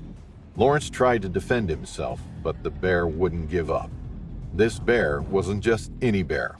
It had caused problems before. A tag in its ear showed that it had been caught and moved from Swift Current in 1978. It had a history of bothering people and had shown worrying behavior. While the bear attacked Lawrence, it left deep claw and tooth marks all over his body. Then it dragged him 270 feet from his tent to the shore of Elizabeth Lake, where it started eating him. In early October, they found Lawrence's body in a wild part of the park, not far from the Canadian border. We don't know exactly when he died, but it was probably in the last few days. Rangers searched hard for the bear that did this. Then they got a scary report. Another group of backpackers had to hide in a tree because an aggressive bear was chasing them. They realized it was the same bear that attacked Lawrence just a day or two before. Rangers from Glacier National Park and Waterton National Park in Canada rushed to the area. They found the bear and sadly had to put it down to keep people safe. Number 7. Charles Gibbs, April 25, 1987. On April 25, 1987, aspiring wildlife photographer Charles Gibbs and his wife Glenda were hiking on Elk Mountain within the park. 40-year-old Charles had been trying to take the perfect bear shot for some time now. His goal was to have his photographs published in the Hungry Horse News. On that fateful day in April, Charles's chance of a best bear shot finally came. At 5 p.m., when he and Glenda were finishing their day's hike, the couple spotted a grizzly sow and her 3 cubs. Charles stepped closer to the bears. The mother stopped and stared at him. She was naturally protective of her cubs, but Charles didn't heed her warning signals, and even as the sow turned to move away from the intruder, he continued to follow her. Glenda knew this was dangerous, and she implored Charles to take a step back and let the animals be. Charles ignored his wife. So while Glenda made the smart move and walked back to the car, telling her husband she would wait for him there, Charles continued to pursue the bears. It was incredible scenery, and clicking away, Charles knew that these photos he was taking simply had to be accepted by the hungry horse. But he was risking life and limb for the shots, and it wasn't long before the female became too anxious by the man's persistence. She was very protective of her young. She had already tried to walk away from Charles, leading her cubs to safety, but he was relentless in his pursuit. Eventually, the grizzly had had enough and turned back toward Charles. She charged at him. Even in full charge, Charles managed to still click away on his camera. The final photo he took is a calling reminder of the lengths he went to get that perfect shot. The female is seen tearing towards him over the steep, rocky, mountainous terrain. Her ears are pinned down. Her 3 cubs are right on her tail. At the last second, Charles abandoned his camera and scrambled up a nearby tree, but he had left it too late. The sow leapt up the tree after him and pulled him to the ground. She mauled him, her protective instincts strong. Charles never pulled his gun from his holster. He never attempted to defend himself. Instead, the bear ripped his arms and legs, tore into his face and neck, leaving deep, gaping wounds. His dramatic photograph of the Grizzly family rushing toward him, the last he ever took, was finally deemed good enough to make it into the Hungry Horse News. It was published along with his terribly sad story of how it came to be. Number 8. Gary Godin, July 23, 1987. Gary Godin, a 29-year-old nature lover from Dane, Wisconsin, was living his dream in Glacier National Park. He worked as a night auditor at Swift Current Lodge Inn in East Glacier Park, right next to the wilderness he adored. His work hours were from 11 p.m. to 7 a.m., leaving his days free for hiking adventures. On his days off, Gary would lace up his hiking boots, grab his camera, and explore the park's stunning landscapes. He loved this routine, but when heavy rains and snow confined him indoors for 3 days, he grew restless. Fortunately, the weather cleared just in time for his day off on July 23, 1987. With no specific return time, he told friends and colleagues that he planned to hike the Apakuni Cirque and perhaps even Mount Henkel. A colleague saw him walking to the trailhead, but that was the last sighting of him alive. The hike to Apakuni Falls was tough, but rewarded him with breathtaking views. Along the way, Gary filled his water bottle from a clear spring. He continued to Apakuni Cirque, where he could overlook Nataki Lake. To reach it, he had to do some bushwhacking and scrambling, the kind of challenge he relished. No one knows precisely what transpired that day, but evidence collected after his death suggests the following scenario. Gary, enjoying the sights and sounds of nature, pushed through the bushes toward Nataki Lake. He was familiar with the area, having hiked there before. Unbeknownst to him, he was heading straight toward a grizzly bear. Being upwind, the bear didn't catch Gary's scent in the air. It wasn't until he emerged by the lakeside that she noticed him. The grizzly was caught off guard. She had been startled, and without much time to react, she charged at Gary. He attempted to climb a nearby tree to escape, but as he ascended, a branch snapped, sending him plummeting to the ground. The bear wasted no time. She pounced on him. This was a stark contrast to Gary's earlier encounter with a female grizzly and her cubs a few weeks prior, which had been peaceful. In this terrifying turn of events, the bear's powerful blows knocked Gary around, threatening to render him unconscious. He cried out in pain, but the bear's jaws clamped down on his throat, ending his life. When Gary failed to return to work the next night, his manager reported him missing. A massive search operation was launched, involving 24 National Park personnel, a helicopter, 3 sheriffs, and scent dogs. Missing person signs were posted throughout the park. The search continued until July 31st, but yielded no results. Weeks later, on September 1st, Gary's partially consumed remains were discovered near Nataki Lake. Nearby, scuff marks around a tree suggested Gary had tried to reach safety, breaking branches in the process, but was caught and fatally attacked by the bear near the lakeside. It's heartbreaking to think that Gary put up a solo fight and his body remained undiscovered in the wilderness for so long. Number 9. John Petrogny, October 3, 1992. Buck Wild was an avid photographer. He was drawn to Glacier National Park for its unrivaled beauty and outstanding wildlife viewing opportunities. But on October 3, 1992, he was about to witness something that would haunt him forever. A wildlife encounter that he wished he had never experienced. Setting off from his lodge, he followed the meandering path on the loop trail, Upper McDonald Valley. Clipped to his belt was a canister of Bearspray. A short distance into his hike, he rounded a corner. There, on the track in front of him, was a tripod. It stood erect to the side of the path, but Buck couldn't see the photographer. Then he stopped in his tracks. There, on the ground at the base of the tripod, was the camera. This was a strange sight. Buck couldn't work out what had happened or where the owner of the camera was. That's when he heard it. A deep-throated growling. He froze. He knew what that meant. It meant that there was a bear nearby. He unclipped his Bearspray and stepped forward once more. Off to the side of the path was some disturbed foliage. As he progressed, the scene that unfolded became more unsettling. Peering beyond a large tree, he saw it. The body of a man lying lifeless on the ground. He stopped. There was no sign of the bear, but he knew it would be nearby. He knew they were very protective of their kills. He held his breath, listening and waiting. The attack hadn't happened long before, but the man was unresponsive. He was later identified as 40-year-old John Petrogny. When he made it back to his lodge, he bumped into 2 other hikers and asked them to contact rangers, while he remained at the lodge to warn others. Not long after, a chopper whirred overhead. Rangers landed on the ground and made their way to the kill site. John's body had been dragged further away by the bear and had been partially covered by soil and vegetation. When the rangers approached his body, a female bear and her 2 cubs rushed at them before stopping just 50 feet away. It was clear that this was likely to be the bear responsible. Number 10. Craig Dahl, May 17, 1998. 6 years later, Craig Dahl left for a hike on May 17, 1998, in the stunning Glacier National Park. He was a 26-year-old employee in the park, working as a concessions worker. But something went seriously wrong. It is likely that he startled a female and her 2 cubs.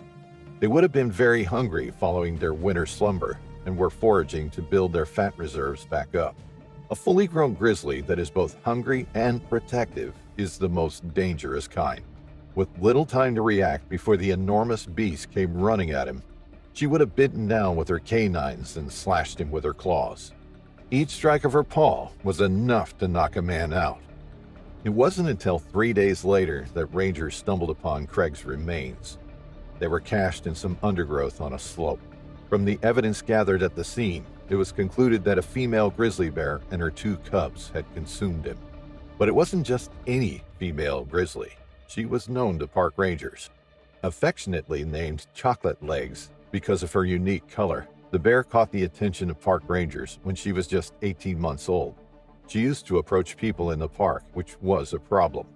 However, instead of killing her, rangers tagged her and moved her 20 miles away. It seemed to work, and she stayed out of trouble for many years. But when she turned 16, she started approaching people again. Wildlife biologist Daniel Carney confirmed she was responsible for Craig's death, using DNA found in bear scat near his body.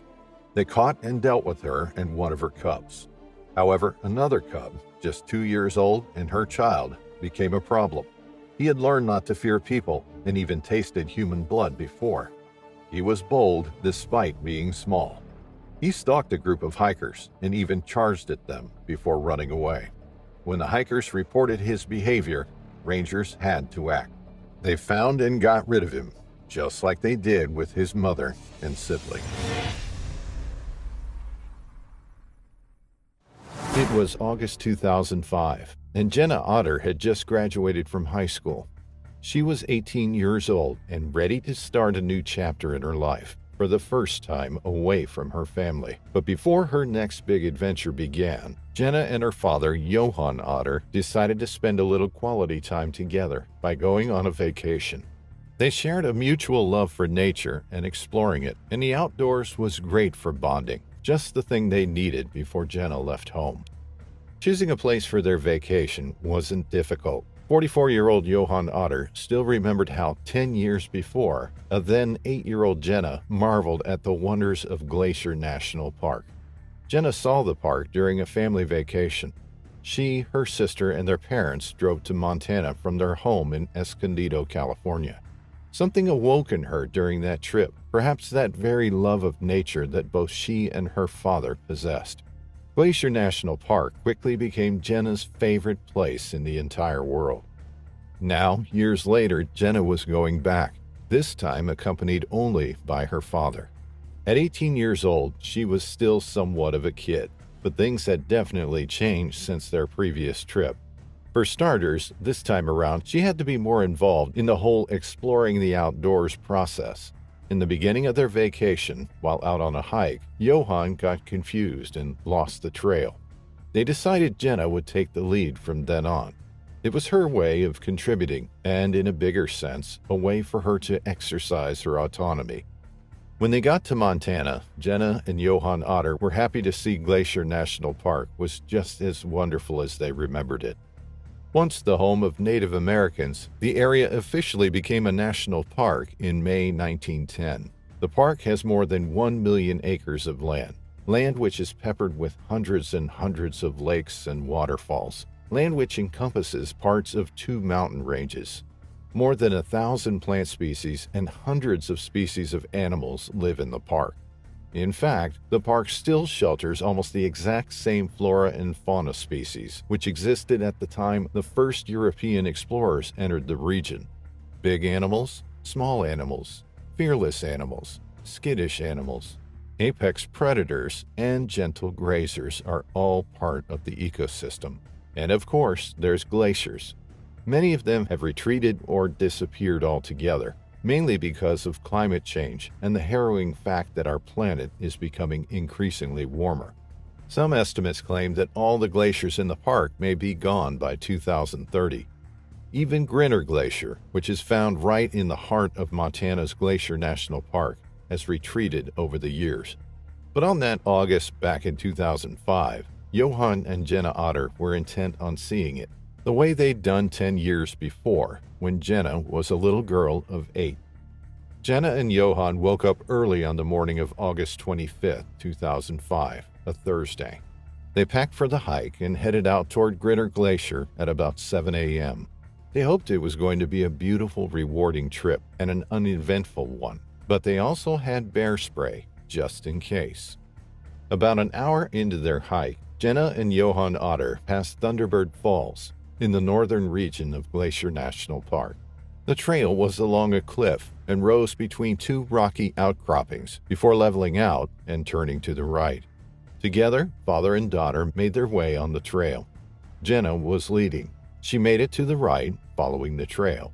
It was impossible to see what lay ahead, but then as she stopped around the corner, 18-year-old Jenna Otter stopped in her tracks, terrified to move, to breathe, to do anything that might have angered the huge grizzly bear that was walking down the trail toward her and Johan.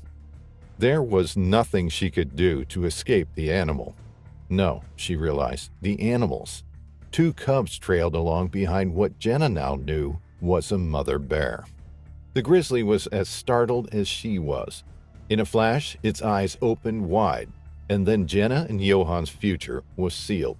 The mother bear started running toward Jenna, probably equally angry and scared, most definitely trying to protect its cubs from the perceived danger. Jenna spun around and tried to run away, but who can outrun a grizzly? She tripped onto the hillside, half expecting the bear to follow her, but that didn't happen. The moment Johan Otter saw the massive grizzly ready to attack his daughter, he knew he had to do something. It all boiled down to this. Both he and the mother bear were trying to protect their young ones. The man stepped in front of Jenna, putting himself between his daughter and the enraged grizzly, and then the bear pounced on him. Realization dawned on Johan Otter. The bear could and would kill him if he didn't act right then and there. The young woman fainted and fell some 50 feet off trail in a different direction from her father. As she fell, she hit her head on the rocks, which woke her up.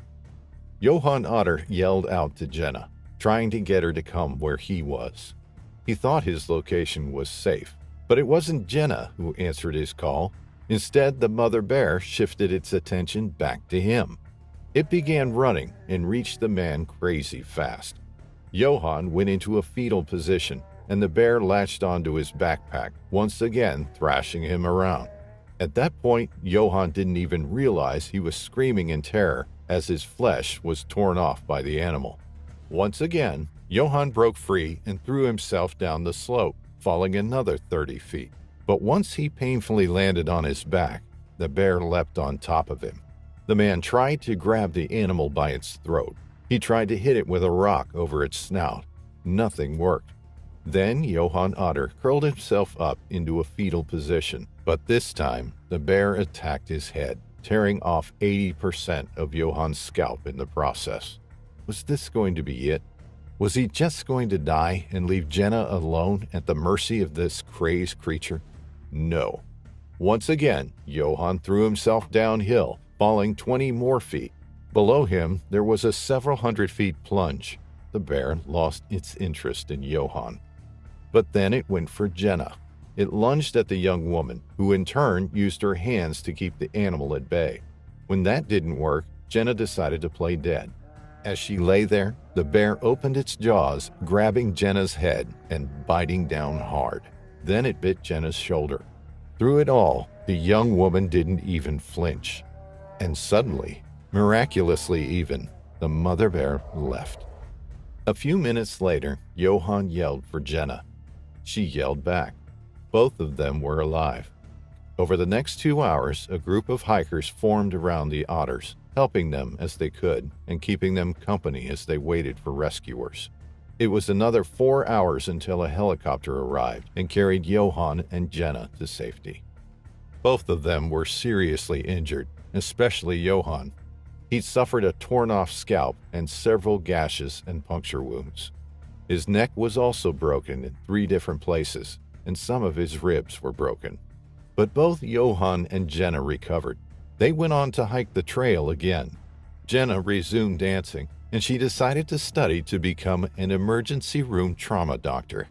They don't blame the bear for what they went through. Both Johan and his daughter know the Grizzly was just trying to protect its cubs.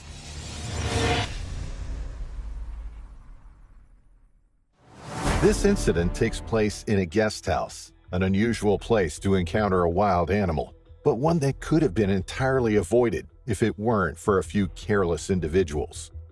Aidashki Guest House was located in the Krasnoyarsk region of Russia near the city of Akinsk. The city is an important stop along the Trans-Siberian Railway. With a population of just over 100,000 people, it's a relatively small city. The winters in the region are long and cold, often dipping to -19 Celsius or -3 Fahrenheit. The summers are warm and humid, reaching highs of 25 Celsius or 77 Fahrenheit. The owner of the guest house had 2 unusual pets. He used them to entertain his guests. They were a way to draw in the visitors, but they were dangerous animals. There were 2 European brown bears, weighing up to 250 kilograms or 550 pounds, and standing 120 centimeters, 4 feet at the shoulder. Brown bears are apex predators in the wild. They can live for 20 to 30 years and can roam up to 50 miles in a single day. Russia has the largest population of brown bears in Europe. There are thought to be more than 150,000 individuals. They are found throughout Russia, but in Siberia they are so numerous that they are referred to as the common bear. But these 2 bears were confined to a tiny cage. They lived a life of misery, taunted and teased, poked and prodded through the metal bars. Visitors loved the chance to get up close and personal to the giant beasts. They weren't given the opportunity to display any of their natural wild behaviors. There was no place for them to hide away or hibernate during the harsh winters, and there was very little space. The owner of the guest house kept the bears illegally. He had been ordered before to release them into the wild, but he had ignored those orders. The bears, despite living a life in confinement, were still wild animals. They still had their killer instinct and had shown signs of aggression toward their captor before. At Christmas time in 2018, there was a festive buzz in the air. The owner of the guest house hosted a Christmas party for his employees. One was a 53-year-old woman. As the alcohol flowed and the banter began, the woman, whose name hasn't been disclosed, began to make some dangerous claims. She had seen guests with the bears before, waving fruit around in front of the metal bars. The bears would plod over to them. They would sit down and open their mouths wide.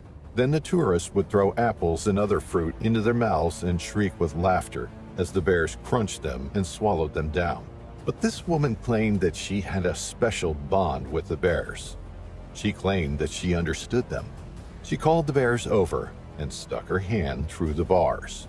She was determined to show her colleagues how brave she was, how she wasn't afraid of feeding the tame creatures. Russia is home to 3 different species of bear in the wild: Asian black bears in the Far East, polar bears on Wrangel Island, and brown bears across much of Siberia. Brown bears are symbolic in Russia.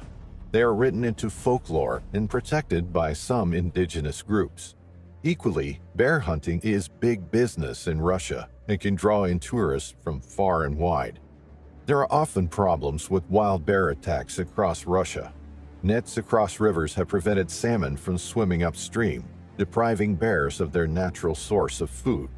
Climate change and adverse weather conditions can impact berry harvests and available vegetation upon which the bears feed. This has increased human-bear conflicts as they are driven to search for food elsewhere and often prowl communities in search for a meal. But a bear safely behind bars wouldn't pose the same kind of risk, would it? When the bears approached the woman's outstretched arm, instead of lapping up the fruit from her open palm, one of them grabbed her arm in its jaws. It clamped down and tossed its head from side to side, shaking it violently. The woman screamed, and those standing around her rushed to help, but her arm was trapped. The bear was ferocious in its attack, refusing to let go. Then eventually, the woman's arm came off right in front of her eyes. She fell backwards onto the snow-covered ground, blood spilling onto the frozen blanket of white.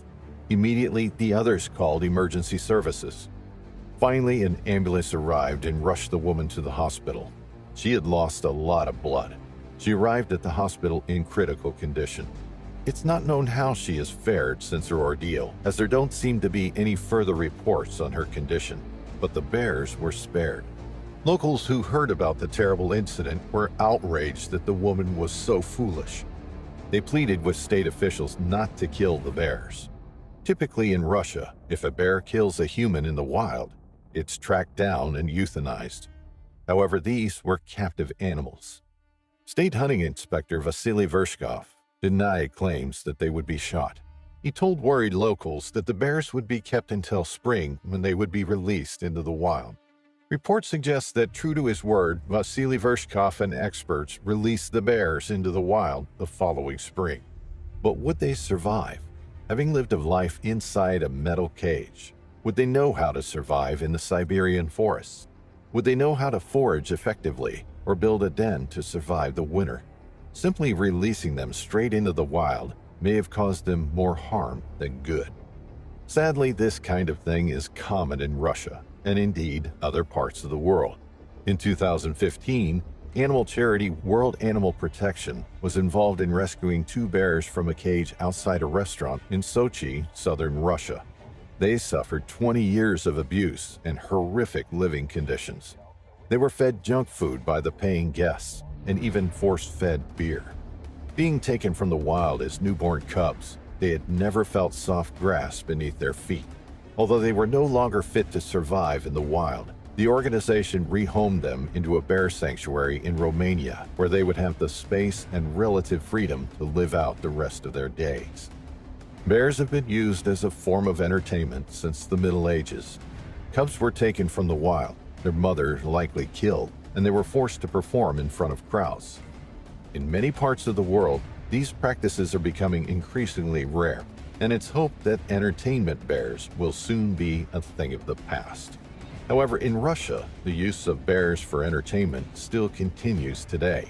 As recently as 2019, a dancing bear was seen performing in St. Petersburg, and in 2010, Yakov's Moscow Circus toured the United States, sparking outrage for its use of dancing bears.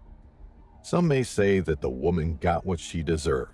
She had been foolish, and because of the conditions the bears were kept in, it's no wonder they lashed out.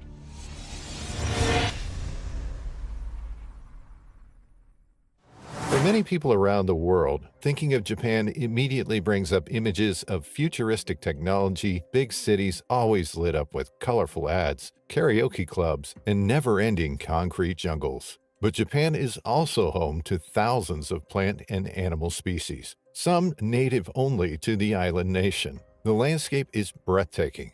About 3/4 of the landmass is mountains. These mountains are covered in thick forests, and they make for amazing hiking and rock climbing grounds.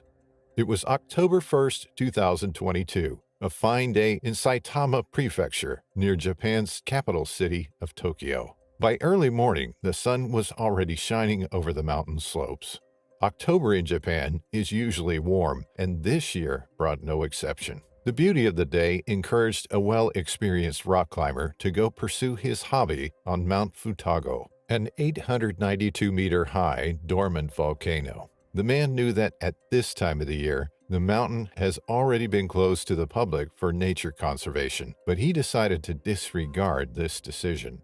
After all, he was well experienced, the weather was glorious, the mountain forgiving. There was no reason to fear a little outing on the ashy white rocks, despite what the local authorities said. The man took his beloved GoPro with him and went on his little adventure. Over the next few hours, he carefully climbed the mountain's ridges, making his way to the summit. The solitude didn't scare him. Instead, it brought him some peace of mind. The wind was gently blowing, the surrounding trees still green, with only some splatters of red here and there. He eventually reached the summit. His arms and legs had that pleasant kind of pain, a testimony to his adventure. The man took the view in, letting it sink in. Then it was time to begin the descent. He put on his GoPro. He wanted to remember this view and the climb down. There was nothing to fear as he made his way down Mount Futago's ridge. He had done these movements thousands of times before. Each step was carefully calculated. His hands were steady, gripping only the sturdiest of the rocks. Despite his confidence, the man knew that one wrong move, a twist of ankle, a slip of hand, was all it would take for him to plummet to the rocks and trees below. Still, he wasn't worried. Confidence is key when dealing with rocky situations. One step here, one hand there, and he would reach the ground soon. At least that's what he thought. There hadn't been any sound to alert what happened next. No ear-splitting roar, no sound of a massive step, not even one puffed, powerful breath. The man was still making his descent when he suddenly felt something was awfully wrong. He looked up in alert, only to be met with one of the most horrifying sights possible. A black bear was running from the summit above, hurrying towards him. In an instant, the bear was upon him, and it opened its huge jaws right in the man's face. The speed of its descent was too great, and for a moment the creature slipped on the rocks below before regaining its footing. As soon as he saw the bear, the man started screaming and yelling. He knew that was likely to scare the bear off, so he tried to make himself sound more dangerous. In truth, he was desperately trying to stay glued to the rocks. Time seemed to stop and accelerate all at once. It was one thing to climb down a steep mountain, but having to do so while being attacked by an angry bear was the stuff of nightmares. The bear was undeterred. It quickly sprang up, easily climbing towards the man.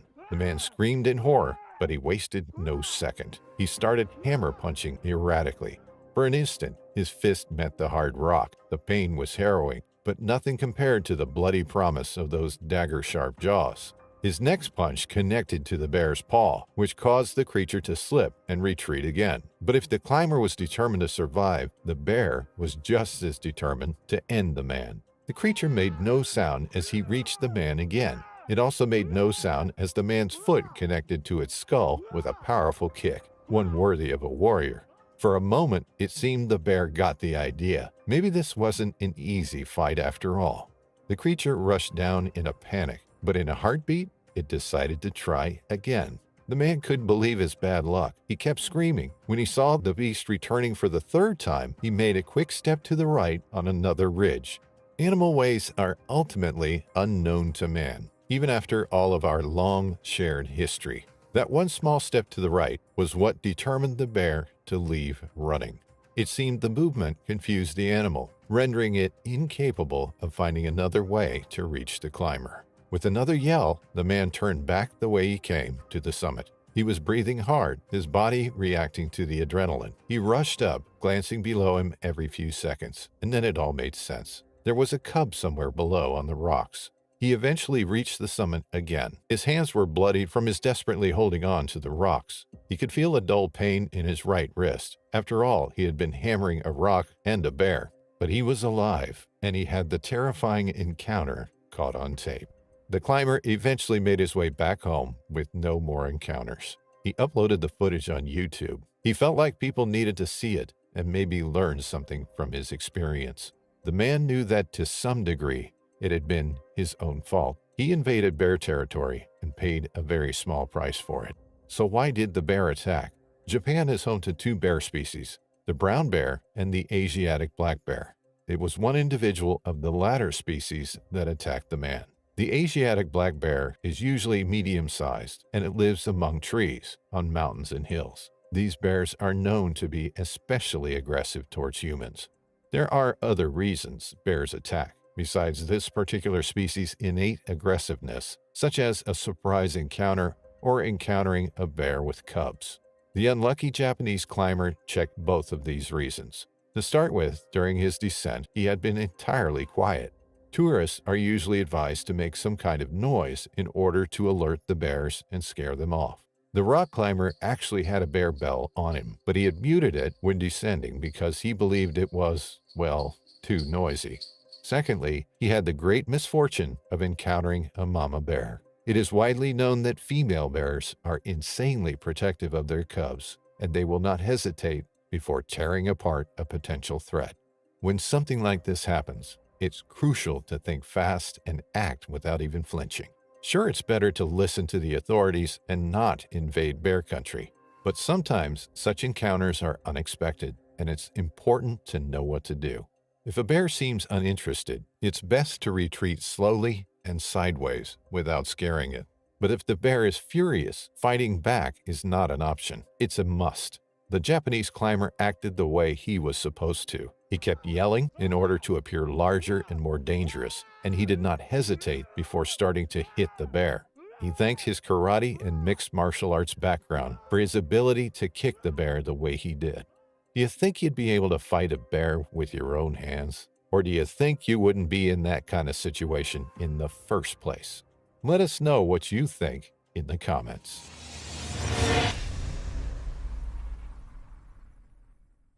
Out in the wilderness, there's nothing quite like the thrill and challenge of exploring nature. Nature enthusiasts become one with the environment, using it to their advantage to capture its beauty and essence. But in the blink of an eye, nature can quickly turn into their worst nightmare, with explorers becoming the prey. The tables can turn at any moment, leaving them vulnerable and defenseless against the dangers lurking in the shadows. The wilderness is a place of both beauty and terror, and for nature enthusiasts, the line between the two is often razor thin. Grizzly bears, also known as North American brown bears, are one of the largest land carnivores in the world. They are native to Canada and can be found in various parts of the country, from the coastal rainforests of British Columbia to the Arctic tundra of Nunavut. Grizzly bears are characterized by their distinctive hump on their shoulders, which is made up of muscles used for digging. They have long, sharp claws that are perfect for digging and catching prey. Grizzly bears are also known for their adorable appearance, with their furry coats and cute faces that can make anyone want to hug them. However, these bears can be incredibly dangerous, especially when they feel threatened or provoked. As a composer and sound man, Mr. Gauthier had always thought to capture the essence of nature in his music. He always wanted to create something truly unique and inspiring. His latest project was an ambitious one, to canoe down the Mackenzie River from Fort Providence to Inuvik, a journey spanning over 1,500 kilometers, or 930 miles. It was a dream he had been nurturing for years, a testament to his unbridled enthusiasm for the great outdoors and the music it inspired. Accompanied by biologist Camille Toscani, Mr. Gauthier had set out to capture the sounds of nature for his latest musical project. The trip was meant to be a celebration of his love for the natural world, a chance to immerse himself in the vast, untamed wilderness of Canada's Northwest Territories. His destination was the Mackenzie River in the remote Northwest Territories of Canada, a place known for its stunning landscapes and abundant wildlife. But tragically, his dream was cut short. On a cloudy August morning, Julien Gauthier woke up feeling excited to explore the beautiful wilderness around Toledo. He had always been fascinated by the diverse flora and fauna of the region and was thrilled to be embarking on this adventure with his colleague, Camille Toscani, a renowned biologist. Little did they know that this day would turn out to be one of the most terrifying experiences of their lives. As they slept soundly in their tents, the forest was teeming with life. Birds chirped, insects buzzed, and the rustling of leaves filled the air. But amidst this tranquil symphony of nature, a deadly predator was lurking in the shadows, watching and waiting for the perfect moment to strike. The peace was shattered by a thunderous growl. Julien and Camille jolted awake, their hearts racing with fear as they realized they were under attack. Without warning, a massive grizzly bear launched itself at them, unleashing its fury with a ferocity that left them stunned. The animal had been silent, stealthily creeping up to their tents before launching a surprise attack on the unsuspecting travelers. Julien and Camille tried to fight back, but the bear was too powerful, sinking its teeth and claws into Julien's flesh with ruthless precision. According to Toscani, Mr. Gauthier had been dragged away by the animal while he was asleep. Camille Toscani was left helpless, watching in horror as the bear dragged Mr. Gauthier away. The biologist was shaken to the core, paralyzed by fear and unable to do anything to stop the brutal attack. The sound of Mr. Gauthier's screams echoed through the forest, a haunting reminder of the sheer terror of the moment. The animal was relentless, tearing into the musician's flesh with a ferocity that was both shocking and terrifying. The attack was over as quickly as it had begun, leaving Camille Toscani alone in the wilderness with the haunting memories of the night. It was a tragedy that had struck deep, a stark reminder of the raw power and danger of the wild. The Royal Canadian Mounted Police received a distress signal from the Toledo region of the Mackenzie River early on August 15th. Soon it was found that Mr. Gauthier and a biologist named Camille Toscani had been attacked in the middle of the forest by a grizzly bear.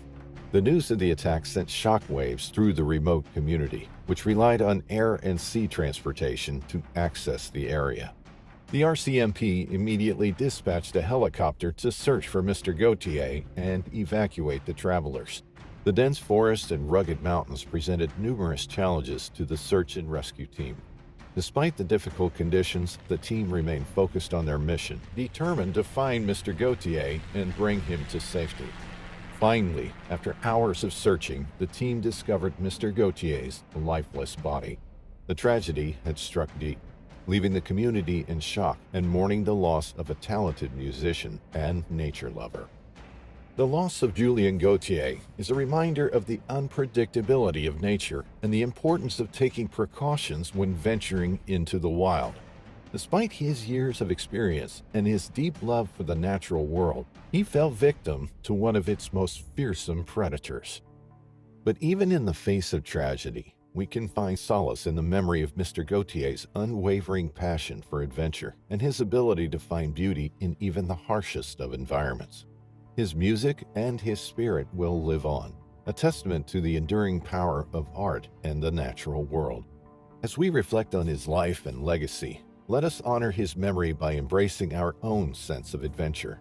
and pushing the boundaries of what we thought possible. Let us be inspired by his bravery and his unwavering commitment to his dreams, even in the face of danger. And most importantly, let us never forget the power and beauty of the natural world, even in its most treacherous moments. The memory of Julien Gauthier will continue to remind us of the awe-inspiring majesty of the world around us and the importance of cherishing every moment we have in it. Thank you for joining us as we remembered the life and legacy of Julien Gauthier. If you found this video informative and moving, we encourage you to like and subscribe to our channel for more content like this. See you in the next one.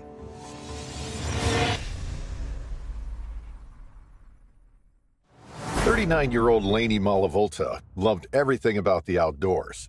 She loved walking with her family and friends and exploring the woodland trails with her beloved dogs. She lived for adventure and had once trekked the Inca Trail in Peru with her mother, as well as 7 14ers, a mountain that exceeds the elevation of 14,000 feet above sea level. Her active lifestyle outdoors was matched by her respect for nature and her knowledge about the wilderness. She shared her life with her partner Justin. They both lived near Durango in Colorado with their 2 dogs.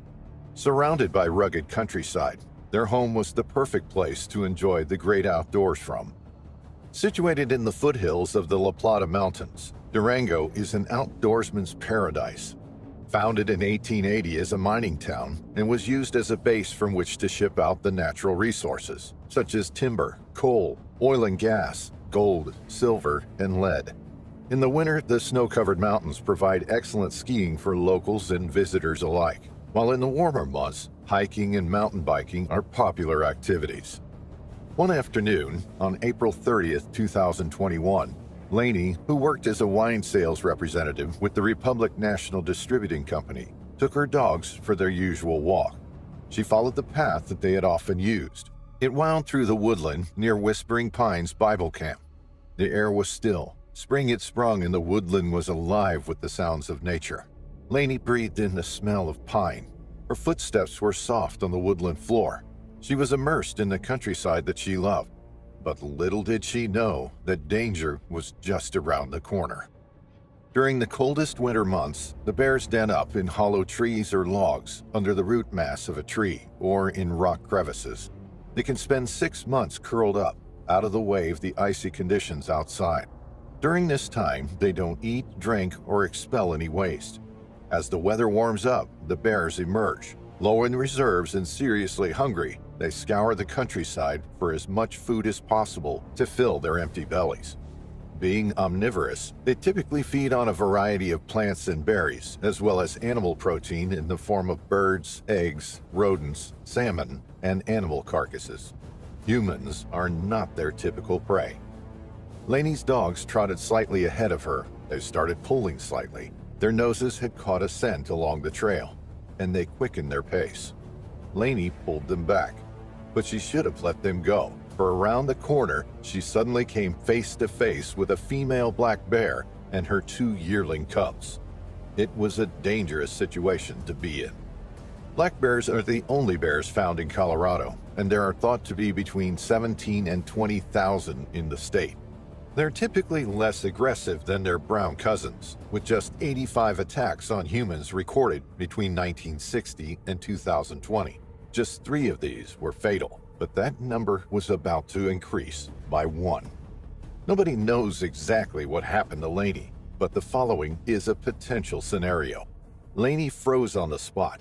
She had startled the female, something that was incredibly dangerous, with cubs in tow. Slowly, she started to back away. She raised her hands above her head to make herself appear as large as possible. Her heart thundered in her chest. Her breathing became rapid as she felt her adrenaline coursing through her body. She knew an attack was imminent. She just hoped that the bear wouldn't see her as a threat and would let her leave. But as she continued to take her slow, deliberate steps backwards, the female bear suddenly charged.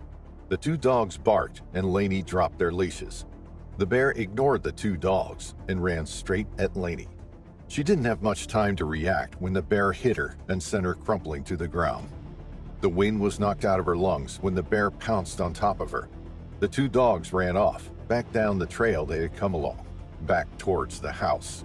Laney braced herself for the blows. She tried to cover her most vulnerable areas, wrapping her arms around the back of her head and neck and interlocking her fingers. But the bear bit down. It crunched through flesh and bone, inflicting devastating and painful injuries. She tried to push it off. She tried to fight back, but every time she did, the bear bit down harder, thrashing its head from side to side. It was brutal and ferocious. Laney cried out, but the attack continued. There was nothing more she could do except endure the attack and hope the female would leave her alone soon. Sadly, the bear closed its jaws around Laney's neck, leaving deep puncture wounds and causing catastrophic damage. When Justin arrived home that evening at around 8:30 p.m., he was puzzled to find both dogs in the garden. Both still had their leads on, but there was no sign of Laney. He called out to her, but there was no answer. After searching their property high and low, he took off along the path that they usually walk the dogs along. He walked through the woodland, just as Laney had done hours before.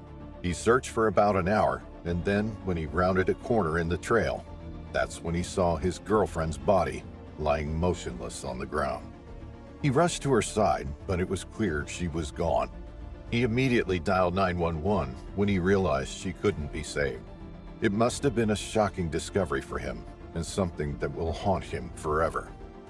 It was clear from her injuries that Laney had been attacked by a large wild animal. It was also clear, tragically, that she had been partially consumed. When wildlife officials arrived on the scene, they found bear paw prints around where Laney lay, bear scat just off the paths, and tufts of bear fur. They knew who the culprit or culprits were. They released their sniffer dogs to track down the bears responsible for the attack. With their noses to the ground, they soon picked up a scent and led the investigators to a female and her two cubs nearby. All three were euthanized. A necropsy was performed, and human remains were found inside the sow's stomach and one of the cubs. Experts said that cubs learned behavior from their mothers, and because they had witnessed their mother kill a human and eat the body, there was a risk that they could do the same in the future. Although it's a last resort, euthanizing all three was the safest thing to do for visitors to the area. It was unclear why the female attacked Laney. When the necropsy was carried out, all three animals were in good health, with no signs of disease or hunger. Was this a defensive attack that had gone horribly wrong for Laney, and the bears took advantage of the fresh kill? One thing is for sure, Laney was in the wrong place at the wrong time. Black bear attacks in Colorado are extremely rare, with just 4 fatal attacks occurring in the state since 1960. But human-bear conflict is becoming more common. During the 2 years prior to the attack, the Colorado Parks and Wildlife Service received 879 bear conflict reports. These involved bears forcefully breaking into homes, dwellings, or garages. Both the black bear population and the human population is growing, and there are likely to be more interactions as the two habitats continue to overlap. Justin was obviously heartbroken at the sudden loss of his partner. He described Laney as his North Star and the love of his life in a touching online tribute to her. The only comfort he and the family could take from the terrible incident was the fact that Laney died doing exactly what she loved most in the world, out in the wilderness with her dogs. In his words, while Laney's physical presence was suddenly taken from this earth, all that know and love her can take comfort. Laney's soul will live forever in her favorite place, doing her favorite thing. She would not have wanted it any other way. While this tragedy has shaken me and our family to the core, our burden is eased as we consider these facts. A hunting trip gone wrong, 2 aggressive grizzly bears, some decisions that might have influenced the course of events, or maybe just a wicked twist of fate. It's a recipe for disaster that shows that anything can happen out in the wilderness, even with proper protection. In this video, we'll tell the story of Mark Uptain, a 37-year-old elk hunting guide, and the hunting trip that turned out to be his last. On September 13, 2018, Florida-based Corey Chubon finally met up with his guide for the day, Mark Uptain. Uptain was going to help Chubon with his ambition to go elk hunting. Florida is a paradise for several species, but there are no wild, free-ranging elk there. Naturally, anyone just wondering about hunting these animals has to take an extensive trip into consideration. That's exactly what Corey Chubon had done before settling on Bridger Teton National Forest in Wyoming, USA, as the perfect destination for some bow hunting. Located in western Wyoming, the Bridger Teton National Forest consists of some 3.4 million acres of forest. It's one of the biggest national forests in the U.S. It stretches all the way from Yellowstone National Park and down southward near the Idaho border. The landscape is adorned by pine, aspen, fir trees, willows, and grasses, and plenty of animals have their natural habitat in the area as well. If you choose to venture into this particular wilderness, don't be surprised if you encounter everything from elk, moose, coyotes, cougars, bison, wolves, and grizzly bears. While bothersome and even scary to some people, the presence of these animals is a plus for others. It makes the place a true paradise, and perhaps that's why it's so popular with tourists and Wyoming residents alike. The National Forest's own website boasts that the Bridger Teton National Forest is known for so-called 4 Ws: wildlife, winter opportunities, wilderness, and wild and scenic rivers. Perhaps that's exactly what stood out about the place to Florida resident Corey Chubon back in September 2018. The man planned to go bow hunting for elk, but he knew he needed a reliable guide to help him in the wilderness. That's how he found Mark Uptain, a 37-year-old experienced guide who lived in Jackson, Wyoming. Chubon hired Uptain for his trip, and on Thursday, September 13, 2018, the two men set out in the Bridger Teton National Forest. The two of them were on horses. They spent their time on the lookout for elk. Then they finally managed to find a bull elk, and it was Corey Chubon's time to shine. But his shot was rather poor. It wounded the animal, but it wasn't enough to kill it. Before the two men knew it, the animal took off, wounded and afraid. They had no idea where it went, but they started looking for it nonetheless.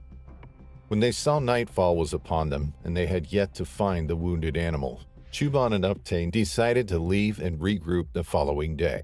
The two men met up again on Friday, September 14, 2018, and immediately started searching for the animal Chubon shot a day earlier. A large blood trail definitely helped the two men in their search. At about 1 p.m. that day, Chubon and Uptain found the bull elk. It was dead, and it seemed like no predator had found it. The carcass was intact. The two men tied up their horses nearby and got down to business. They meant to field dress the elk, to process it for transport on the back of their horses. Hours flew by. The warm temperature inspired Mark Uptain to remove his shirt and chest holster. This decision potentially changed the course of events that quickly ensued. The holster held the guide's 10mm Glock. In discarding it, Uptain essentially parted with a crucial safety measure, and as it turned out, he'd done so at a time when he needed all the safety measures he could get. The men resumed their work, but then they both heard something. It sounded like rocks banging, but Chubon and Uptain had no time to react. Suddenly, as if they materialized from thin air, 2 grizzly bears came charging toward the men from downhill. The grizzlies were large. One of them was an adult female. The other was her yearling offspring. Both Corey Chubon and his guide Mark Uptain started yelling in terror. That's when the larger of the 2 grizzlies, the adult female, leapt, attacking Uptain.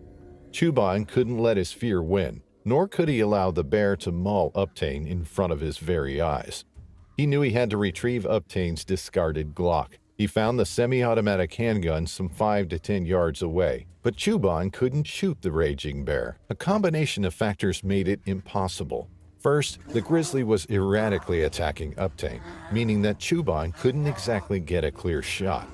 And then, when he finally got the chance to shoot the beast, Chubon realized he simply couldn't operate the Glock. It wasn't working. As the man tried to manipulate the slide, he looked around. He saw the yearling staying back, seemingly uninterested in attacking.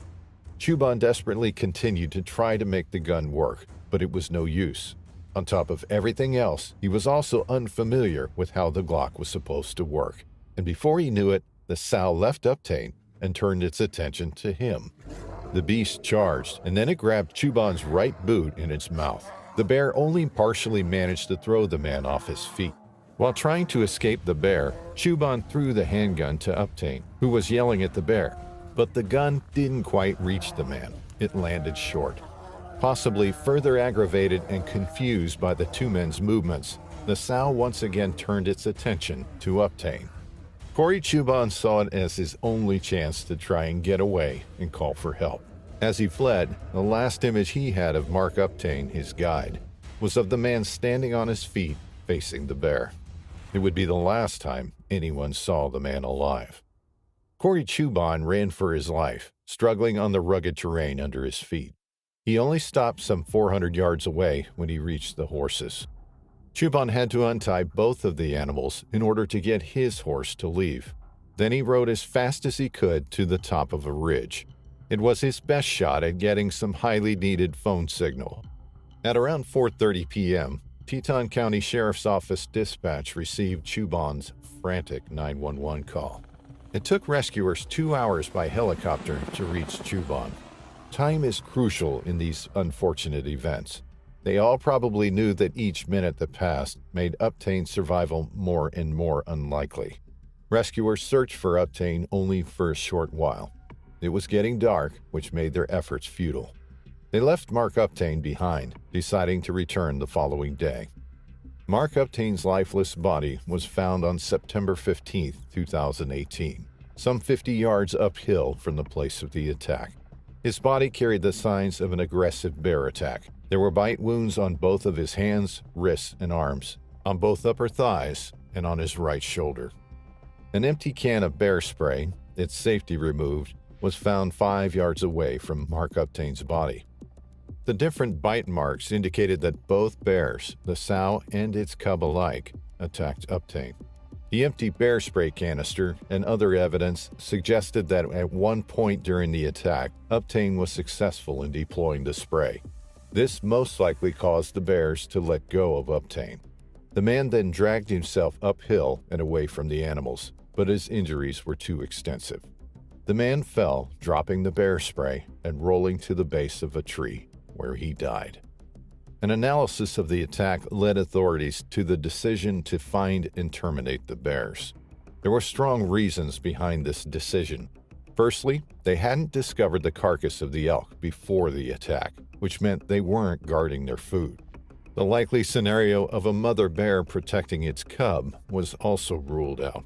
The bears were the ones to approach the men, and not the other way around. All the evidence seemed to suggest that the two grizzlies attacked unprovoked, lured by their desire to feed on the elk carcass. Wyoming Game and Fish Department staff set non-lethal traps at the attack site.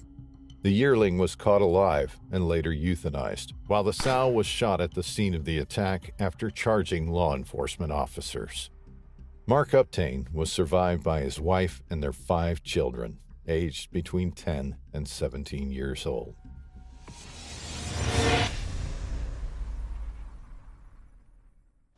July 19, 2016 was a hot day in the Ypres area, Alberta, Canada. The sun shone brightly over the trees, the water, and the landscape below. James and Laura Hayworth were camping in the area, enjoying some quality time together, surrounded by nature.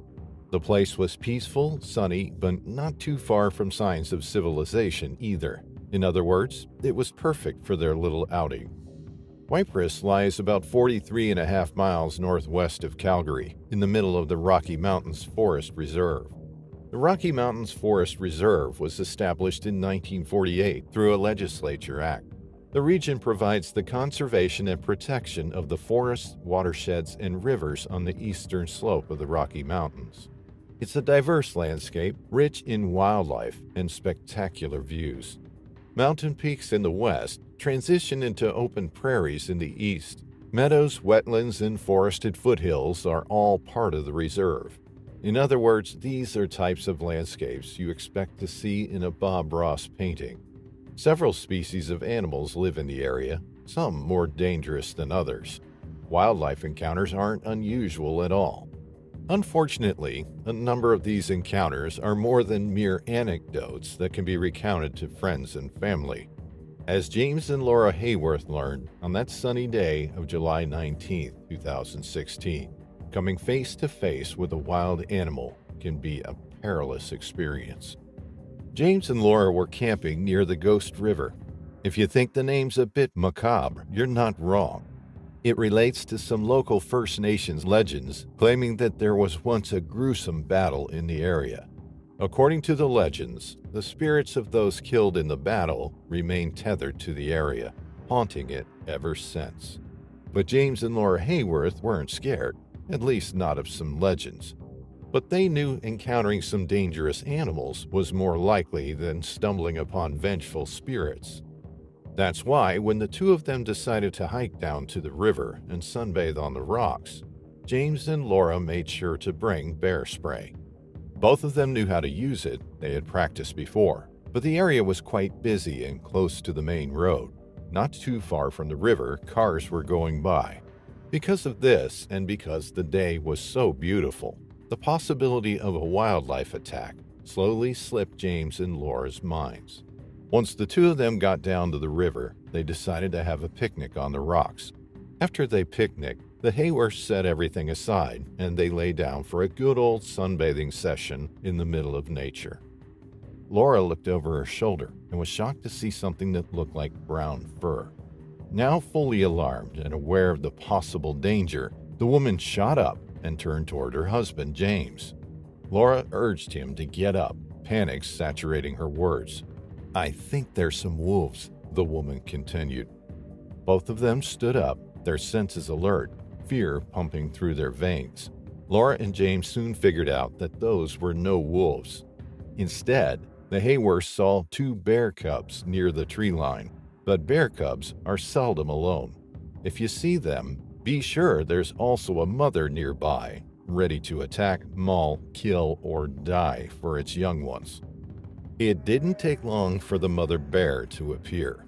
In a matter of seconds, the bear came bursting through the trees. It didn't stop to assess the situation or check on the cubs. Instead, it kept running and running, a killing machine coming at full speed toward the couple. Equally bewildered and terrified, the man stood up and started yelling at the bear. But the grizzly kept charging and ultimately knocked James Hayworth over. The man scrambled up to his feet, then started yelling at his wife Laura, telling her to try and get into the river to escape the raging grizzly. Then James started running toward the river himself, but within moments, the mother bear slammed him down into the water. James was in a dire situation. A huge grizzly was standing on top of him, threatening to either maul him, submerge him into the water, or both. The man was sure he was going to die. In fact, he thought he was as good as dead. This was the biggest bear he had ever seen, and to top it off, it was a mother bear trying to protect her cubs. Meanwhile, Laura Hayworth watched in horror as the bear knocked her husband down into the river. Laura reached for her bear spray, knowing that it could make a difference even now, but she couldn't make it work. It was somehow jammed. In a matter of seconds, the bear got off James and turned its attention to Laura. The mother bear charged at the woman, huffing and roaring fiercely. The animal was massive, its muscles bouncing and shaking as it ran toward Laura Hayworth. Before long, the bear knocked the woman down. As Laura fell to the ground, she couldn't help but marvel at the sheer speed and force of the animal. The woman instinctively threw her arm up to protect her face, dropping the bear spray in the process. Huge jaws fitted with huge teeth sank into Laura's arm, shattering her wrist bones. While the grizzly bit Laura over and over again, James Hayworth managed to get to his feet and out of the water. The man started sprinting toward the bear, but the creature had no intention of freeing Laura. It started running, dragging Laura by the arm. James couldn't let his wife die. He kept running. Once he was only 2 or 3 feet away from the grizzly, the bear finally saw him, and miraculously, it got spooked enough to run away with its cubs. Laura ripped her shirt off and wrapped it tightly around her arm to stop the bleeding. but James didn't think it was over. As long as they remained there, the bear could return and finish what it started. James took a hold of Laura and dragged her as quickly as he could to the other side of the river. Together, the Haywers started walking toward safety, though they weren't sure where that was. James started yelling to scare the bear. At one point, a human voice responded. There was a group of people on top of a nearby cliff. The group had seen the bear and its cubs, and they knew which way it went. One of the people, Coleman Blair, ran down the cliff and guided the Hayworths to their car. Others in Blair's group called first responders. But with his wife's life on the line, James Hayworth didn't want to take any chances. The Hayworths got into their car, and James tore off toward the main road. That's where they later ran into the first responders. After they gave her first aid, Laura was transported to the hospital by Star's air ambulance. She had a broken arm and multiple puncture wounds. James got off easier. He had some scrapes, cuts, and bruises, as well as a massive paw print from where the bear had stood on him. James Hayworth later said about the attack, "If it intended to kill us, it could have ripped her arm clear off her body. But I think what it was saying was, these are my cubs, get away. And I think we are very lucky for that reason." Fish and Wildlife officers agreed with James. The bear's only intention was almost certainly to protect its cubs, meaning that there was no need to kill it or move it out of the area.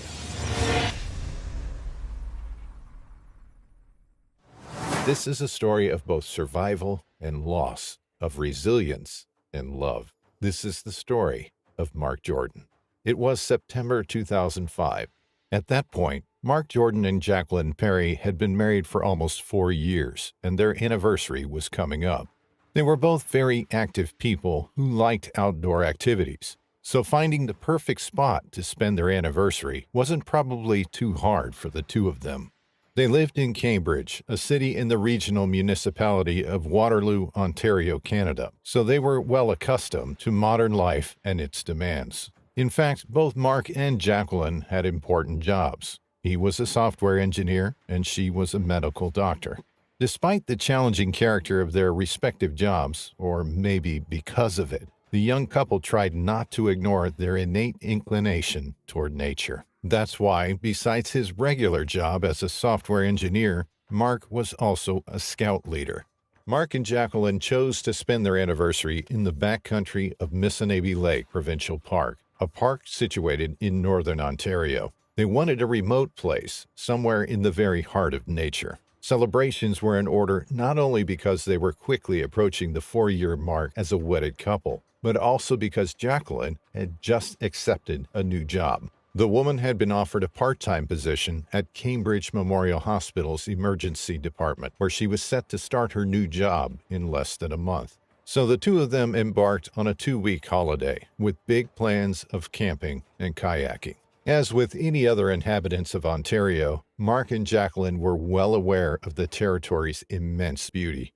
Missinaibi Provincial Park, their destination, is located in northern Ontario. If you know anything about northern Ontario, it's probably the fact that the territory is huge. It actually covers 90% of the area of Ontario.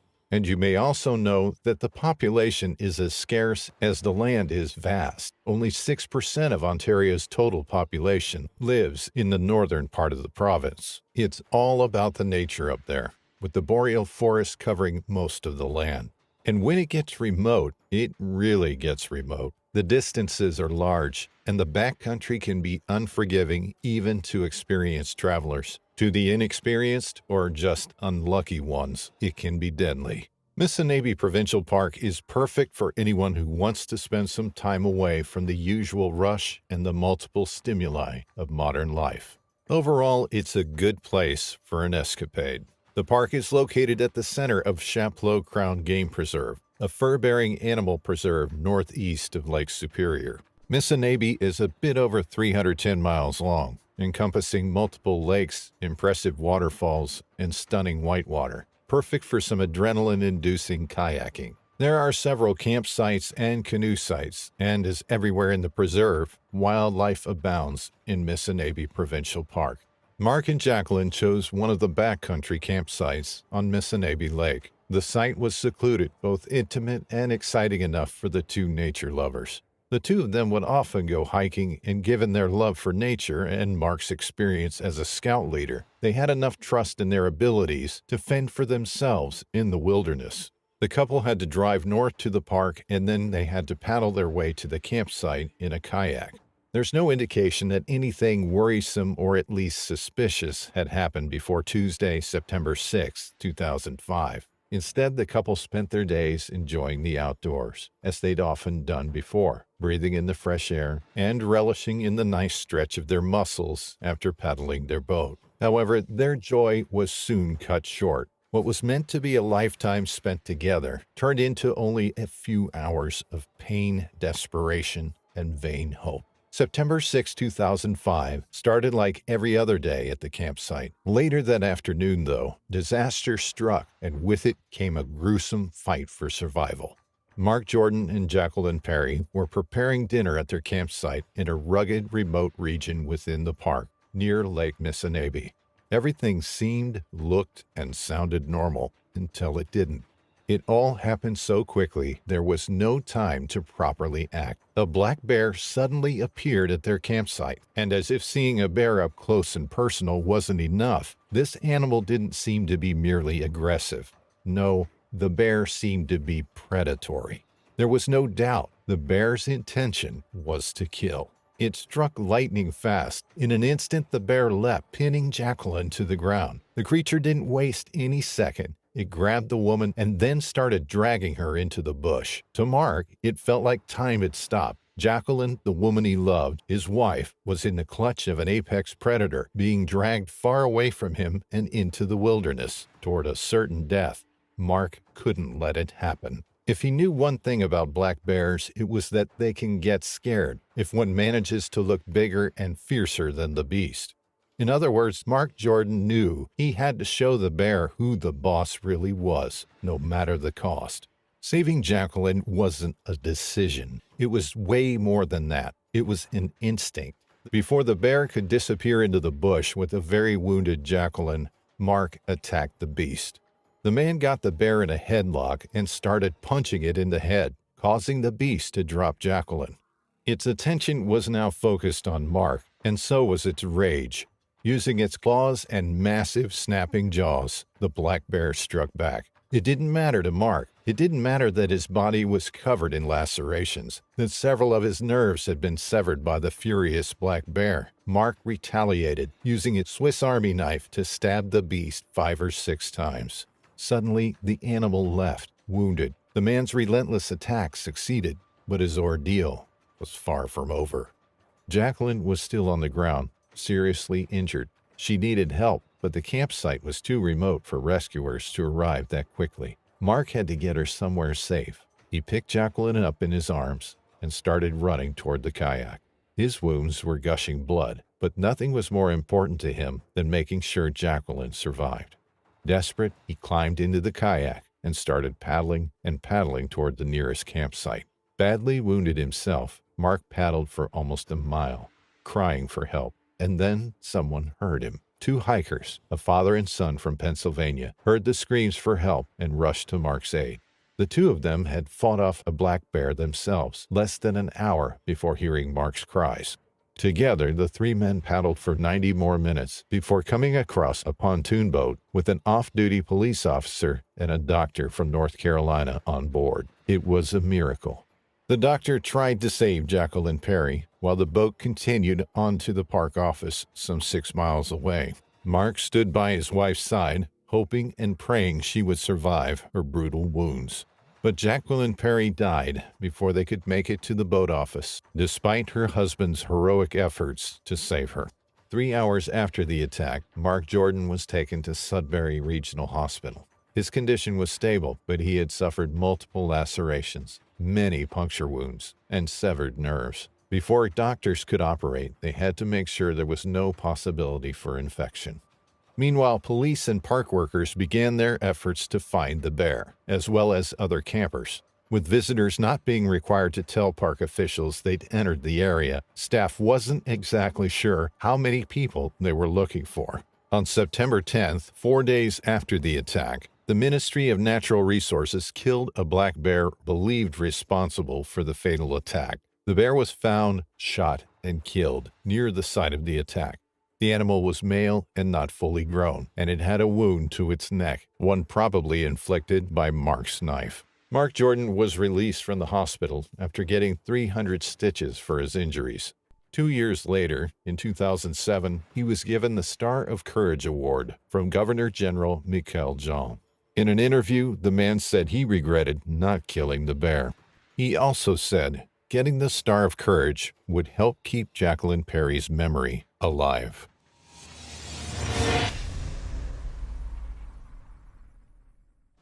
Fighting for your life against an angry bear is no easy feat, even if you're properly armed.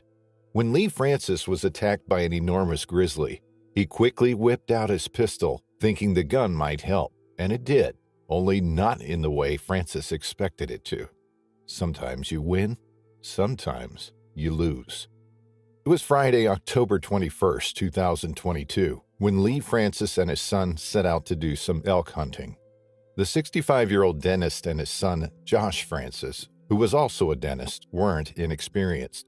In fact, the opposite is quite true. They were avid hunters. As a testimony to his love for hunting, Lee Francis always shared photos of himself and his newest prey with his Facebook friends. Elk and deer weren't too big of a challenge for the Wyoming-based dentist. He had taken on even bigger, scarier animals.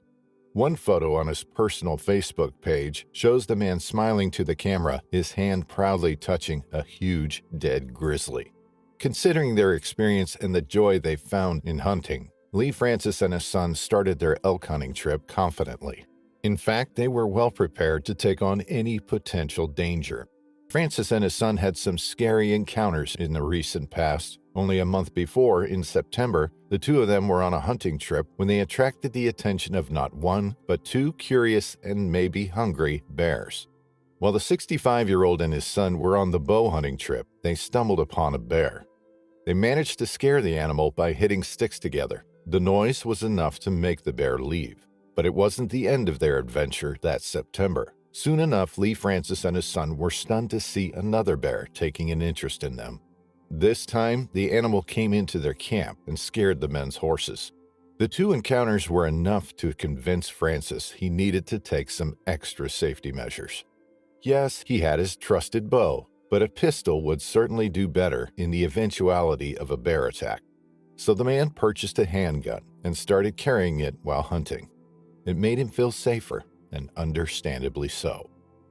On October 21, 2022, the two men had the Rock Creek area in Sublette County, Wyoming, as a hunting ground. They were south of Grand Teton National Park, a part of the greater Yellowstone ecosystem.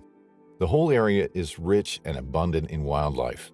There are thousands of different species of plants, hundreds of bird species, and dozens of species of mammals, not to mention the fish, the reptiles, and the amphibians.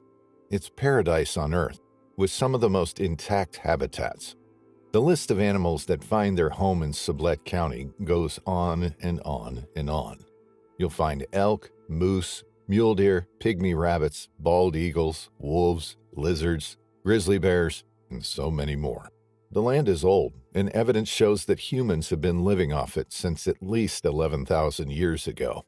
Our ways of procuring food, clothes, and warmth may have changed, but some people still enjoy ancient practices such as hunting in order to feel more connected to their roots. They accept hunting as a natural human activity. Dr. Lee Francis and her son were among those people. When they started their hunting trip on that Friday back in October 2022, they had no way to know their fear of being attacked would come true, not until it was almost too late. The two men had at least one horse, and they were looking for elk. At some point, they split up, perhaps to cover a larger area, but they weren't too far away from each other. That evening, 65-year-old Lee Francis was walking, focusing on finding some suitable animals. He was engrossed in his task, and maybe that's why he didn't realize he'd gotten too close to a cave. Coming across the cave was an accident, but by the time the hunter realized this, the horrifying events of the evening were already in motion. Lee Francis looked around, weary of being so close to the cave. Caves are a fan favorite among bears. They provide a safe space, a suitable den for hibernating and for having their cubs. When the man looked around him, he saw a massive grizzly. Time stopped for a few moments. The animal was huge, a beast of old. It looked like it weighed around 700 pounds, and it stood 8 feet tall. It was an awe-inspiring, frightening sight. And to Francis's despair, the animal was standing merely 10 feet away.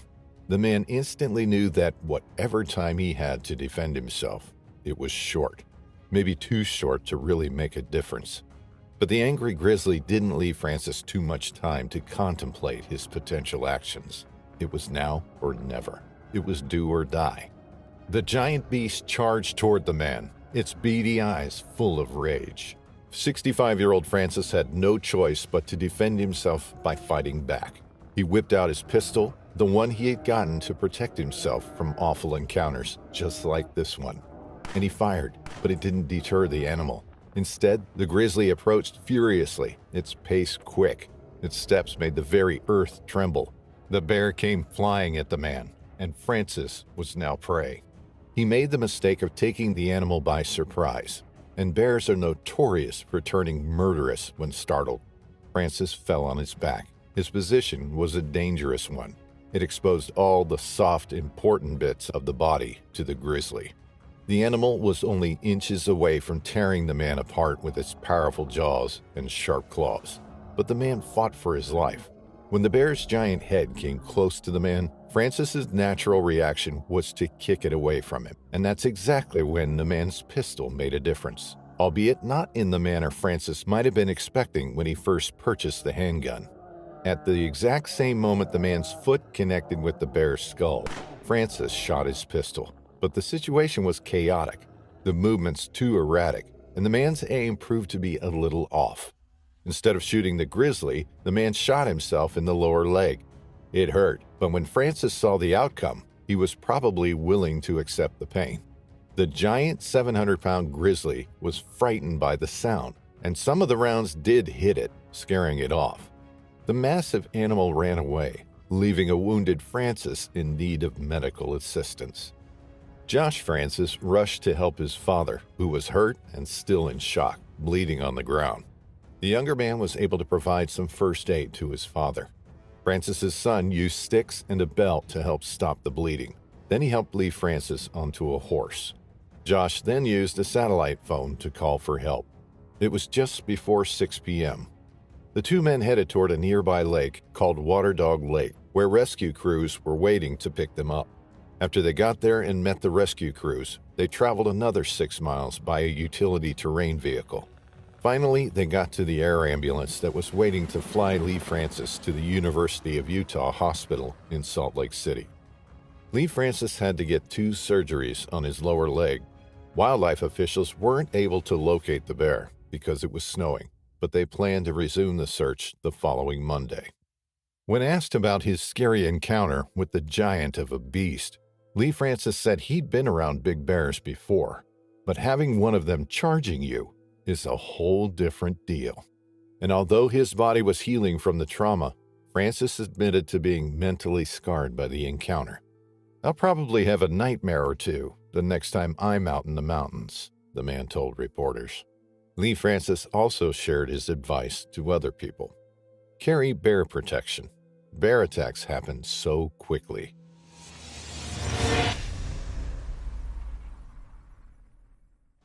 It was mid-October 2018, and things were looking gloomy on Lawrence Michaelchuk's property in Bella Coola, British Columbia, Canada. Michaelchuk and his wife had just returned from a week-long trip. They had been eager to see and embrace their children, to tell them about their trip and relish in some quality family time. But there was bad news to be shared first. Michaelchuk's in-laws, who had spent the week taking care of the kids, told the couple about a family of grizzlies who had decided to make a home out of Michaelchuk's yard. A sow and her 3 cubs had been wreaking havoc on the property. The bears would come daily, attracted by the various fruit trees on the property. They would climb the trees, eat the fruit, they would dig holes looking for roots, and they would leave scat all over the yard. It was getting harder to get outside. The kids were scared, and nothing Michael Chuck's in-laws had done to scare the bears away had worked. The older couple had tried to scare the bears away by shaking a bucket of nuts and bolts, but were unsuccessful. The bears were fearless and territorial. The animals seemed to think Michael Chuck's family was trespassing their property, and not the other way around. Something had to be done if they came back. Grizzly bears are tough, fast, and resilient. They are some of the largest subspecies of brown bear, and they are nothing short of fierce. They're great fighters, especially when it comes to protecting their young.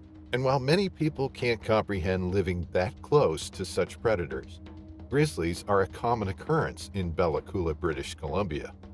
Bella Coola is a hotspot for human-bear interaction.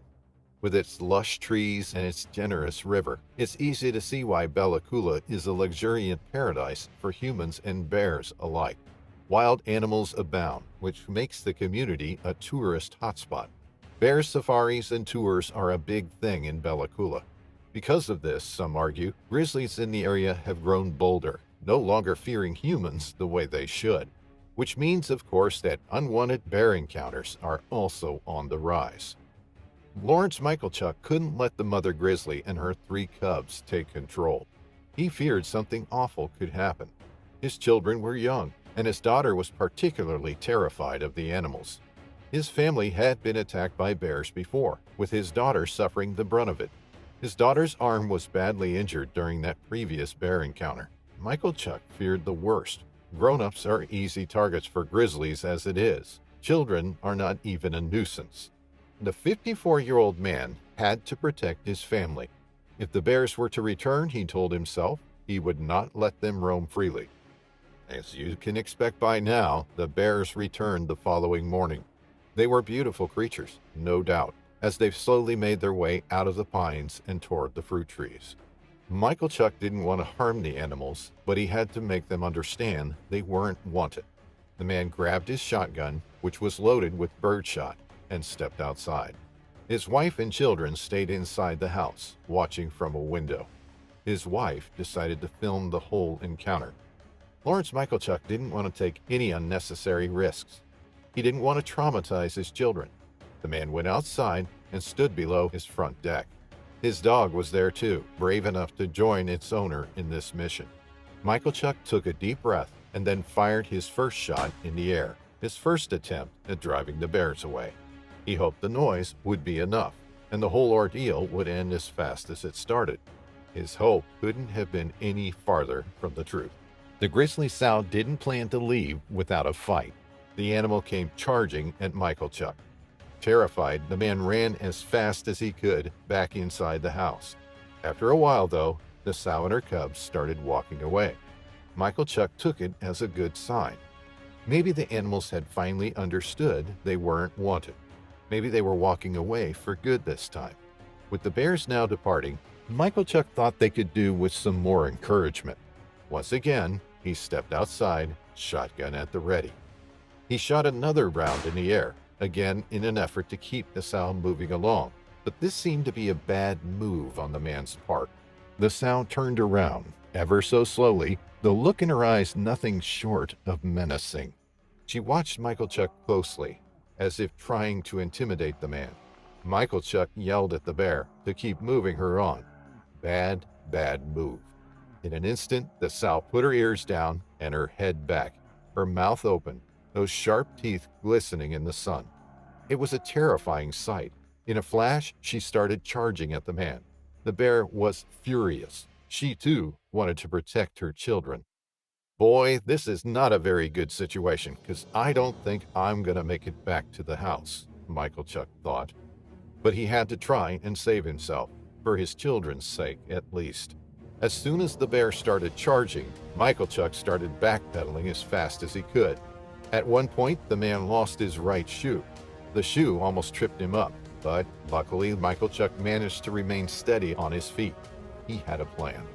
He waited until the bear was just across the driveway. Then he raised his shotgun and aimed at the bear's right leg. Michael Chuck shot, knowing this was his only chance.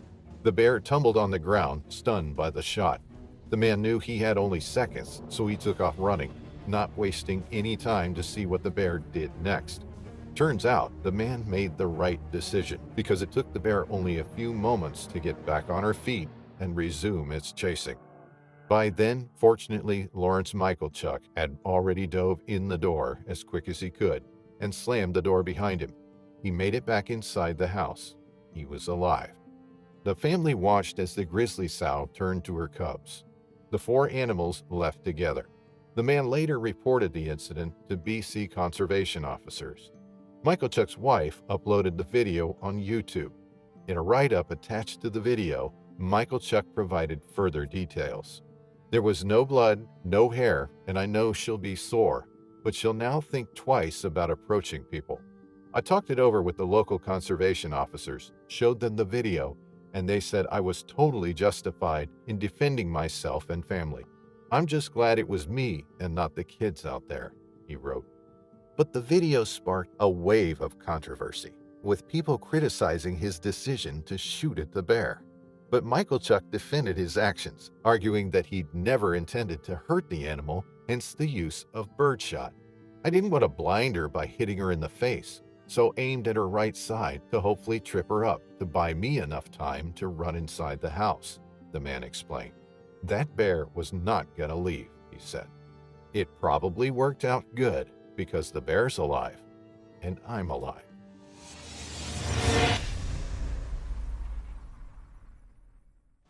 In this video, we'll look at the heartbreaking story of a young woman that managed to speak to her mother for one last time as she was being mauled to death by a hungry bear and its cubs. It's a brutal story, one that once again proves that the wilderness can be unforgiving.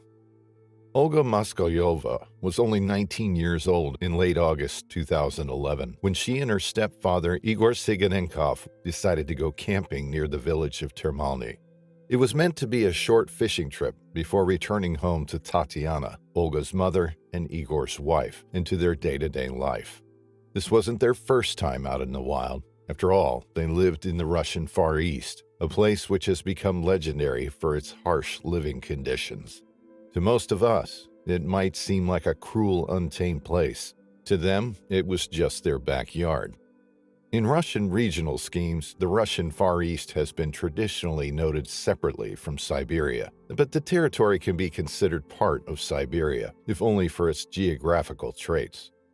There isn't a precise definition of Siberia's territorial borders. It just goes on and on and on, home to never-ending winters, mountains and lowlands, lakes, rivers, and grasslands. Termalny, the village nearby where Olga and her stepfather Igor went fishing, is surrounded by wild forests, mountains, and even an active volcano. But while human settlements may be more or less safe, the outdoors is another matter entirely. The forests are thick with undergrowth, fir, and pine trees. They're a perfect home to a large array of animals, including red deer, lynx, tigers, leopards, and bears.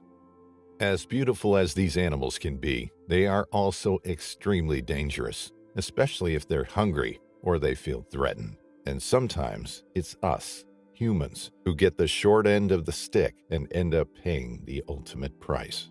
When our luck runs out and every safety measure fails, there's nothing left to save us from the claws of an enraged animal, save for a miracle. And miracles are rare. In late August 2011, Olga Moskolyova and Igor Siganenkov started their trip near Termalny, out in the wilderness. The Russian Far East is home to some of the most diverse and rich river ecosystems. There had been a recent start in large-scale poaching and the development of extractive industries in the area, but rivers were still teeming with fat, delicious salmon. Fishing is a traditional source of sustenance for the population. So the two of them went on their trip, expecting to return with a nice catch. There's no reason to believe they weren't in good spirits. In fact, 19-year-old Olga had just gotten her driver's license, only days prior to the trip. She was a music school graduate and had high hopes and big plans for her future. The young woman was a trainee psychologist, It all seemed perfect, and a routine fishing trip had no way of ruining everything, except it did. Humans aren't the only ones who appreciate the savory taste of salmon or their nutritional qualities. Bears are also world-renowned fans of fish. It's not uncommon to come face to face with a hungry beast anywhere near a river. But Olga and Igor didn't just come across one bear. They came across 4 brown bears, a mother and its 3 cubs. Mother bears are notorious for their protectiveness over their cubs. If they feel like their young ones are threatened, they waste no time before attacking. It's unclear what exactly triggered the horrifying events that came next. But whether the bear felt Olga and Igor were a threat, whether the animals were simply startled or just hungry, it doesn't matter. They attacked. As Olga looked on in horror, the mother bear leapt on Igor, knocking him to the ground. The enraged animal used all of its force, and it didn't take very long until its considerable force overpowered Igor. The brown bear broke the man's neck, and as if it weren't enough, it smashed his skull. Olga witnessed the attack, but probably quickly realized she was going to be next. Desperate to flee, she turned around and broke into a run, but it was no use.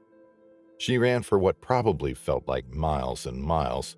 In reality, the young woman was able to run only about 70 yards, and then her own nightmare began. Brown bears can reach speeds up to 35 miles per hour, especially if they're in peak condition or determined to catch their prey. No human can outrun a brown bear. Running is never an option. As such, the mother bear caught up immediately with Olga. It grabbed her leg. The bear repeatedly chased and attacked the young woman. At some point during the attack, Olga managed to get out her phone and call her mother, Tatiana Siganenkov. Back home, Tatiana answered the call. She had no idea what she was about to hear. She was met with her daughter's desperate voice. "Mom," the girl screamed, "the bear is eating me. Mom, is such agony. Mom, help." Olga was a fun girl. It wasn't unlike her to pull pranks on her mother. That's what Tatiana thought at first, that her daughter was joking around. But then she listened closer, and her heart sank. Dread filled her body as she realized the pain in her daughter's voice was real. And Tatiana could also hear other sounds, horrible ones. The woman could hear the bear growling and chewing. A mix of shock, dread, and pain overcame her, and she felt she could die on the spot. Before she could say anything to her daughter, the call ended. Wanting to help her child, Tatiana called Igor, her husband. She had no way to know her husband was already dead, killed by the same bear which was now mauling her daughter. His phone rang, but it was no use. As the seconds went by, Tatiana was going insane with worry, pain, and the unbearable feeling of knowing she couldn't do anything to help her daughter. The woman then phoned the local police and some family members that lived nearby the area and begged them to go rescue her daughter. Meanwhile, Olga was struggling for her life. The bear killed Igor instantly, but it toyed with the young woman. She somehow managed to call her poor mother again. "Mom, the bears are back. She came back and brought her 3 babies. They're eating me." These were the only words Olga was able to tell her mother before the call disconnected a second time. There are no words that could describe the pain, the mental anguish, and the dread both mother and daughter must have felt. Going mad with grief, Tatiana couldn't do anything but hope and pray that help would arrive soon, and her daughter would be saved from the claws and snapping jaws of the 4 bears. But then she got a third, final call from her daughter. This time, the girl sounded different. It was the last time Tatiana heard her daughter's voice. At that point, it had been almost an hour after the initial call. It was obvious Olga could sense she was going to die. Her words would be engraved in her mother's mind forever. "Mom," the young woman said, "it's not hurting anymore.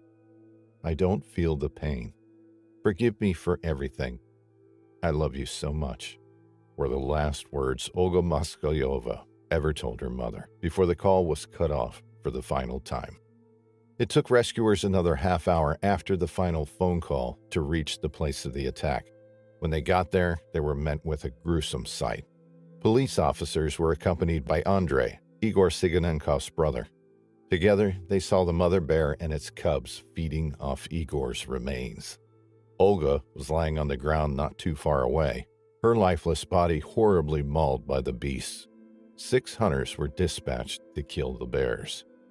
The 19-year-old was declared dead at the scene. Her mother, Tatiana Siganenkov, was left heartbroken. She described her daughter as a fun, cheerful, friendly, and warm person. A person that had her whole life ahead of her.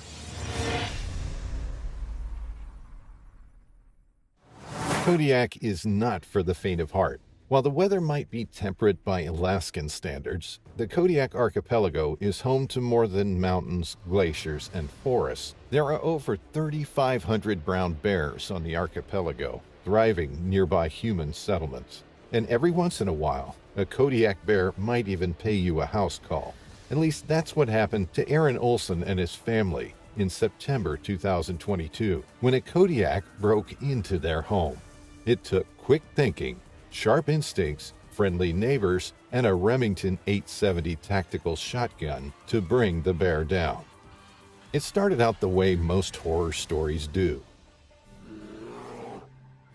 The wind was howling, the rain was pouring, and someone forgot to lock their front door before going to sleep. It was September 27, 2022. Olson had had a long day at work. That's why he'd fallen asleep way earlier than usual, at around 10 p.m. The house was silent.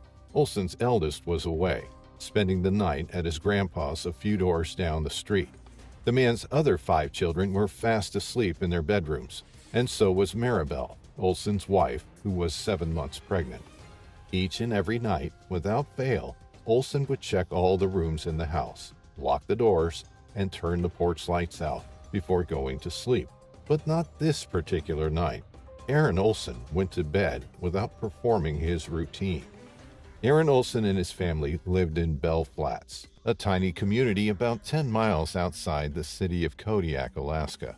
Bell Flats is completely surrounded by nature. There are only a few houses, a restaurant, and a small local store. This is the kind of community where people live fully aware of the fact that life on Earth is diverse and potentially dangerous to humans. That's why those living in Bell Flats rely on each other's help, but they also rely on carefully considered routines, because routines oftentimes mean safety, particularly in a place that's renowned for its huge, fierce bears. People who live in Bell Flats and other parts of Alaska don't leave the house and just blindly walk toward the car, for example. They open the door, look carefully all around them, and only then walk outside. People who live in Bell Flats don't just go to sleep without locking their doors. But accidents happen, and when they do, people have to be ready to fight for their lives. At about 11 p.m. on the night of September 27, 2022. The storm was still raging outside. The house was dark. Maribel, Olson's pregnant wife, was still asleep next to him. He could hear his Labrador, Harley, barking as loud as he could, and it wasn't Harley's usual bark either. Olson sprung out on his feet almost as soon as he opened his eyes. His heart beat loudly. He could hear it in his ears. Olson didn't know when exactly he took a hold of his pistol, but there it was in his hand. The weight of his Taurus Judge 5-shot revolver, which he kept loaded with .45 Colt, comforted him a little. But Olson knew if there really was a bear around, he needed to be careful and use his revolver wisely. The gun, the man knew, was too small to bring down a huge animal. It wasn't designed for that purpose. The bear had to be on the porch, there was no doubt. At least that's what Olson thought. The man made his way to the back door and tried to see out into the storm. Nothing. It was too dark to make out anything at all. Olson didn't want to open the door and have a better look. It was too much of a risk. Olson didn't want to put his children and his pregnant wife at risk. But fate had other plans. He heard Maribel's voice penetrating the dark, accompanied by Harley's barking. The word struck Olson like a truck. "Baby, there's a bear," Maribel said. Aaron Olson turned his gaze toward the bedroom door. the very same he just walked through. What he saw was straight out of a nightmare. There it was. A 1,000-pound fierce creature was inside Olsen's home, so close to 5 of Olsen's children, staring at Olsen's pregnant wife, and that creature could easily kill all of them. At that point, it was obvious that the bear had entered the house through the front door. After it had somehow bumped the door closed, the bear walked through the living room and kitchen, completely ignoring the leftovers on the kitchen counter, and then stopped in front of Olsen's bedroom. Aaron Olsen knew he had to shoot his revolver, but the man had to be careful. He had to shoot around the corner of his 2 youngest children's bedroom. Don't hit the kids, Olsen thought to himself. And then the man pulled the trigger, sending a .45 Colt round flying toward the bear. It was so dark, Olsen couldn't see the bear's head. That first round went through the bear's shoulder. Wounded and afraid, the animal began panicking. If the bear was afraid, Olsen was anything but. The man was furious, enraged at the intruder. There wasn't an ounce of fear in Aaron Olsen's body. Olsen put 3 of the 4 rounds he fired into the bear, but the animal wasn't fatally injured. The bear was now scared and injured. It tried its best to get out of the house, but to no avail. Meanwhile, the man knew he was in trouble. An injured, scared bear is more fearsome than an uninjured bear. Olsen had only 1 last round in his revolver. He chose to save it just in case the bear tried to leave the pantry, but the man needed help. In the meantime, backup was coming. Maribel had called 911, and one of Olsen's sons, Jamie, had also managed to reach Olsen's father, who lived only a few doors down the street, some 600 feet away. Fortunately, Olsen's father and his oldest managed to get all 5 children out of the house through their bedroom windows. But Aaron Olsen didn't know that. He waited for about 15 excruciating minutes until help came. Enter Chris Heilman, a retired Coast Guardsman who moved to Bell Flats back in 2013, was home sleeping when his wife got a call. Chris Heilman didn't need any further convincing. He got up, took his Remington 870 tactical shotgun and a handful of Winchester XP 1-ounce copper sabot slugs and hurried out to help his neighbor. When he arrived at the house, Heilman could see the bear sitting right behind the front door. Heilman feared there were people in the house, but he knew he had to shoot the animal. He used all of his experience as a retired Coast Guardsman. Heilman positioned himself about 10 feet from the front door. He didn't want to shoot through the window, but through the wooden part of the door, so he needed to time everything perfectly. Heilman waited to see the bear's head going below the glass. Then he shot. The copper slug pierced the bear's jaw and then its brain. The animal died instantly. Still, Heilman and the others waited for a little while to make sure. After it was obvious the animal was no longer a threat, 4 men moved the carcass just a few feet away from the back door so they could get it open. Then they used the local tow truck to haul the carcass out of the house. Aaron Olsen and his family were thankful that everyone was finally safe. The bear luckily didn't do any significant damage to their home. The whole ordeal made Aaron Olsen reconsider his attitudes toward bears. After the incident, Olsen bought a 12-gauge Benelli M4. He also got his registration tag. Olsen now wants to hunt a bear and keep its hide as a trophy.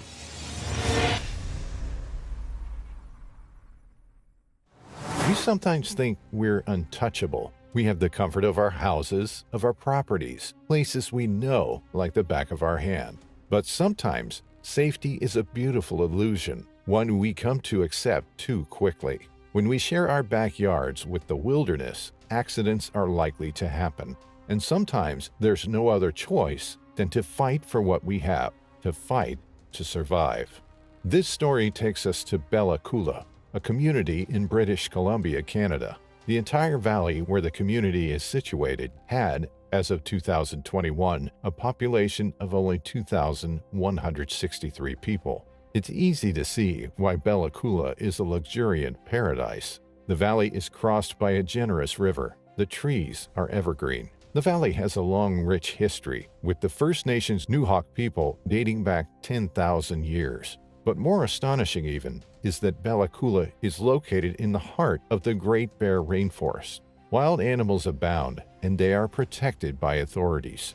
It was the evening of July 2, 2018, when Jordan Carberry, a 50-year-old park ranger from Bella Coola, was returning home. He had been on a week-long vacation, celebrating his birthday with friends. As he drove up his driveway, the man saw 2 grizzly bears in a cherry tree nearby his house. The bears seemed pretty big, so Jordan assumed they were adults. It made sense for the animals to be in the tree. Its branches were ripe with delicious fruit, and bears are notorious cherry eaters. Even more, they carry the seeds in their guts, which, through physiological processes, then helps disperse them. Jordan didn't want the bears too close to his home, though, so he continued up his driveway in order to make them go away. Eventually, the 2 bears did go, and Jordan thought nothing of it. After all, he was a park ranger, and he had had hundreds and hundreds of close black bear encounters during his career. The man went to bed, content to be back home after a beautiful vacation. The next morning, Jordan woke up at about 5 o'clock in the morning. He put on his slippers and went on with his usual morning routine. He was on the 2nd floor of his house, looking out of his wide French window, when something really caught his eye. There was something moving behind the trees. Carberry kept on looking. The cherry tree's leaves were rustling atypically. Amused, Jordan assumed the 2 bears from the previous night were back for some more of the delicious red fruits. For Jordan, this was an amazing opportunity to take some one-of-a-kind pictures of the local wildlife. Grizzlies in a cherry tree. That was bound to be an impressive sight, one he wanted to share with his friends.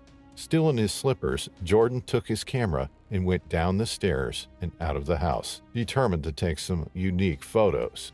He was a relentless amateur photographer, and he took his camera everywhere. The previous night, he'd been sure those were 2 full-grown bears, and he was sure still. As long as he didn't take them by surprise or went too close, everything was supposed to go smoothly. He'd take his photos and be back for coffee in no time. He got out his front door and took around 20 paces around a big clump of trees. He wanted to take a really clear, really expressive picture, so Jordan made sure he'd have a straight view. He was approximately 36 feet away from his house, not a spectacular distance by any means. As he approached, the 2 bears came clearly into view. They were up in the tree, looking rather funny as they had their fill of sweet cherries. All of a sudden, a branch gave way under one of the bear's weight and simply snapped. The bear fell to the ground below. Jordan caught something in his left eye and turned his head to see better. What he saw made his blood run cold.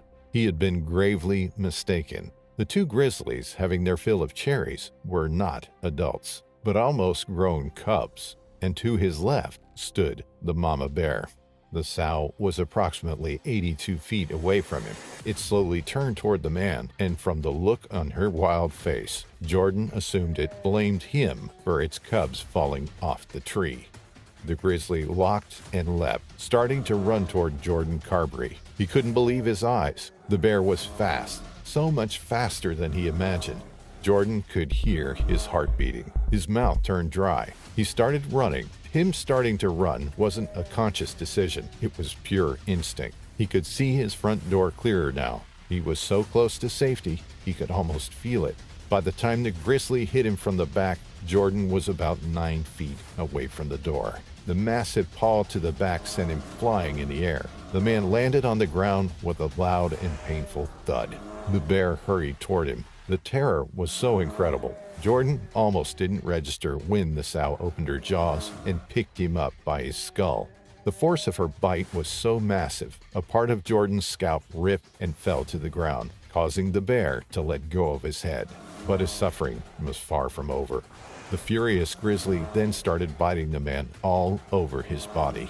It tore off his ear and slashed at his chest. It bit his legs and chewed at his abdomen. Its rage was one of a kind, the rage of a mother who believed its cubs were in danger.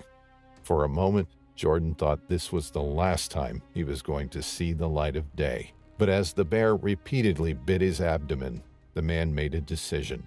He wanted to fight for his life. Jordan started hitting the sow's head. The bear was even angrier now, and it pulled him over again. As he lied on his side, muscle memory kicked in.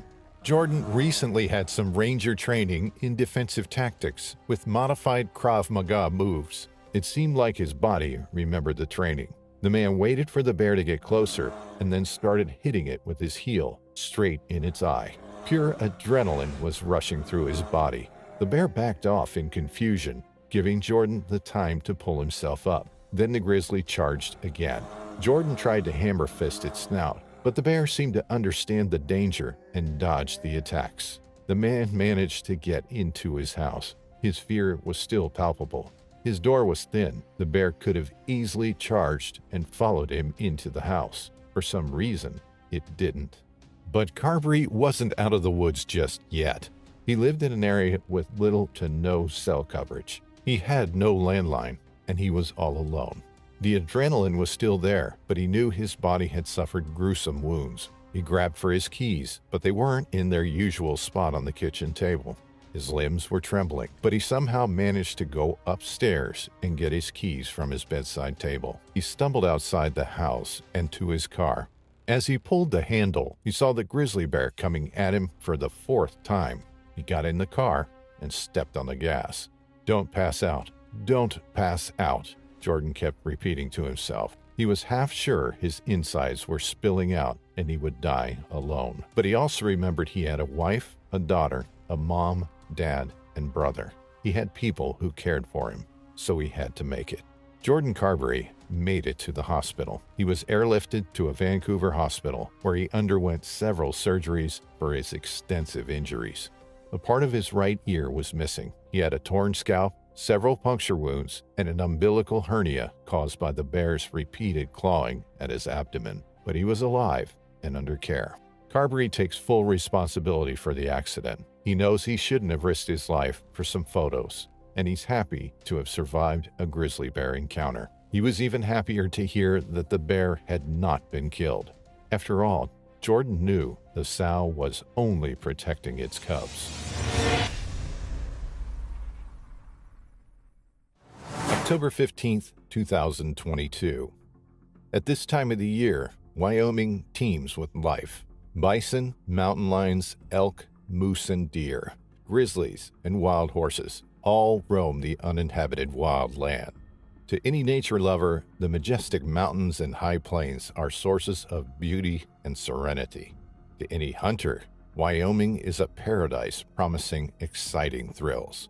Now that hunting season is unfolding, many hunters, some more experienced than others, some on their own or accompanied by friends, seek to strengthen their connection with nature by temporarily becoming top of the food chain. Sometimes, however, their weapons and devices are no match to nature's own apex predators, and hunters become prey.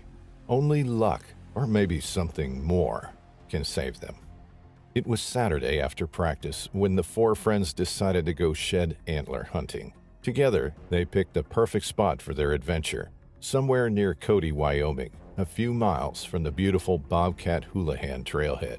Brady Lowry, Kendall Cummings, Orrin Jackson, and August Harrison were not only good friends and college mates, but they were also wrestling teammates. Together, they were a happy but also fierce and disciplined group of friends.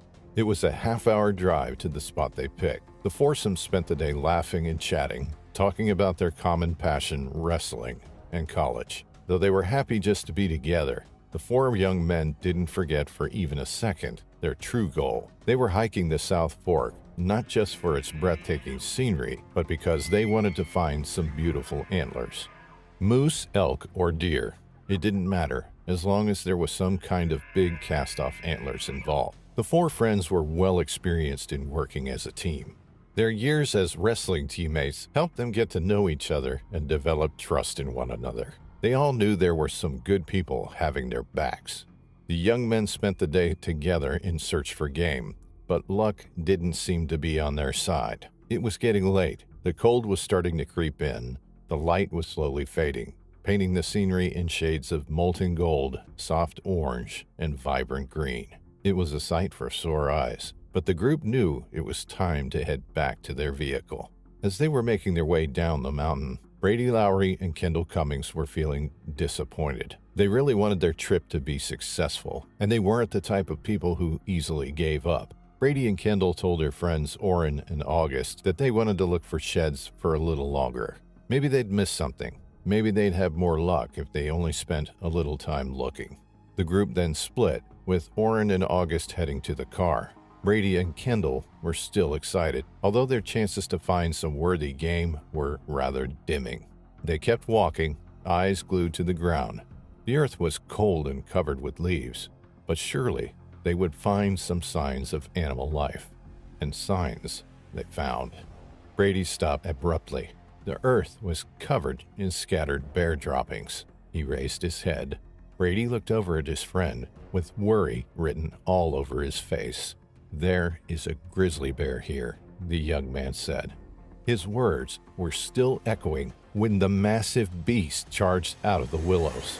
Brady had no time to react. In an instant, there was only blinding pain, and the creature was raging with unprovoked fury. The animal was big. The man was sure of it. What he wasn't sure of, however, was whether he had any chance of survival or not. The bear tackled him to the ground. His jaws closed around Brady's arm. Then the bear bit. Hard. In an instant, the man's arm snapped. It was broken, stuck between the massive jaws of a grizzly bear. The creature didn't stop. It shook Brady around. Desperate, the young man curled up into a ball, hoping to protect his most vital parts, but the attack continued. A furious mouth with teeth sharp as daggers mauled his back, butt, and shoulder. For a moment, Kendall Cummings was watching helplessly. His good friend Brady was literally being bitten to pieces by a gigantic grizzly. It didn't matter that Brady was a wrestler. The bear was tearing through all 149 pounds of him. Kendall swallowed thickly. He didn't want to lose his friend, but he knew it was more than bad. It was horrible. He quickly had to make a choice. Either he ran and gave up on Brady, or he stayed and fought. At 141 pounds, Kendall wasn't a big man, but his loyalty and fierce spirit certainly made him look bigger. The young man threw himself at the bear, yelling. The bear didn't budge, though, undeterred by Kendall's attempts. It was too busy biting Brady. Desperately, Kendall grabbed the grizzly's fur and pulled hard. The bear was pissed. If its attack on Brady had been unprovoked, then this was personal. In a flash, it leapt, pinning Kendall full force to the ground. There was nowhere to run. The crazed beast started mauling Kendall's arms and face. It seemed like nothing could come between the bear and its prey, when suddenly, the grizzly simply stopped and ran back to the willows. Kendall didn't know whether he was still alive or not. He couldn't believe his eyes. The bear had left. It was baffling. But Kendall had no interest in finding out why. He just wanted to get the hell out of there. But first he had to make sure Brady was okay. He started calling out for his friend, but for a while there was no answer. However, Kendall had no time for worries. His were bigger concerns. The bear was back. It attacked him again, this time focusing entirely on the man's face and head. The dreadful teeth tore chunks of Kendall's cheek. When all seemed lost, miracles struck twice. Once again, the bear left for no obvious reason. Kendall painfully pulled himself up. He was bleeding from everywhere. His head and body were covered in deep lacerations, but he somehow gathered the strength to move. He started yelling for his friends, and this time, help was on the way. While Kendall was still fighting the bear, Brady reached Orrin and August. Together they alerted the authorities. Emergency dispatchers urged the men to head to a safe place and wait for help. But the idea of leaving Cummings alone on the mountainside was out of the question.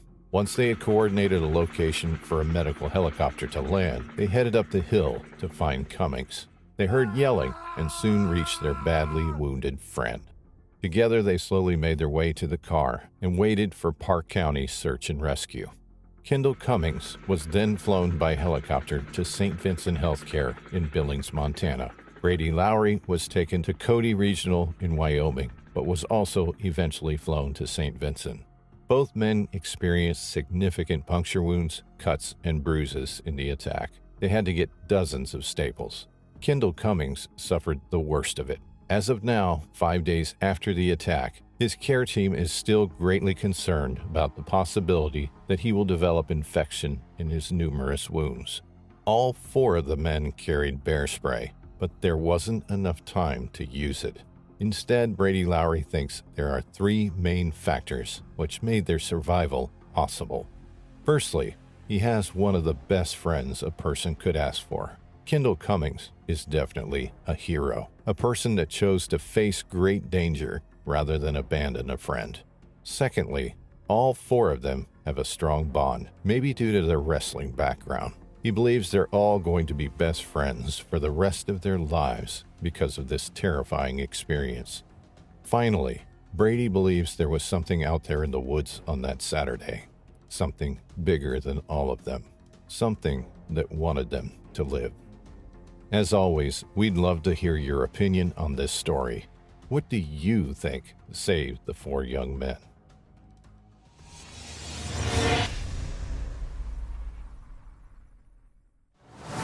When it comes to wildlife encounters, it's better to take everything with a grain of salt. The usually non-aggressive moose can attack when under stress. Bears seen in the distance are never actually too far away. Even your average crow can try to claw your eyes out if you get too close to a nest full of its hatchlings. Knowledge can't always prevent us from making arguably avoidable mistakes in our interactions with nature. In this video, we'll look at one seasoned hiker's fatal encounter with a grizzly bear and at the absurd error that caused the man's demise. This story takes us to Denali National Park and Preserve, formerly known as Mount McKinley National Park, an astonishing Alaskan park centered on the highest mountain in North America, Denali. The landscape is a mix of almost everything: forests at lowest elevations, tundra at middle elevations, glaciers and bare rock at the highest elevations.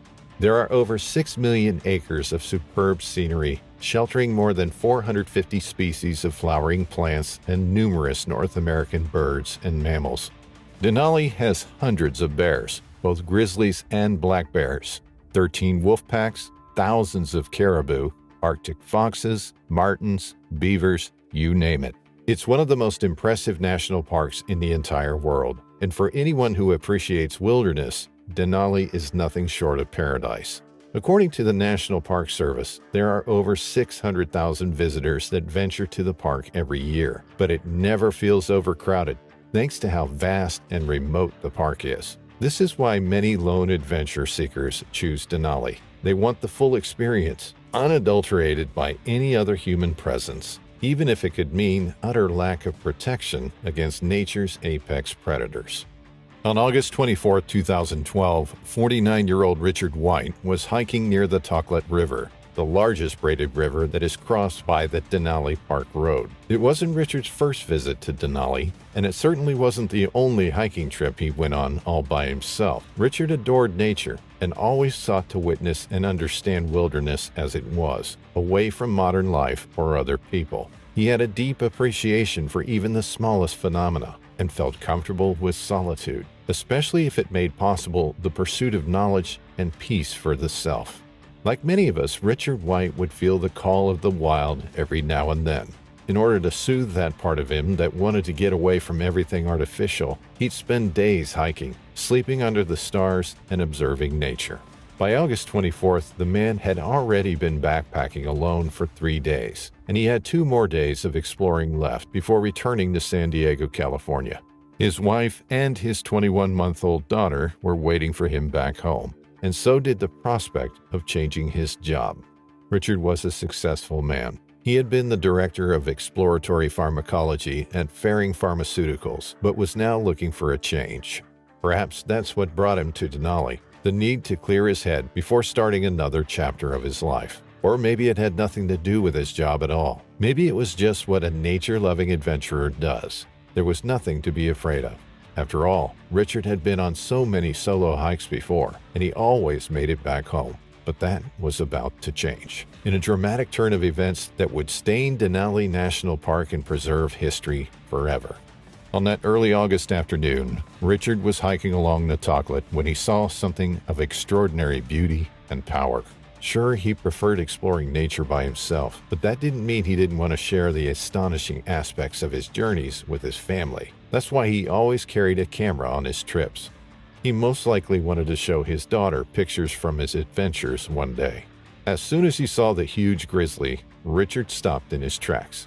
He grabbed his camera and pointed it at the mighty bear, bewitched by its beauty, its enormous size, and the powerful grace the bear was exuding. There's nothing more impressive than an apex predator in its natural habitat, and the grizzly really was a particularly fine specimen. It looked about 600 pounds, if not more, and it was completely oblivious to the man's presence. The bear was grazing in the willows, no more than 40 yards away from Richard White. The man knew enough about grizzlies to realize he was standing too close to the animal, but failed to back away. Perhaps he was too enchanted by the prospect of snapping some unusual shots. Perhaps he was simply mesmerized by standing so close to something wild and incredibly powerful. Or maybe it just slipped his mind. What we do know is that Richard White made no attempt at leaving. In hindsight, his complete lack of self-preservation instinct makes no sense. His 30 years of backpacking experience aside, Richard White had also taken the park's mandatory bear safety course, which included instructions on how to avoid disturbing bears and what to do if attacked. The course also strongly advised visitors to carry bear spray at least. Some of Denali's visitors choose to arm themselves with firearms, such as rifles, shotguns, and pistols. Richard White's only defense against a potential bear attack was a safety whistle, and he completely disregarded one of the park's rules, which states visitors should keep a quarter-mile distance from bears and slowly back away whenever they see one. At just about 40 yards away from the creature, Richard was 10 times closer to the grizzly than he should have been. As he snapped the 26 photos, Richard most likely didn't even think about his safety. Although he was only 40 yards away from a huge adult grizzly bear, the man spent 8 minutes taking pictures, according to his camera. And the bear didn't seem to mind the man either, at least not for about 7.5 minutes.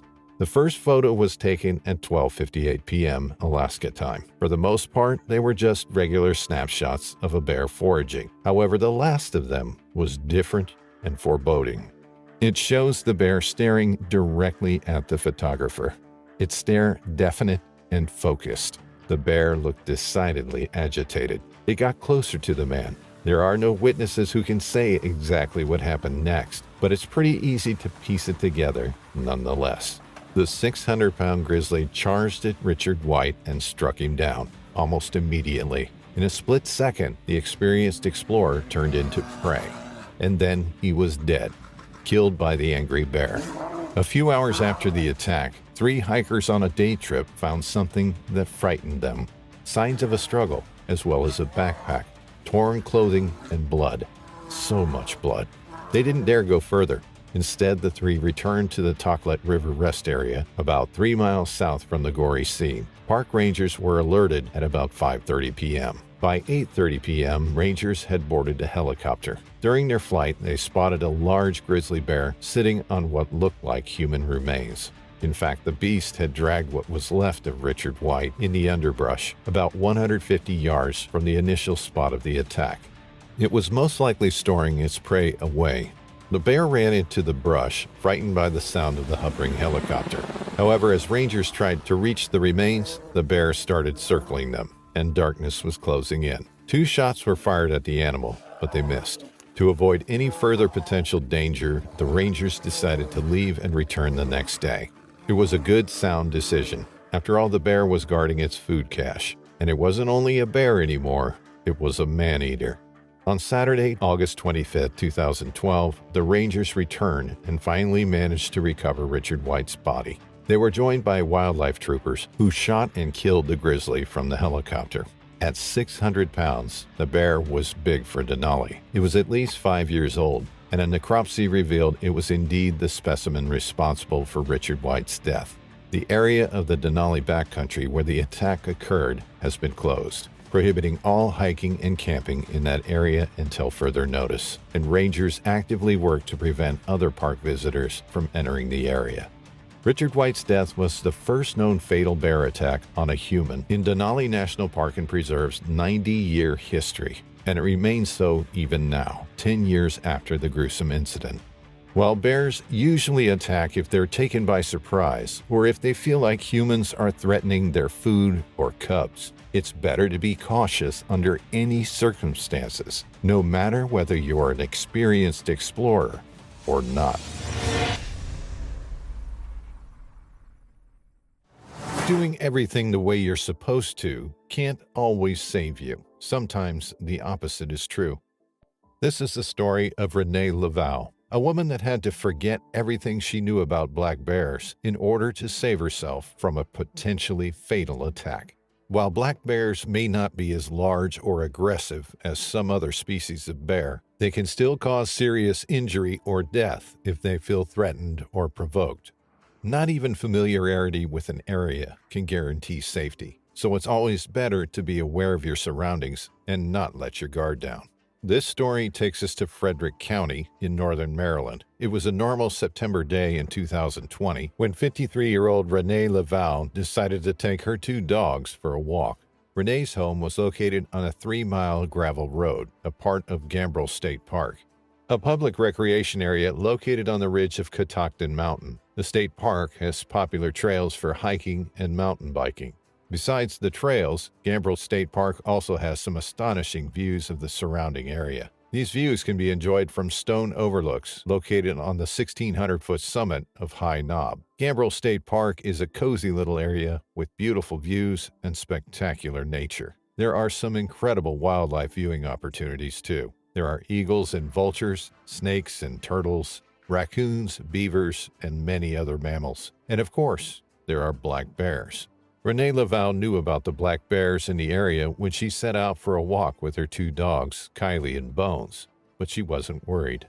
It wasn't her first time taking her dogs out in that particular area, and they weren't going to go too far from their home.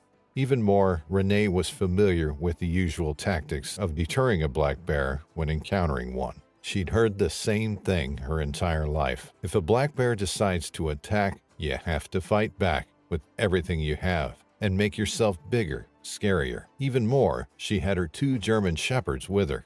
The woman had no reason to be afraid. Taking their usual route, the 3 of them made their way through the park. Everything went smoothly, and soon enough, it was time to head back home.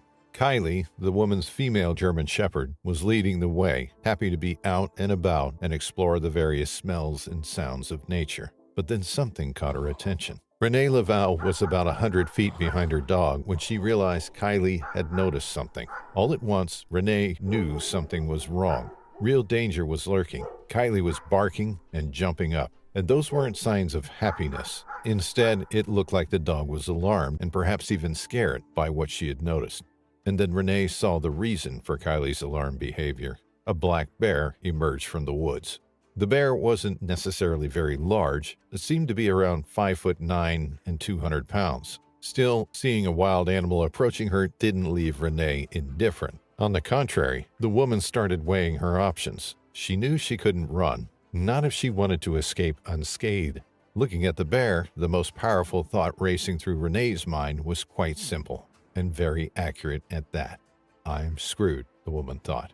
But the decision whether to act or not wasn't in Renee's hands anymore. Kylie lunged at the bear, trying to fight it. The bear barely minded her. Instead, it swatted at the dog twice. Then it turned its attention to Renee Laval, who was already acting the way she knew she was supposed to. The woman tried to make herself appear bigger. She shouted and moved around, but her plan somehow failed. This black bear was different. Instead of getting afraid of the woman, the animal perceived her as a bigger threat that needed to disappear.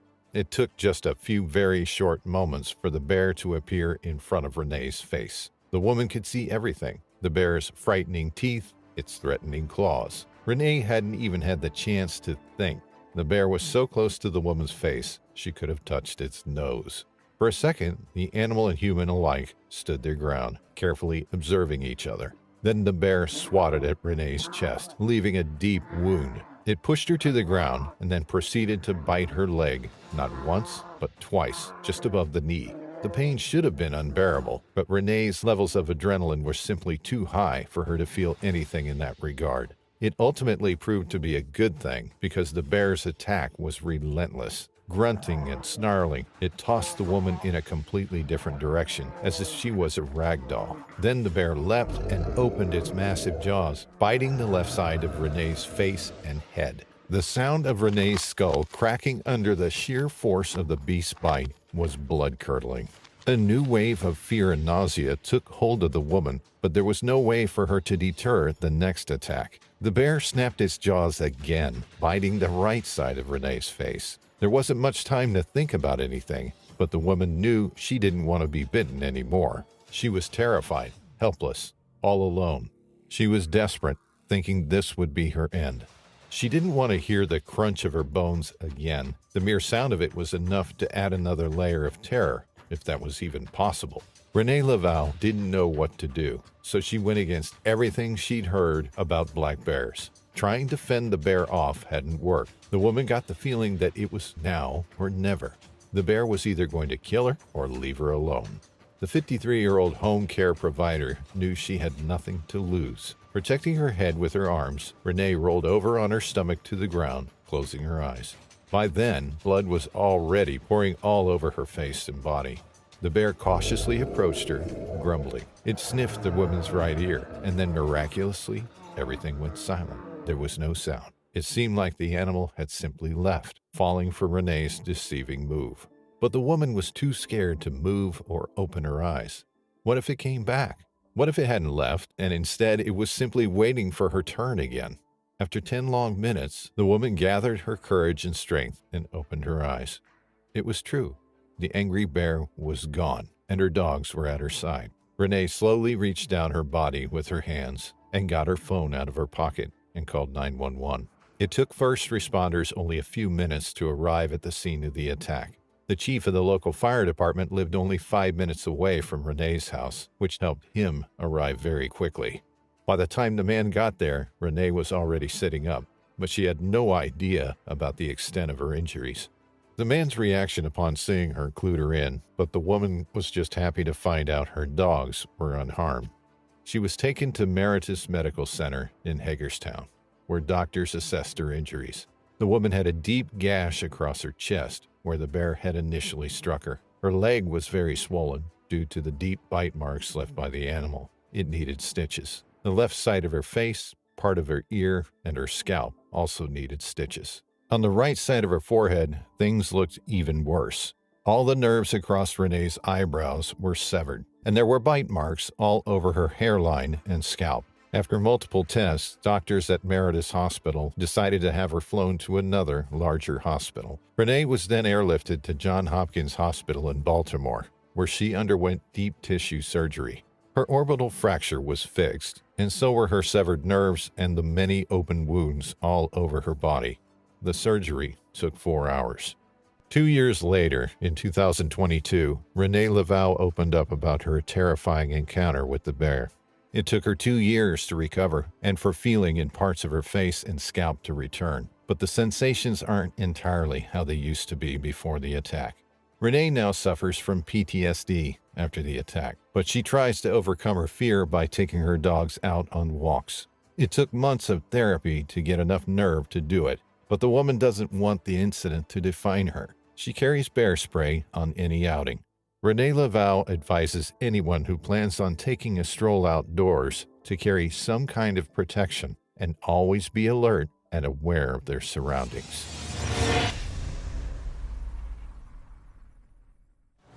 It was September 2021 when Sam Kezar and his friend Jared went to Wyoming, just outside the Yellowstone National Park, for some elk hunting. The two of them were experienced hunters, and they knew how to get what they wanted. They also knew they were hunting in bear country, so safety was a top priority to both of them. In fact, that was part of the reason Jared was there in the first place, to provide aid in the eventuality of a bear attack.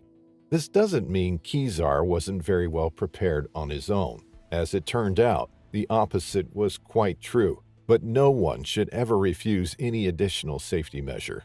Back in 2016, Kezar decided he wanted to take on elk hunting. He was a professional man, an arborist, and a family man. Kezar never said no to house chores, but he was also a passionate hunter. When he wasn't working or spending time with his family, Kezar was either shooting his bow for practice, hunting, or thinking about hunting. Once he decided to get into elk hunting, Sam Kezar started his meticulous process of getting information. He wanted to learn everything about it and also make sure he would be able to do it himself. For 3 years, he went to Colorado before finally killing his first bull. After that, he knew that elk hunting would become a fixed occurrence in his life. He drew pleasure from it. It was a way to connect to nature and to himself. After all, hunting requires sharp instincts. In 2021, Sam Kezar drew a Wyoming tag for a unit right outside Yellowstone. The South Dakota-based man was going to hunt near one of the most famous national parks in the entire world. But while he knew the land was rich in beauty and teeming with elk, Kezar also knew he was going to venture into grizzly country. And while grizzly attacks are rare, they're always a possibility. And when they happen in a flash. Kezar knew that there's no room for hesitation or mistakes in bear country. He had to be prepared for an attack. That's why as soon as he knew for sure he was going to hunt in Wyoming, the man went to Shields and bought a Glock Model 20 10mm. It wasn't an uneducated purchase. In fact, the detail-oriented man had previously researched the best choices for protection in bear country, and his research had pointed toward the Glock Model 20 10mm. It was allegedly the best overall choice when dealing with bear country. Kezar also bought the only box of ammo available, 180 grain full metal jackets. After some more research, Sam came to the conclusion that having a gun in a hip holster or in a backpack wasn't the best decision. He found another alternative. The man purchased the marsupial gear harness, which had a soft holster system and enabled him to have a right-hand draw right on his belly. Since owning a gun and actually shooting one are far from being the same things, Kezar started practicing straight away. He spent every day shooting the 10mm. The man would practice and then practice some more. He'd practice drawing, getting his grip, and obtaining his target. He spent the summer shooting his gun and his bow. When the end of the summer approached, Kezar went and bought another box of ammo and started live fire practice in his backyard. He knew every second was crucial when it comes to bear attacks. That's why the man tried to prepare himself for a sudden attack. Kezar would practice not being aware and then having to react very fast, as if in a life-or-death situation. Finally, September came around, and so did the hunting trip. Sam Kezar was joined by his friend Jared and left for Wyoming. Both men had bows, both men had guns, and both men had bear spray. The first day of their hunting trip was exciting, but fruitless. They were surrounded by white bark pine and little groves of heavy spruce. At one point during the day, Kezar shot a bull elk, but the animal didn't die. Instead, it took off. The men lost the herd, but returned the following day to try and find it again, but it was as if the animals had vanished. Kezar and Jared decided to drive to some higher ground and try their luck there. They got out of the car and started trekking, always mindful of their surroundings. As they walked, the two men found fresh bear feces. They had to be ready for anything. They kept walking, and then there it was, another sign. This time, the men spotted big scratches on a tree. Finally, they walked through thick timber into an opening. There was even thicker spruce in front of them, but there was no time for them to take in their surroundings. They both heard it at the same time, the sound of rustling, and then a mighty roar, louder than anything they've ever heard. Sam Kezar had killed 2 black bears with his bow before, but this was different. This was a massive, angry grizzly bear coming charging at him. Both Kezar and Jared yelled out, "Bear!" As Kezar yelled, he realized he was holding something. He realized he had his bow in his left hand and his gun in his right hand. He had no recollection of drawing the gun, but the man knew that his instinct had acted before he could consciously figure it out. Those long months of practice were paying off. As he watched the grizzly coming at him, Sam Kezar thought it was maybe only bluffing. He fired his gun, putting a round at the bear's feet to scare it away, but the bear wasn't fazed at all. That's when the man knew it was no bluff after all. The huge animal kept charging, running full speed. Kezar's hand moved out of instinct again. The man started firing round after round as quickly as he could, as accurately as he could. Sam could see the animal's fur ripple at least twice. He knew he managed to hit it, but the animal was still coming. And then Sam felt himself falling backwards. As soon as he saw the animal charging, Jared, who was only a few steps from Kezar and a little to the man's left, took a hold of the pepper spray. The man then took the safety off the pepper spray, deploying it. But Mother Nature had other plans. The breeze changed its direction. Instead of reaching the bear, the spray came back into Jared's face. But the man was quick to think and to act. As soon as the pepper spray hit him in the face, he managed to fire 2 shots at the bear.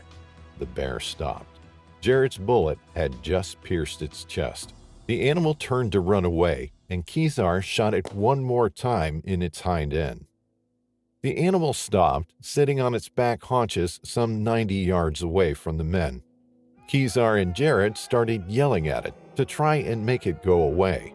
When he saw the bear wasn't budging, Kezar pulled the trigger again. Finally, the grizzly walked back into the trees where it took its last breath. Kezar and Jared alerted authorities, who then started an investigation. The state warden told Kezar that while he had the right to protect his life, the case had to be treated as a federal investigation because Kezar might have killed an endangered species. Soon enough, the authorities came to the conclusion that Kezar had acted in self-defense. They also determined that the grizzly was, in fact, a sow. It was 18 to 20 years old and had recently had 1 cub, whose paw prints were found at the scene. Sadly, killing the sow meant the cub was most likely going to die soon after. Without its mother's milk, the cub had virtually no chance of surviving. Sam was sad about the cub, but he was also glad he had taken the time to practice shooting. The man was proud he'd been able to protect himself when it mattered most. In fact, even authorities had marveled at his abilities. They'd told him that his quick actions had definitely saved his life. Out of the 7 bullets Kezar shot, 3 of them pierced the bear.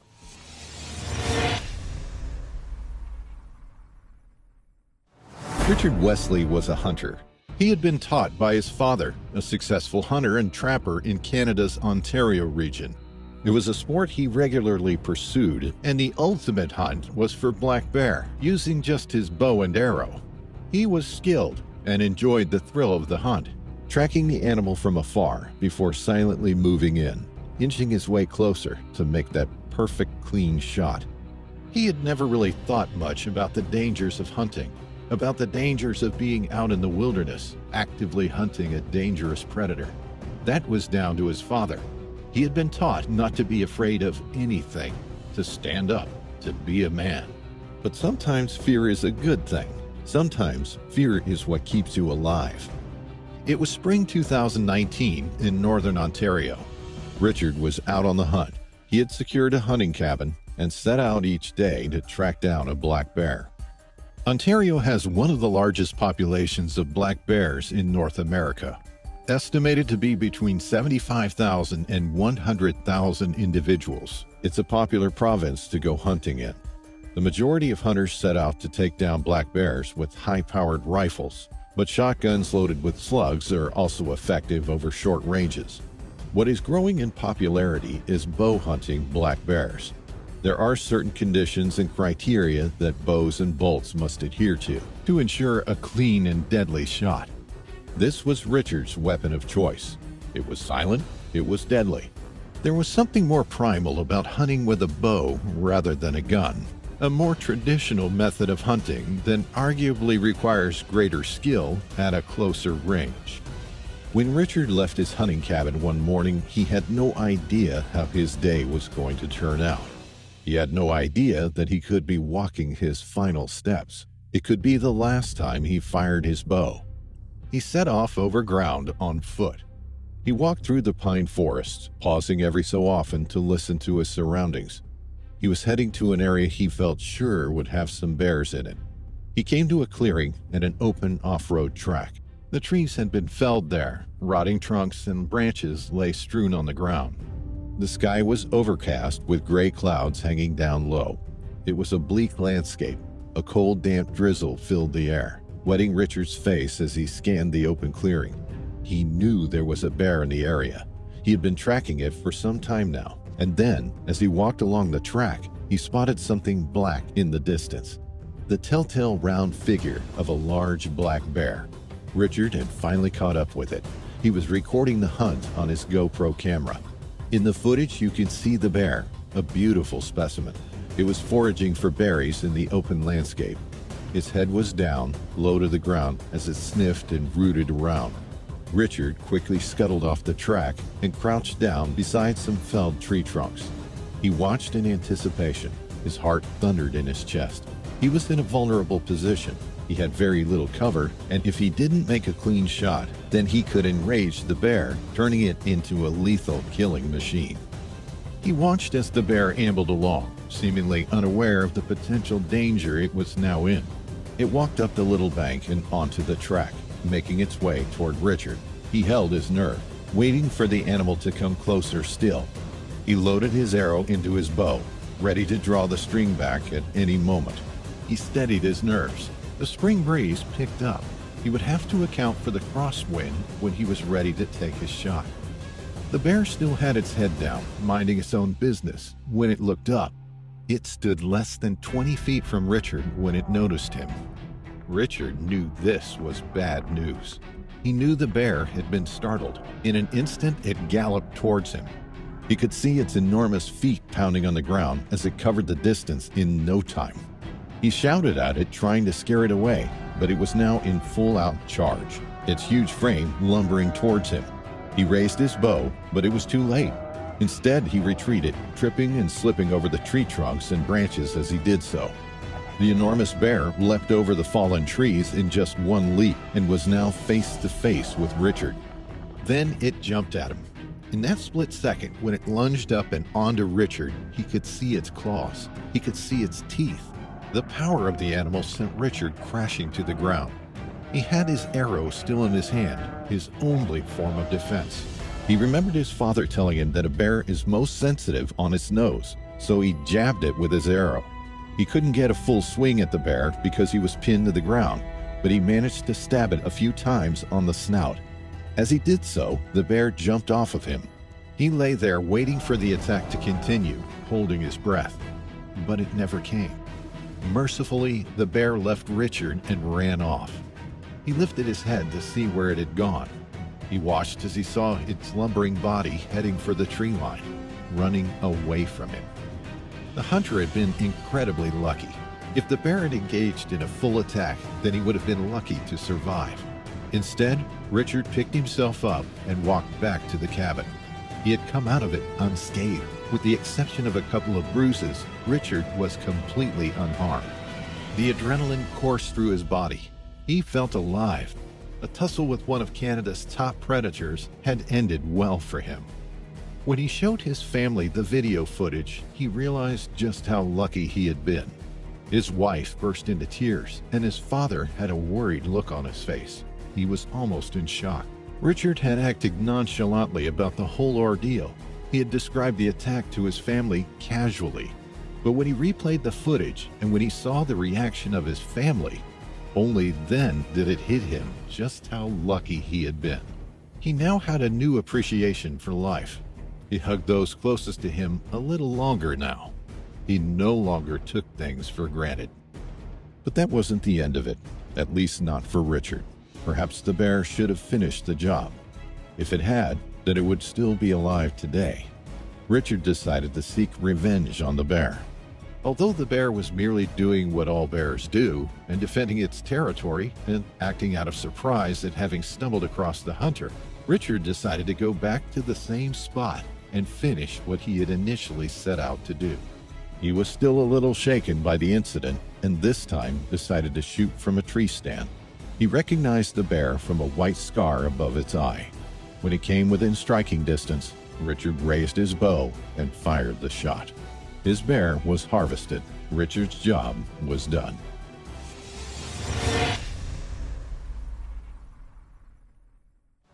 Money, power, and notoriety are nice to have, but are they enough to guarantee safety? According to this gruesome story, not always.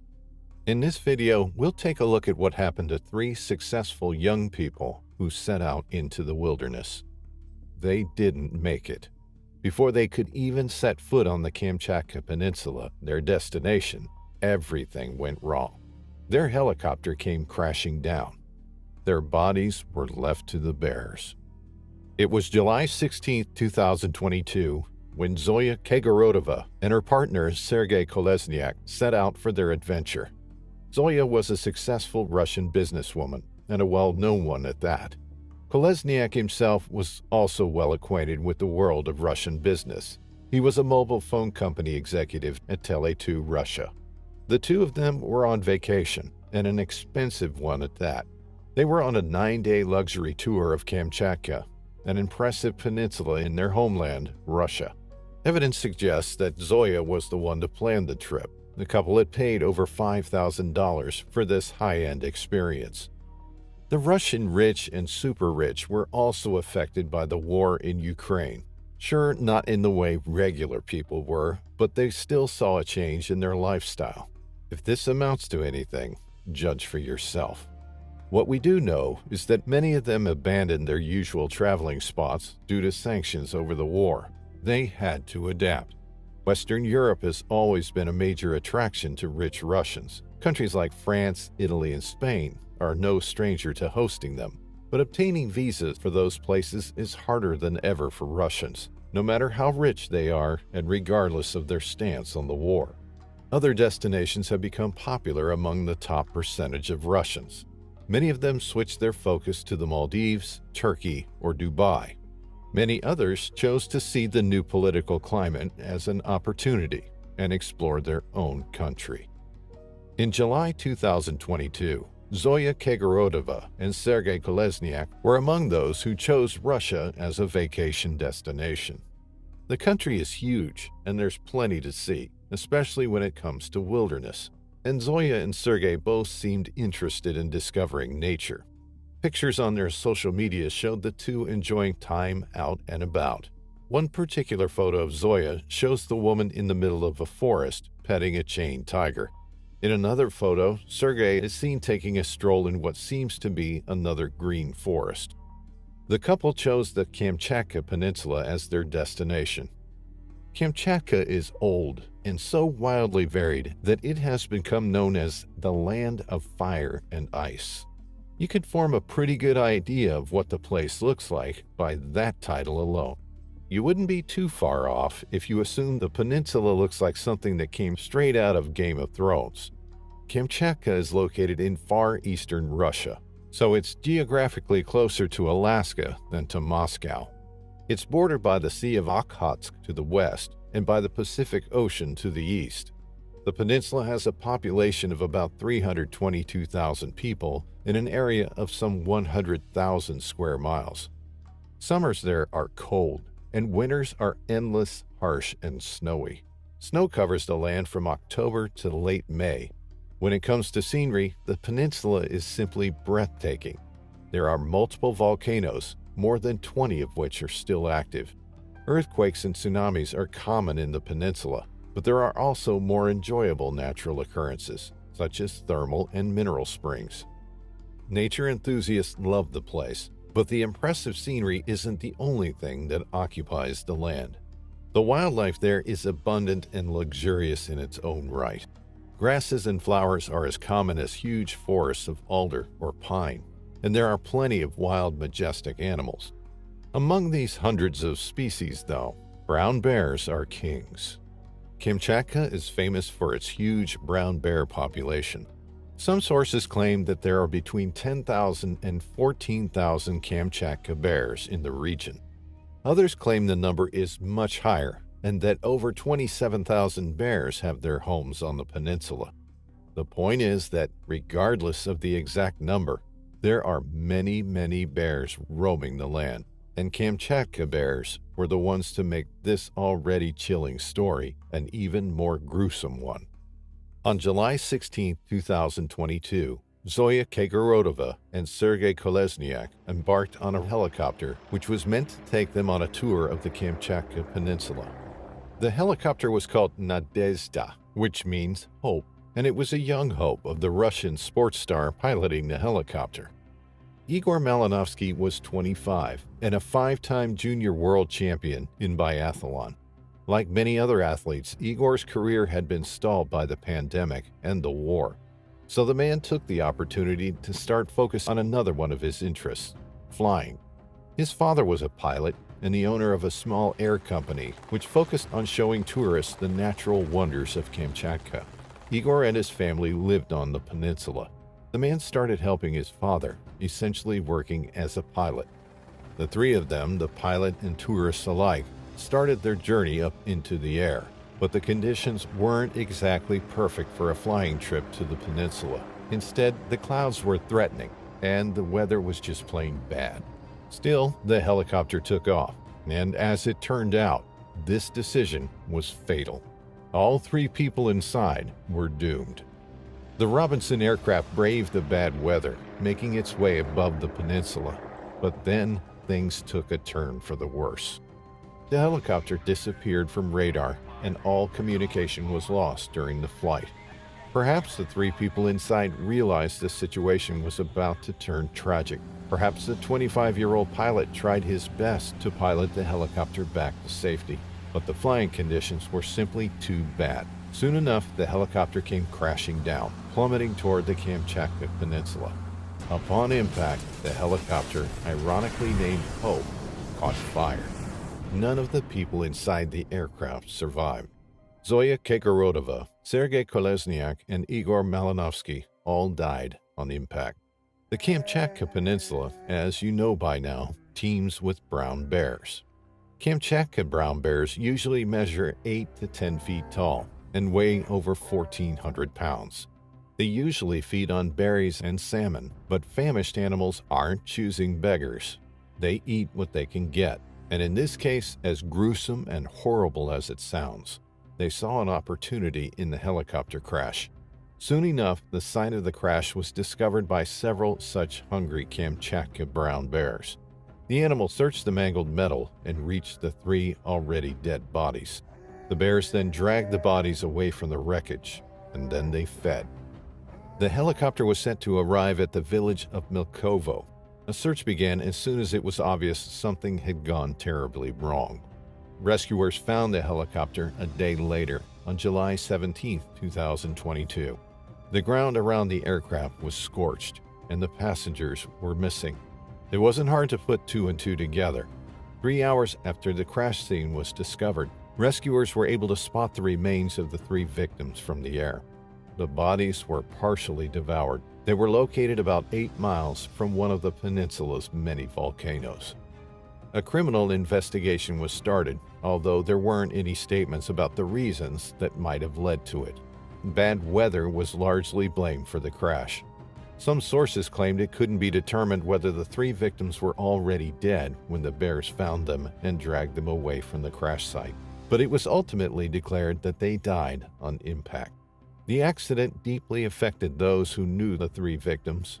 The world of Russian sport also mourned the loss of Igor Malinovsky, who was considered stronger than any of his peers in biathlon. No one is safe from the sometimes gruesome surprises destiny has in store. Sure, being rich can provide possibilities that some of us can't even dream about, but often enough, when it comes to fate, riches might as well be rags.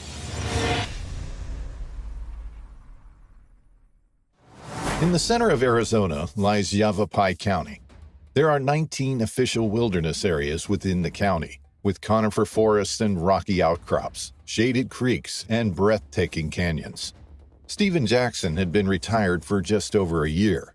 He was looking forward to retirement, the freedom that it would bring him and the adventures he could have. He had a plan, one that he was thinking about for a while now. He had fallen in love with a place called Groom Creek. It was a heavily forested area in Arizona's Yavapai County. He found a lovely plot of land for sale and bought it a few years back. Steve was a carefree man. He was instantly likable with an engaging presence and a broad knowledge on a range of subjects. He loved the outdoors. Groom Creek was the wilderness he had dreamt of, and he was going to share it with someone special, his long-term partner of 15 years, Annie Cook. Stephen had decided to build them a house on his plot of land. It was going to be their retirement home, somewhere they could relax in amongst nature, surrounded by the wilderness that Arizona has to offer, somewhere they could grow old together. Stephen was building the cabin himself and spent his spare time during the final couple of years of his working life traveling from Tucson to work on the cabin. He would drive up in his camper van where he would sleep. In the days, he worked on the bill. Although he worked alone, he was rarely alone. People would stop and chat with him. Sometimes his friends and neighbors would stay for hours talking with him. It was a lovely sunny morning, barely a cloud in the sky. Stephen awoke in his camper van early, the sun shining brightly through the windows of his vehicle. Before he set to work, Stephen set up his garden table and camping chair. He boiled the kettle on the stove and poured himself a cup of coffee. Making coffee first thing in the morning was a ritual that he did every single day of his life. His partner spoke of how he would always be the first up, the first to put the coffee on, and each morning she would wake to the smell of freshly brewed coffee. Sometimes Stephen would carry a mug up to Annie's bed and blow gently over the top of the cup, the smell of coffee waking her from her slumber, waking to Stephen's infectious smile.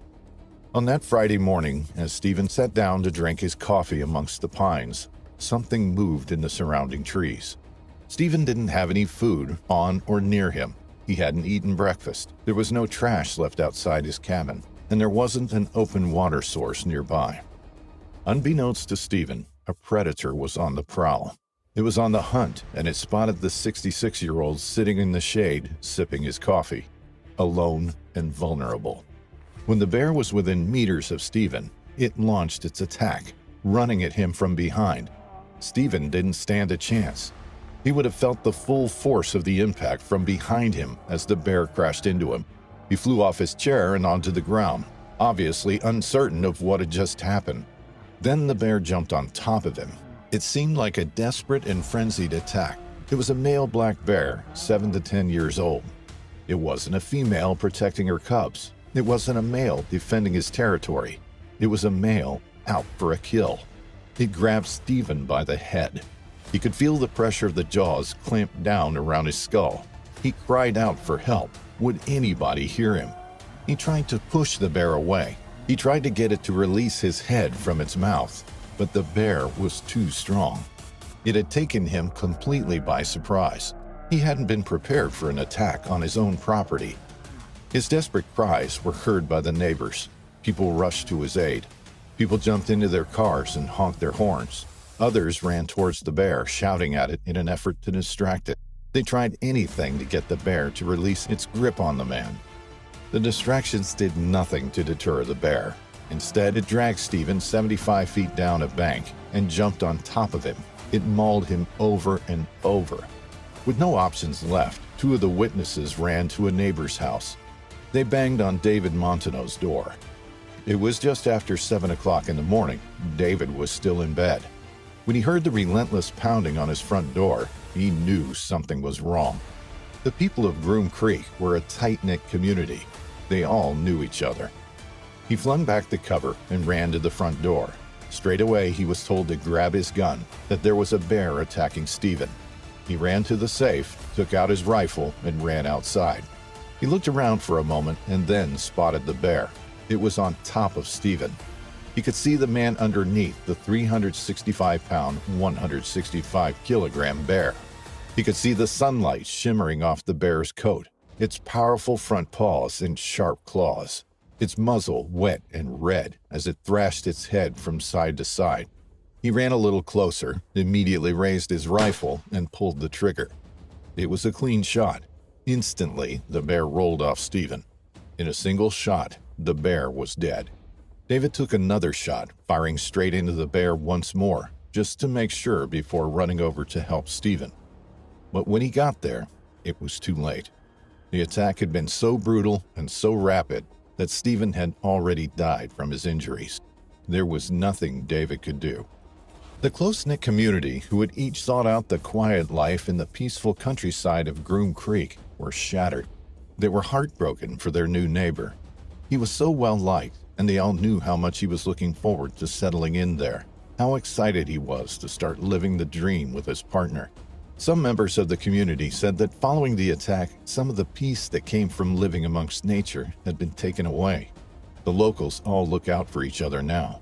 They all have each other's contact details and phone numbers. When they leave their houses, they carry with them bear spray and air horns. They don't feel as safe anymore. The attack has had a massive impact on their lives. David, who had lived in the area for 7 or 8 years, said that it was rare to see a bear up there. Since 1990, when records of bear attacks began, there have been just 15 attacks on people. 2 of these, including Stephen's, were fatal. The sheriff's office was called out to the scene at around 7:50 a.m. Wildlife experts took the bear away to examine it. Maybe they could find some answers as to why this exceedingly rare attack took place. At first glance, the bear looked healthy, but could more detailed analysis reveal the cause for its aggression? It was tested for rabies, but the test came back negative. It had a good layer of fat on it, suggesting that it was nutritionally healthy too. There were no signs of disease. When its stomach contents were examined, there was plenty of native vegetation and seeds found inside, so it had a good source of food and had no trouble in finding it. Officials concluded that the attack had been a predatory one. It was an incredibly rare thing to have happened, and Stephen did absolutely nothing wrong to entice the bear to the area or provoke it in any way. It was a tragic end to his life, a life that he and Annie were so looking forward to enjoying together. Annie said that the pain of his loss is so consuming at times. She will never again wake to the smell of freshly brewed coffee made by the man she loved. Life in Alaska's frozen wilderness can be tough. For the few that call the remoteness home, there is no better place on Earth. The beauty of the unspoiled landscape, surviving off the land, living amongst nature, the solitude and the peace that it offers. To some, it's a dream. For others, it would be hell on Earth, a place where temperatures can dip lower than -73°C or -100°F, where for months at a time the sun doesn't shine and winds can blast through the region at 60 miles per hour. Where this encounter takes place, the nearest road is 80 miles away, and civilization, the city of Fairbanks, is 500 miles away. For Sue Aikens, this was a life she chose. To be able to fend for herself and introduce her kids to some of nature's most beautiful landscapes. Her job was working alone in an isolated plane refueling station in Kodiak. She maintained the small airstrip and owns the Kodiak River Camp. This offers explorers and adventurers a base from which to explore and experience the Alaskan wild. Her guests include scientific researchers, eco-tourists, and hunters. She operates a B&B from the camp, which she runs from June to September. For the rest of the year, Sue lives alone, hunting and fishing to survive the harsh winters, collecting water from the nearby river, maintaining the airstrip, and remaining vigilant. There is a constant threat from grizzly bears. Sue claims that there are 80 collared bears within 10 miles of her home. She notes that there are even more uncollared ones. Living in such an inhospitable environment amongst some of North America's most dangerous land predators, Sue always predicted she'd have an encounter with one. So when it happened one year, she kind of expected it. Sue's job for the day was to collect water from the river. It was about to freeze over solid, and then it would be difficult to collect. So Sue knew that she had to gather as much as possible before the big freeze. She was on her last run of the day. She had seen a grizzly bear in the vicinity in the preceding days. She had watched from the safety of her home as he buried reindeer carcasses nearby. The area was a landing pad for helicopters. It had to be kept clear. As Sue ventured outside her accommodation, she scanned the surrounds. The snow was glistening in the sunshine. The tundra was blanketed in a thick layer of snow. Everything was icy. Everything was frozen and cold. She walked to the river, carrying with her the water pump. The snow crunched underfoot. The icy wind blew. She needed to place the water pump into the water before turning it on. Then it would pump out river water back to her station effortlessly. To do this, she needed to use two hands. She carried her rifle with her. It was her only form of protection against bears. There was no sign of the eager-looking juvenile she had seen previously. She placed her rifle on the ground and heaved the heavy pump into the water. But the bear was there. He had been hiding, obscured by a dip in the riverbank. Sue had walked almost straight on top of him. He spotted her immediately and leapt up the bank. Sue had little time to react. Her rifle lay on the snow, feet from where she now stood. Before she could grab it, before she could do anything, the bear jumped onto her. It pinned her to the ground with its immense strength and brute force and dragged her along the ground.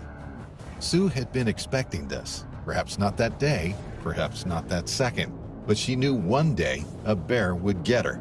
It was almost inevitable living in that environment. She summoned all her training and all her knowledge. There was no use fighting back. The bear was way too powerful for her. There was no way she could reach her gun. Instead, she had to relax and not fight back. She tried not to make a sound.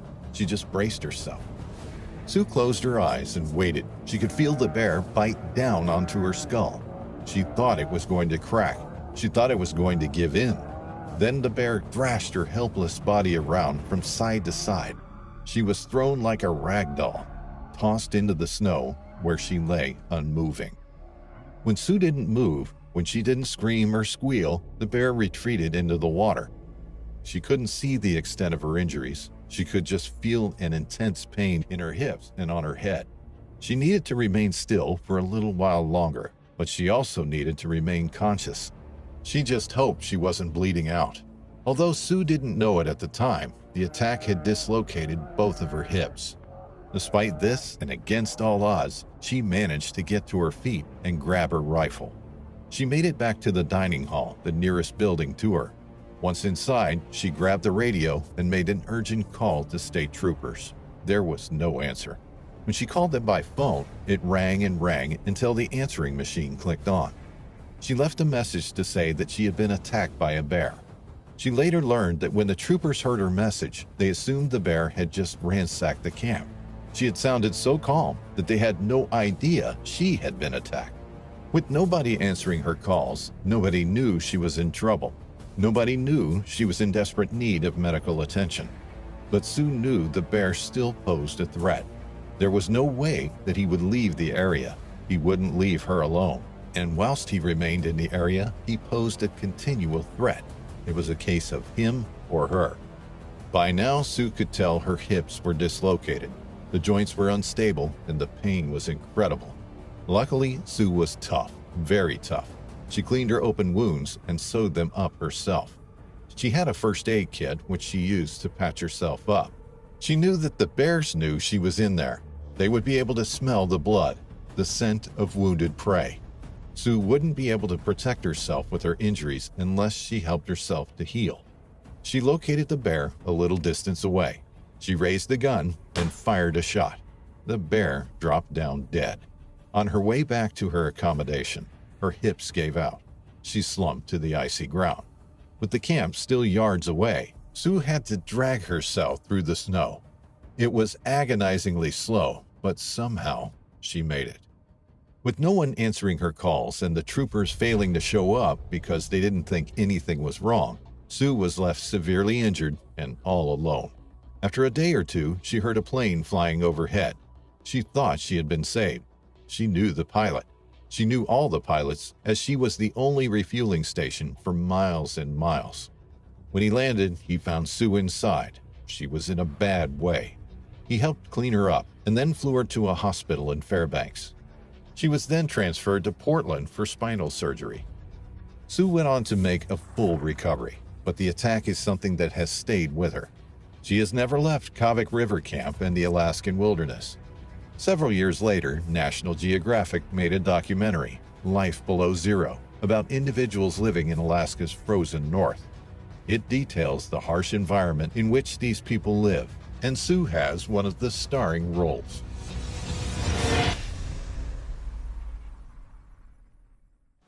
In this video, we'll talk about the chilling fate that befell a mother and her baby deep in the wilderness of Yukon. This is nature at its cruelest, when hunger, pain, and instinctual fear take over and leave nothing but oceans of hurt behind. This story takes us to Yukon, the smallest Canadian territory, located in the northwest. Yukon is an area of rugged mountains, high plateaus, and glacier-fed alpine lakes. Most of the territory has a subarctic climate, with long, harsh winters and brief, warm summers. During extreme cold snaps, no other place in northern America gets as cold as Yukon, but extreme heat can also occur in May or June.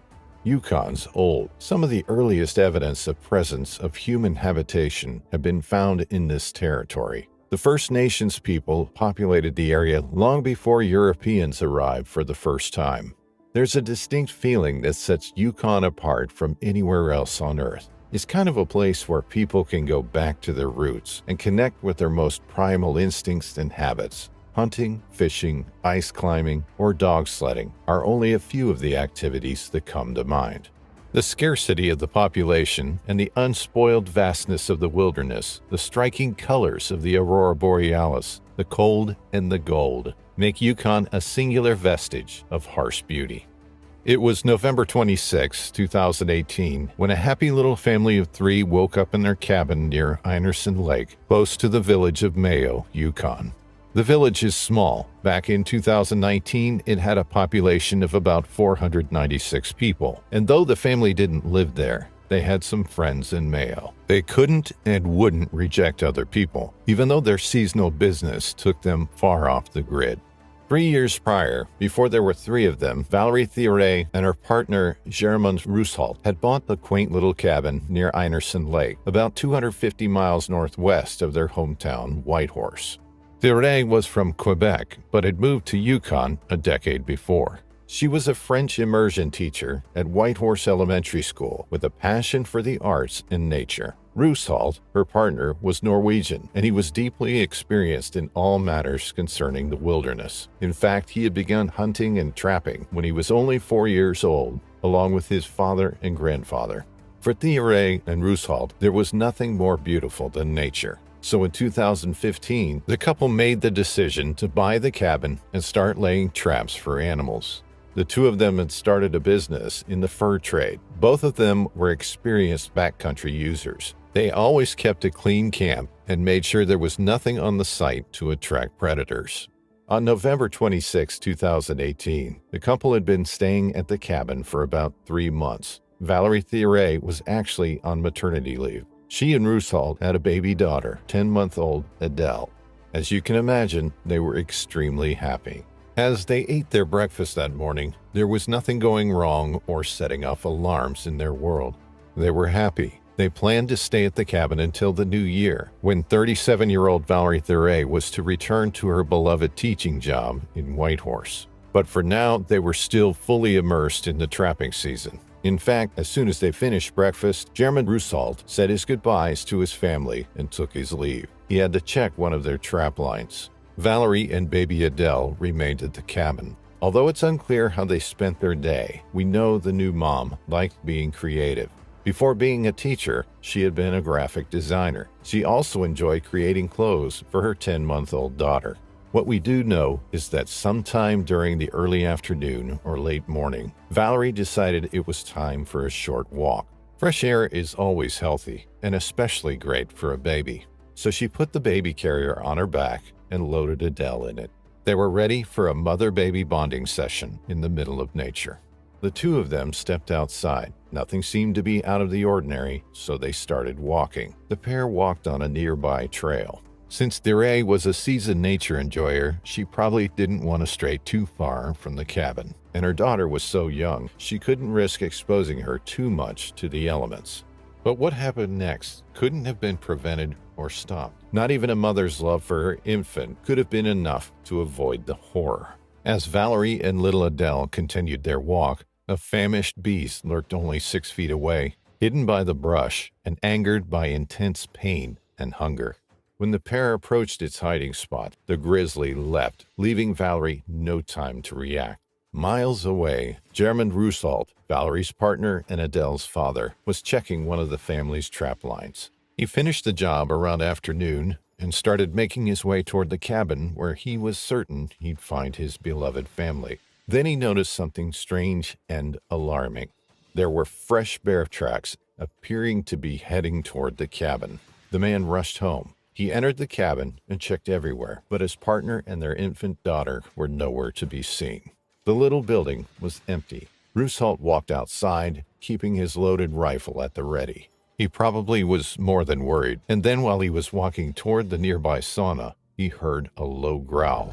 When he looked up, the man saw a grizzly charging out of the brush from less than 50 feet away. He took his rifle and didn't waste a moment before shooting at the bear.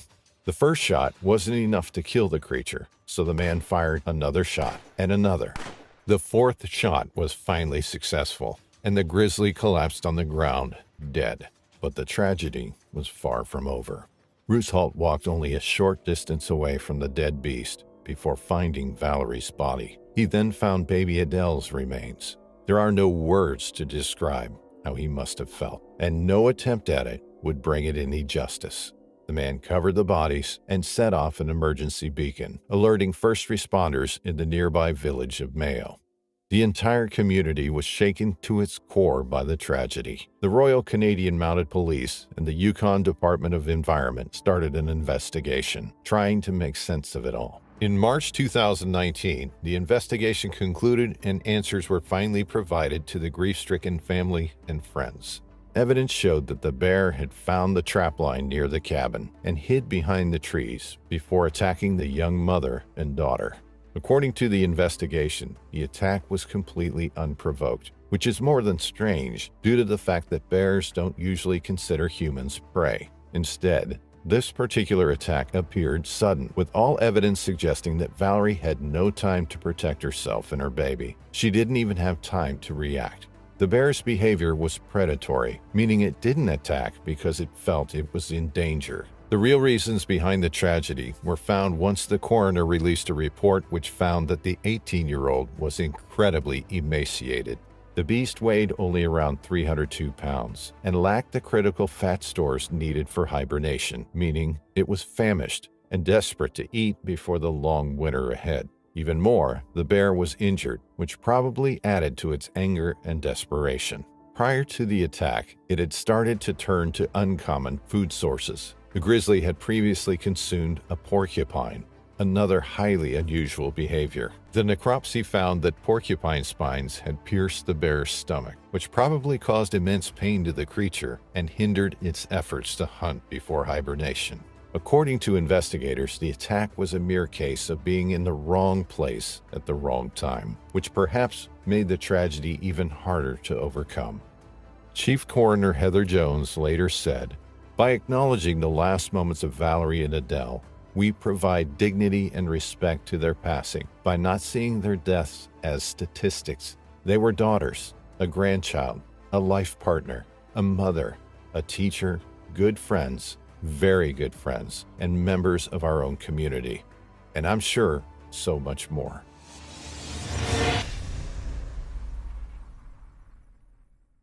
It was May 17th, 2018, and Amber Cornack was in the wilderness of Cabinet Mountains, Montana. She had finally achieved her lifelong dream of working with grizzlies, and she was very excited to get down to work. Since graduating from Oregon State University in 2016 with a bachelor's degree in fisheries and wildlife science, Cornack has taken a series of seasonal positions. This particular project, which Cornack had accepted about 2 weeks before, brought her to Montana for the second time.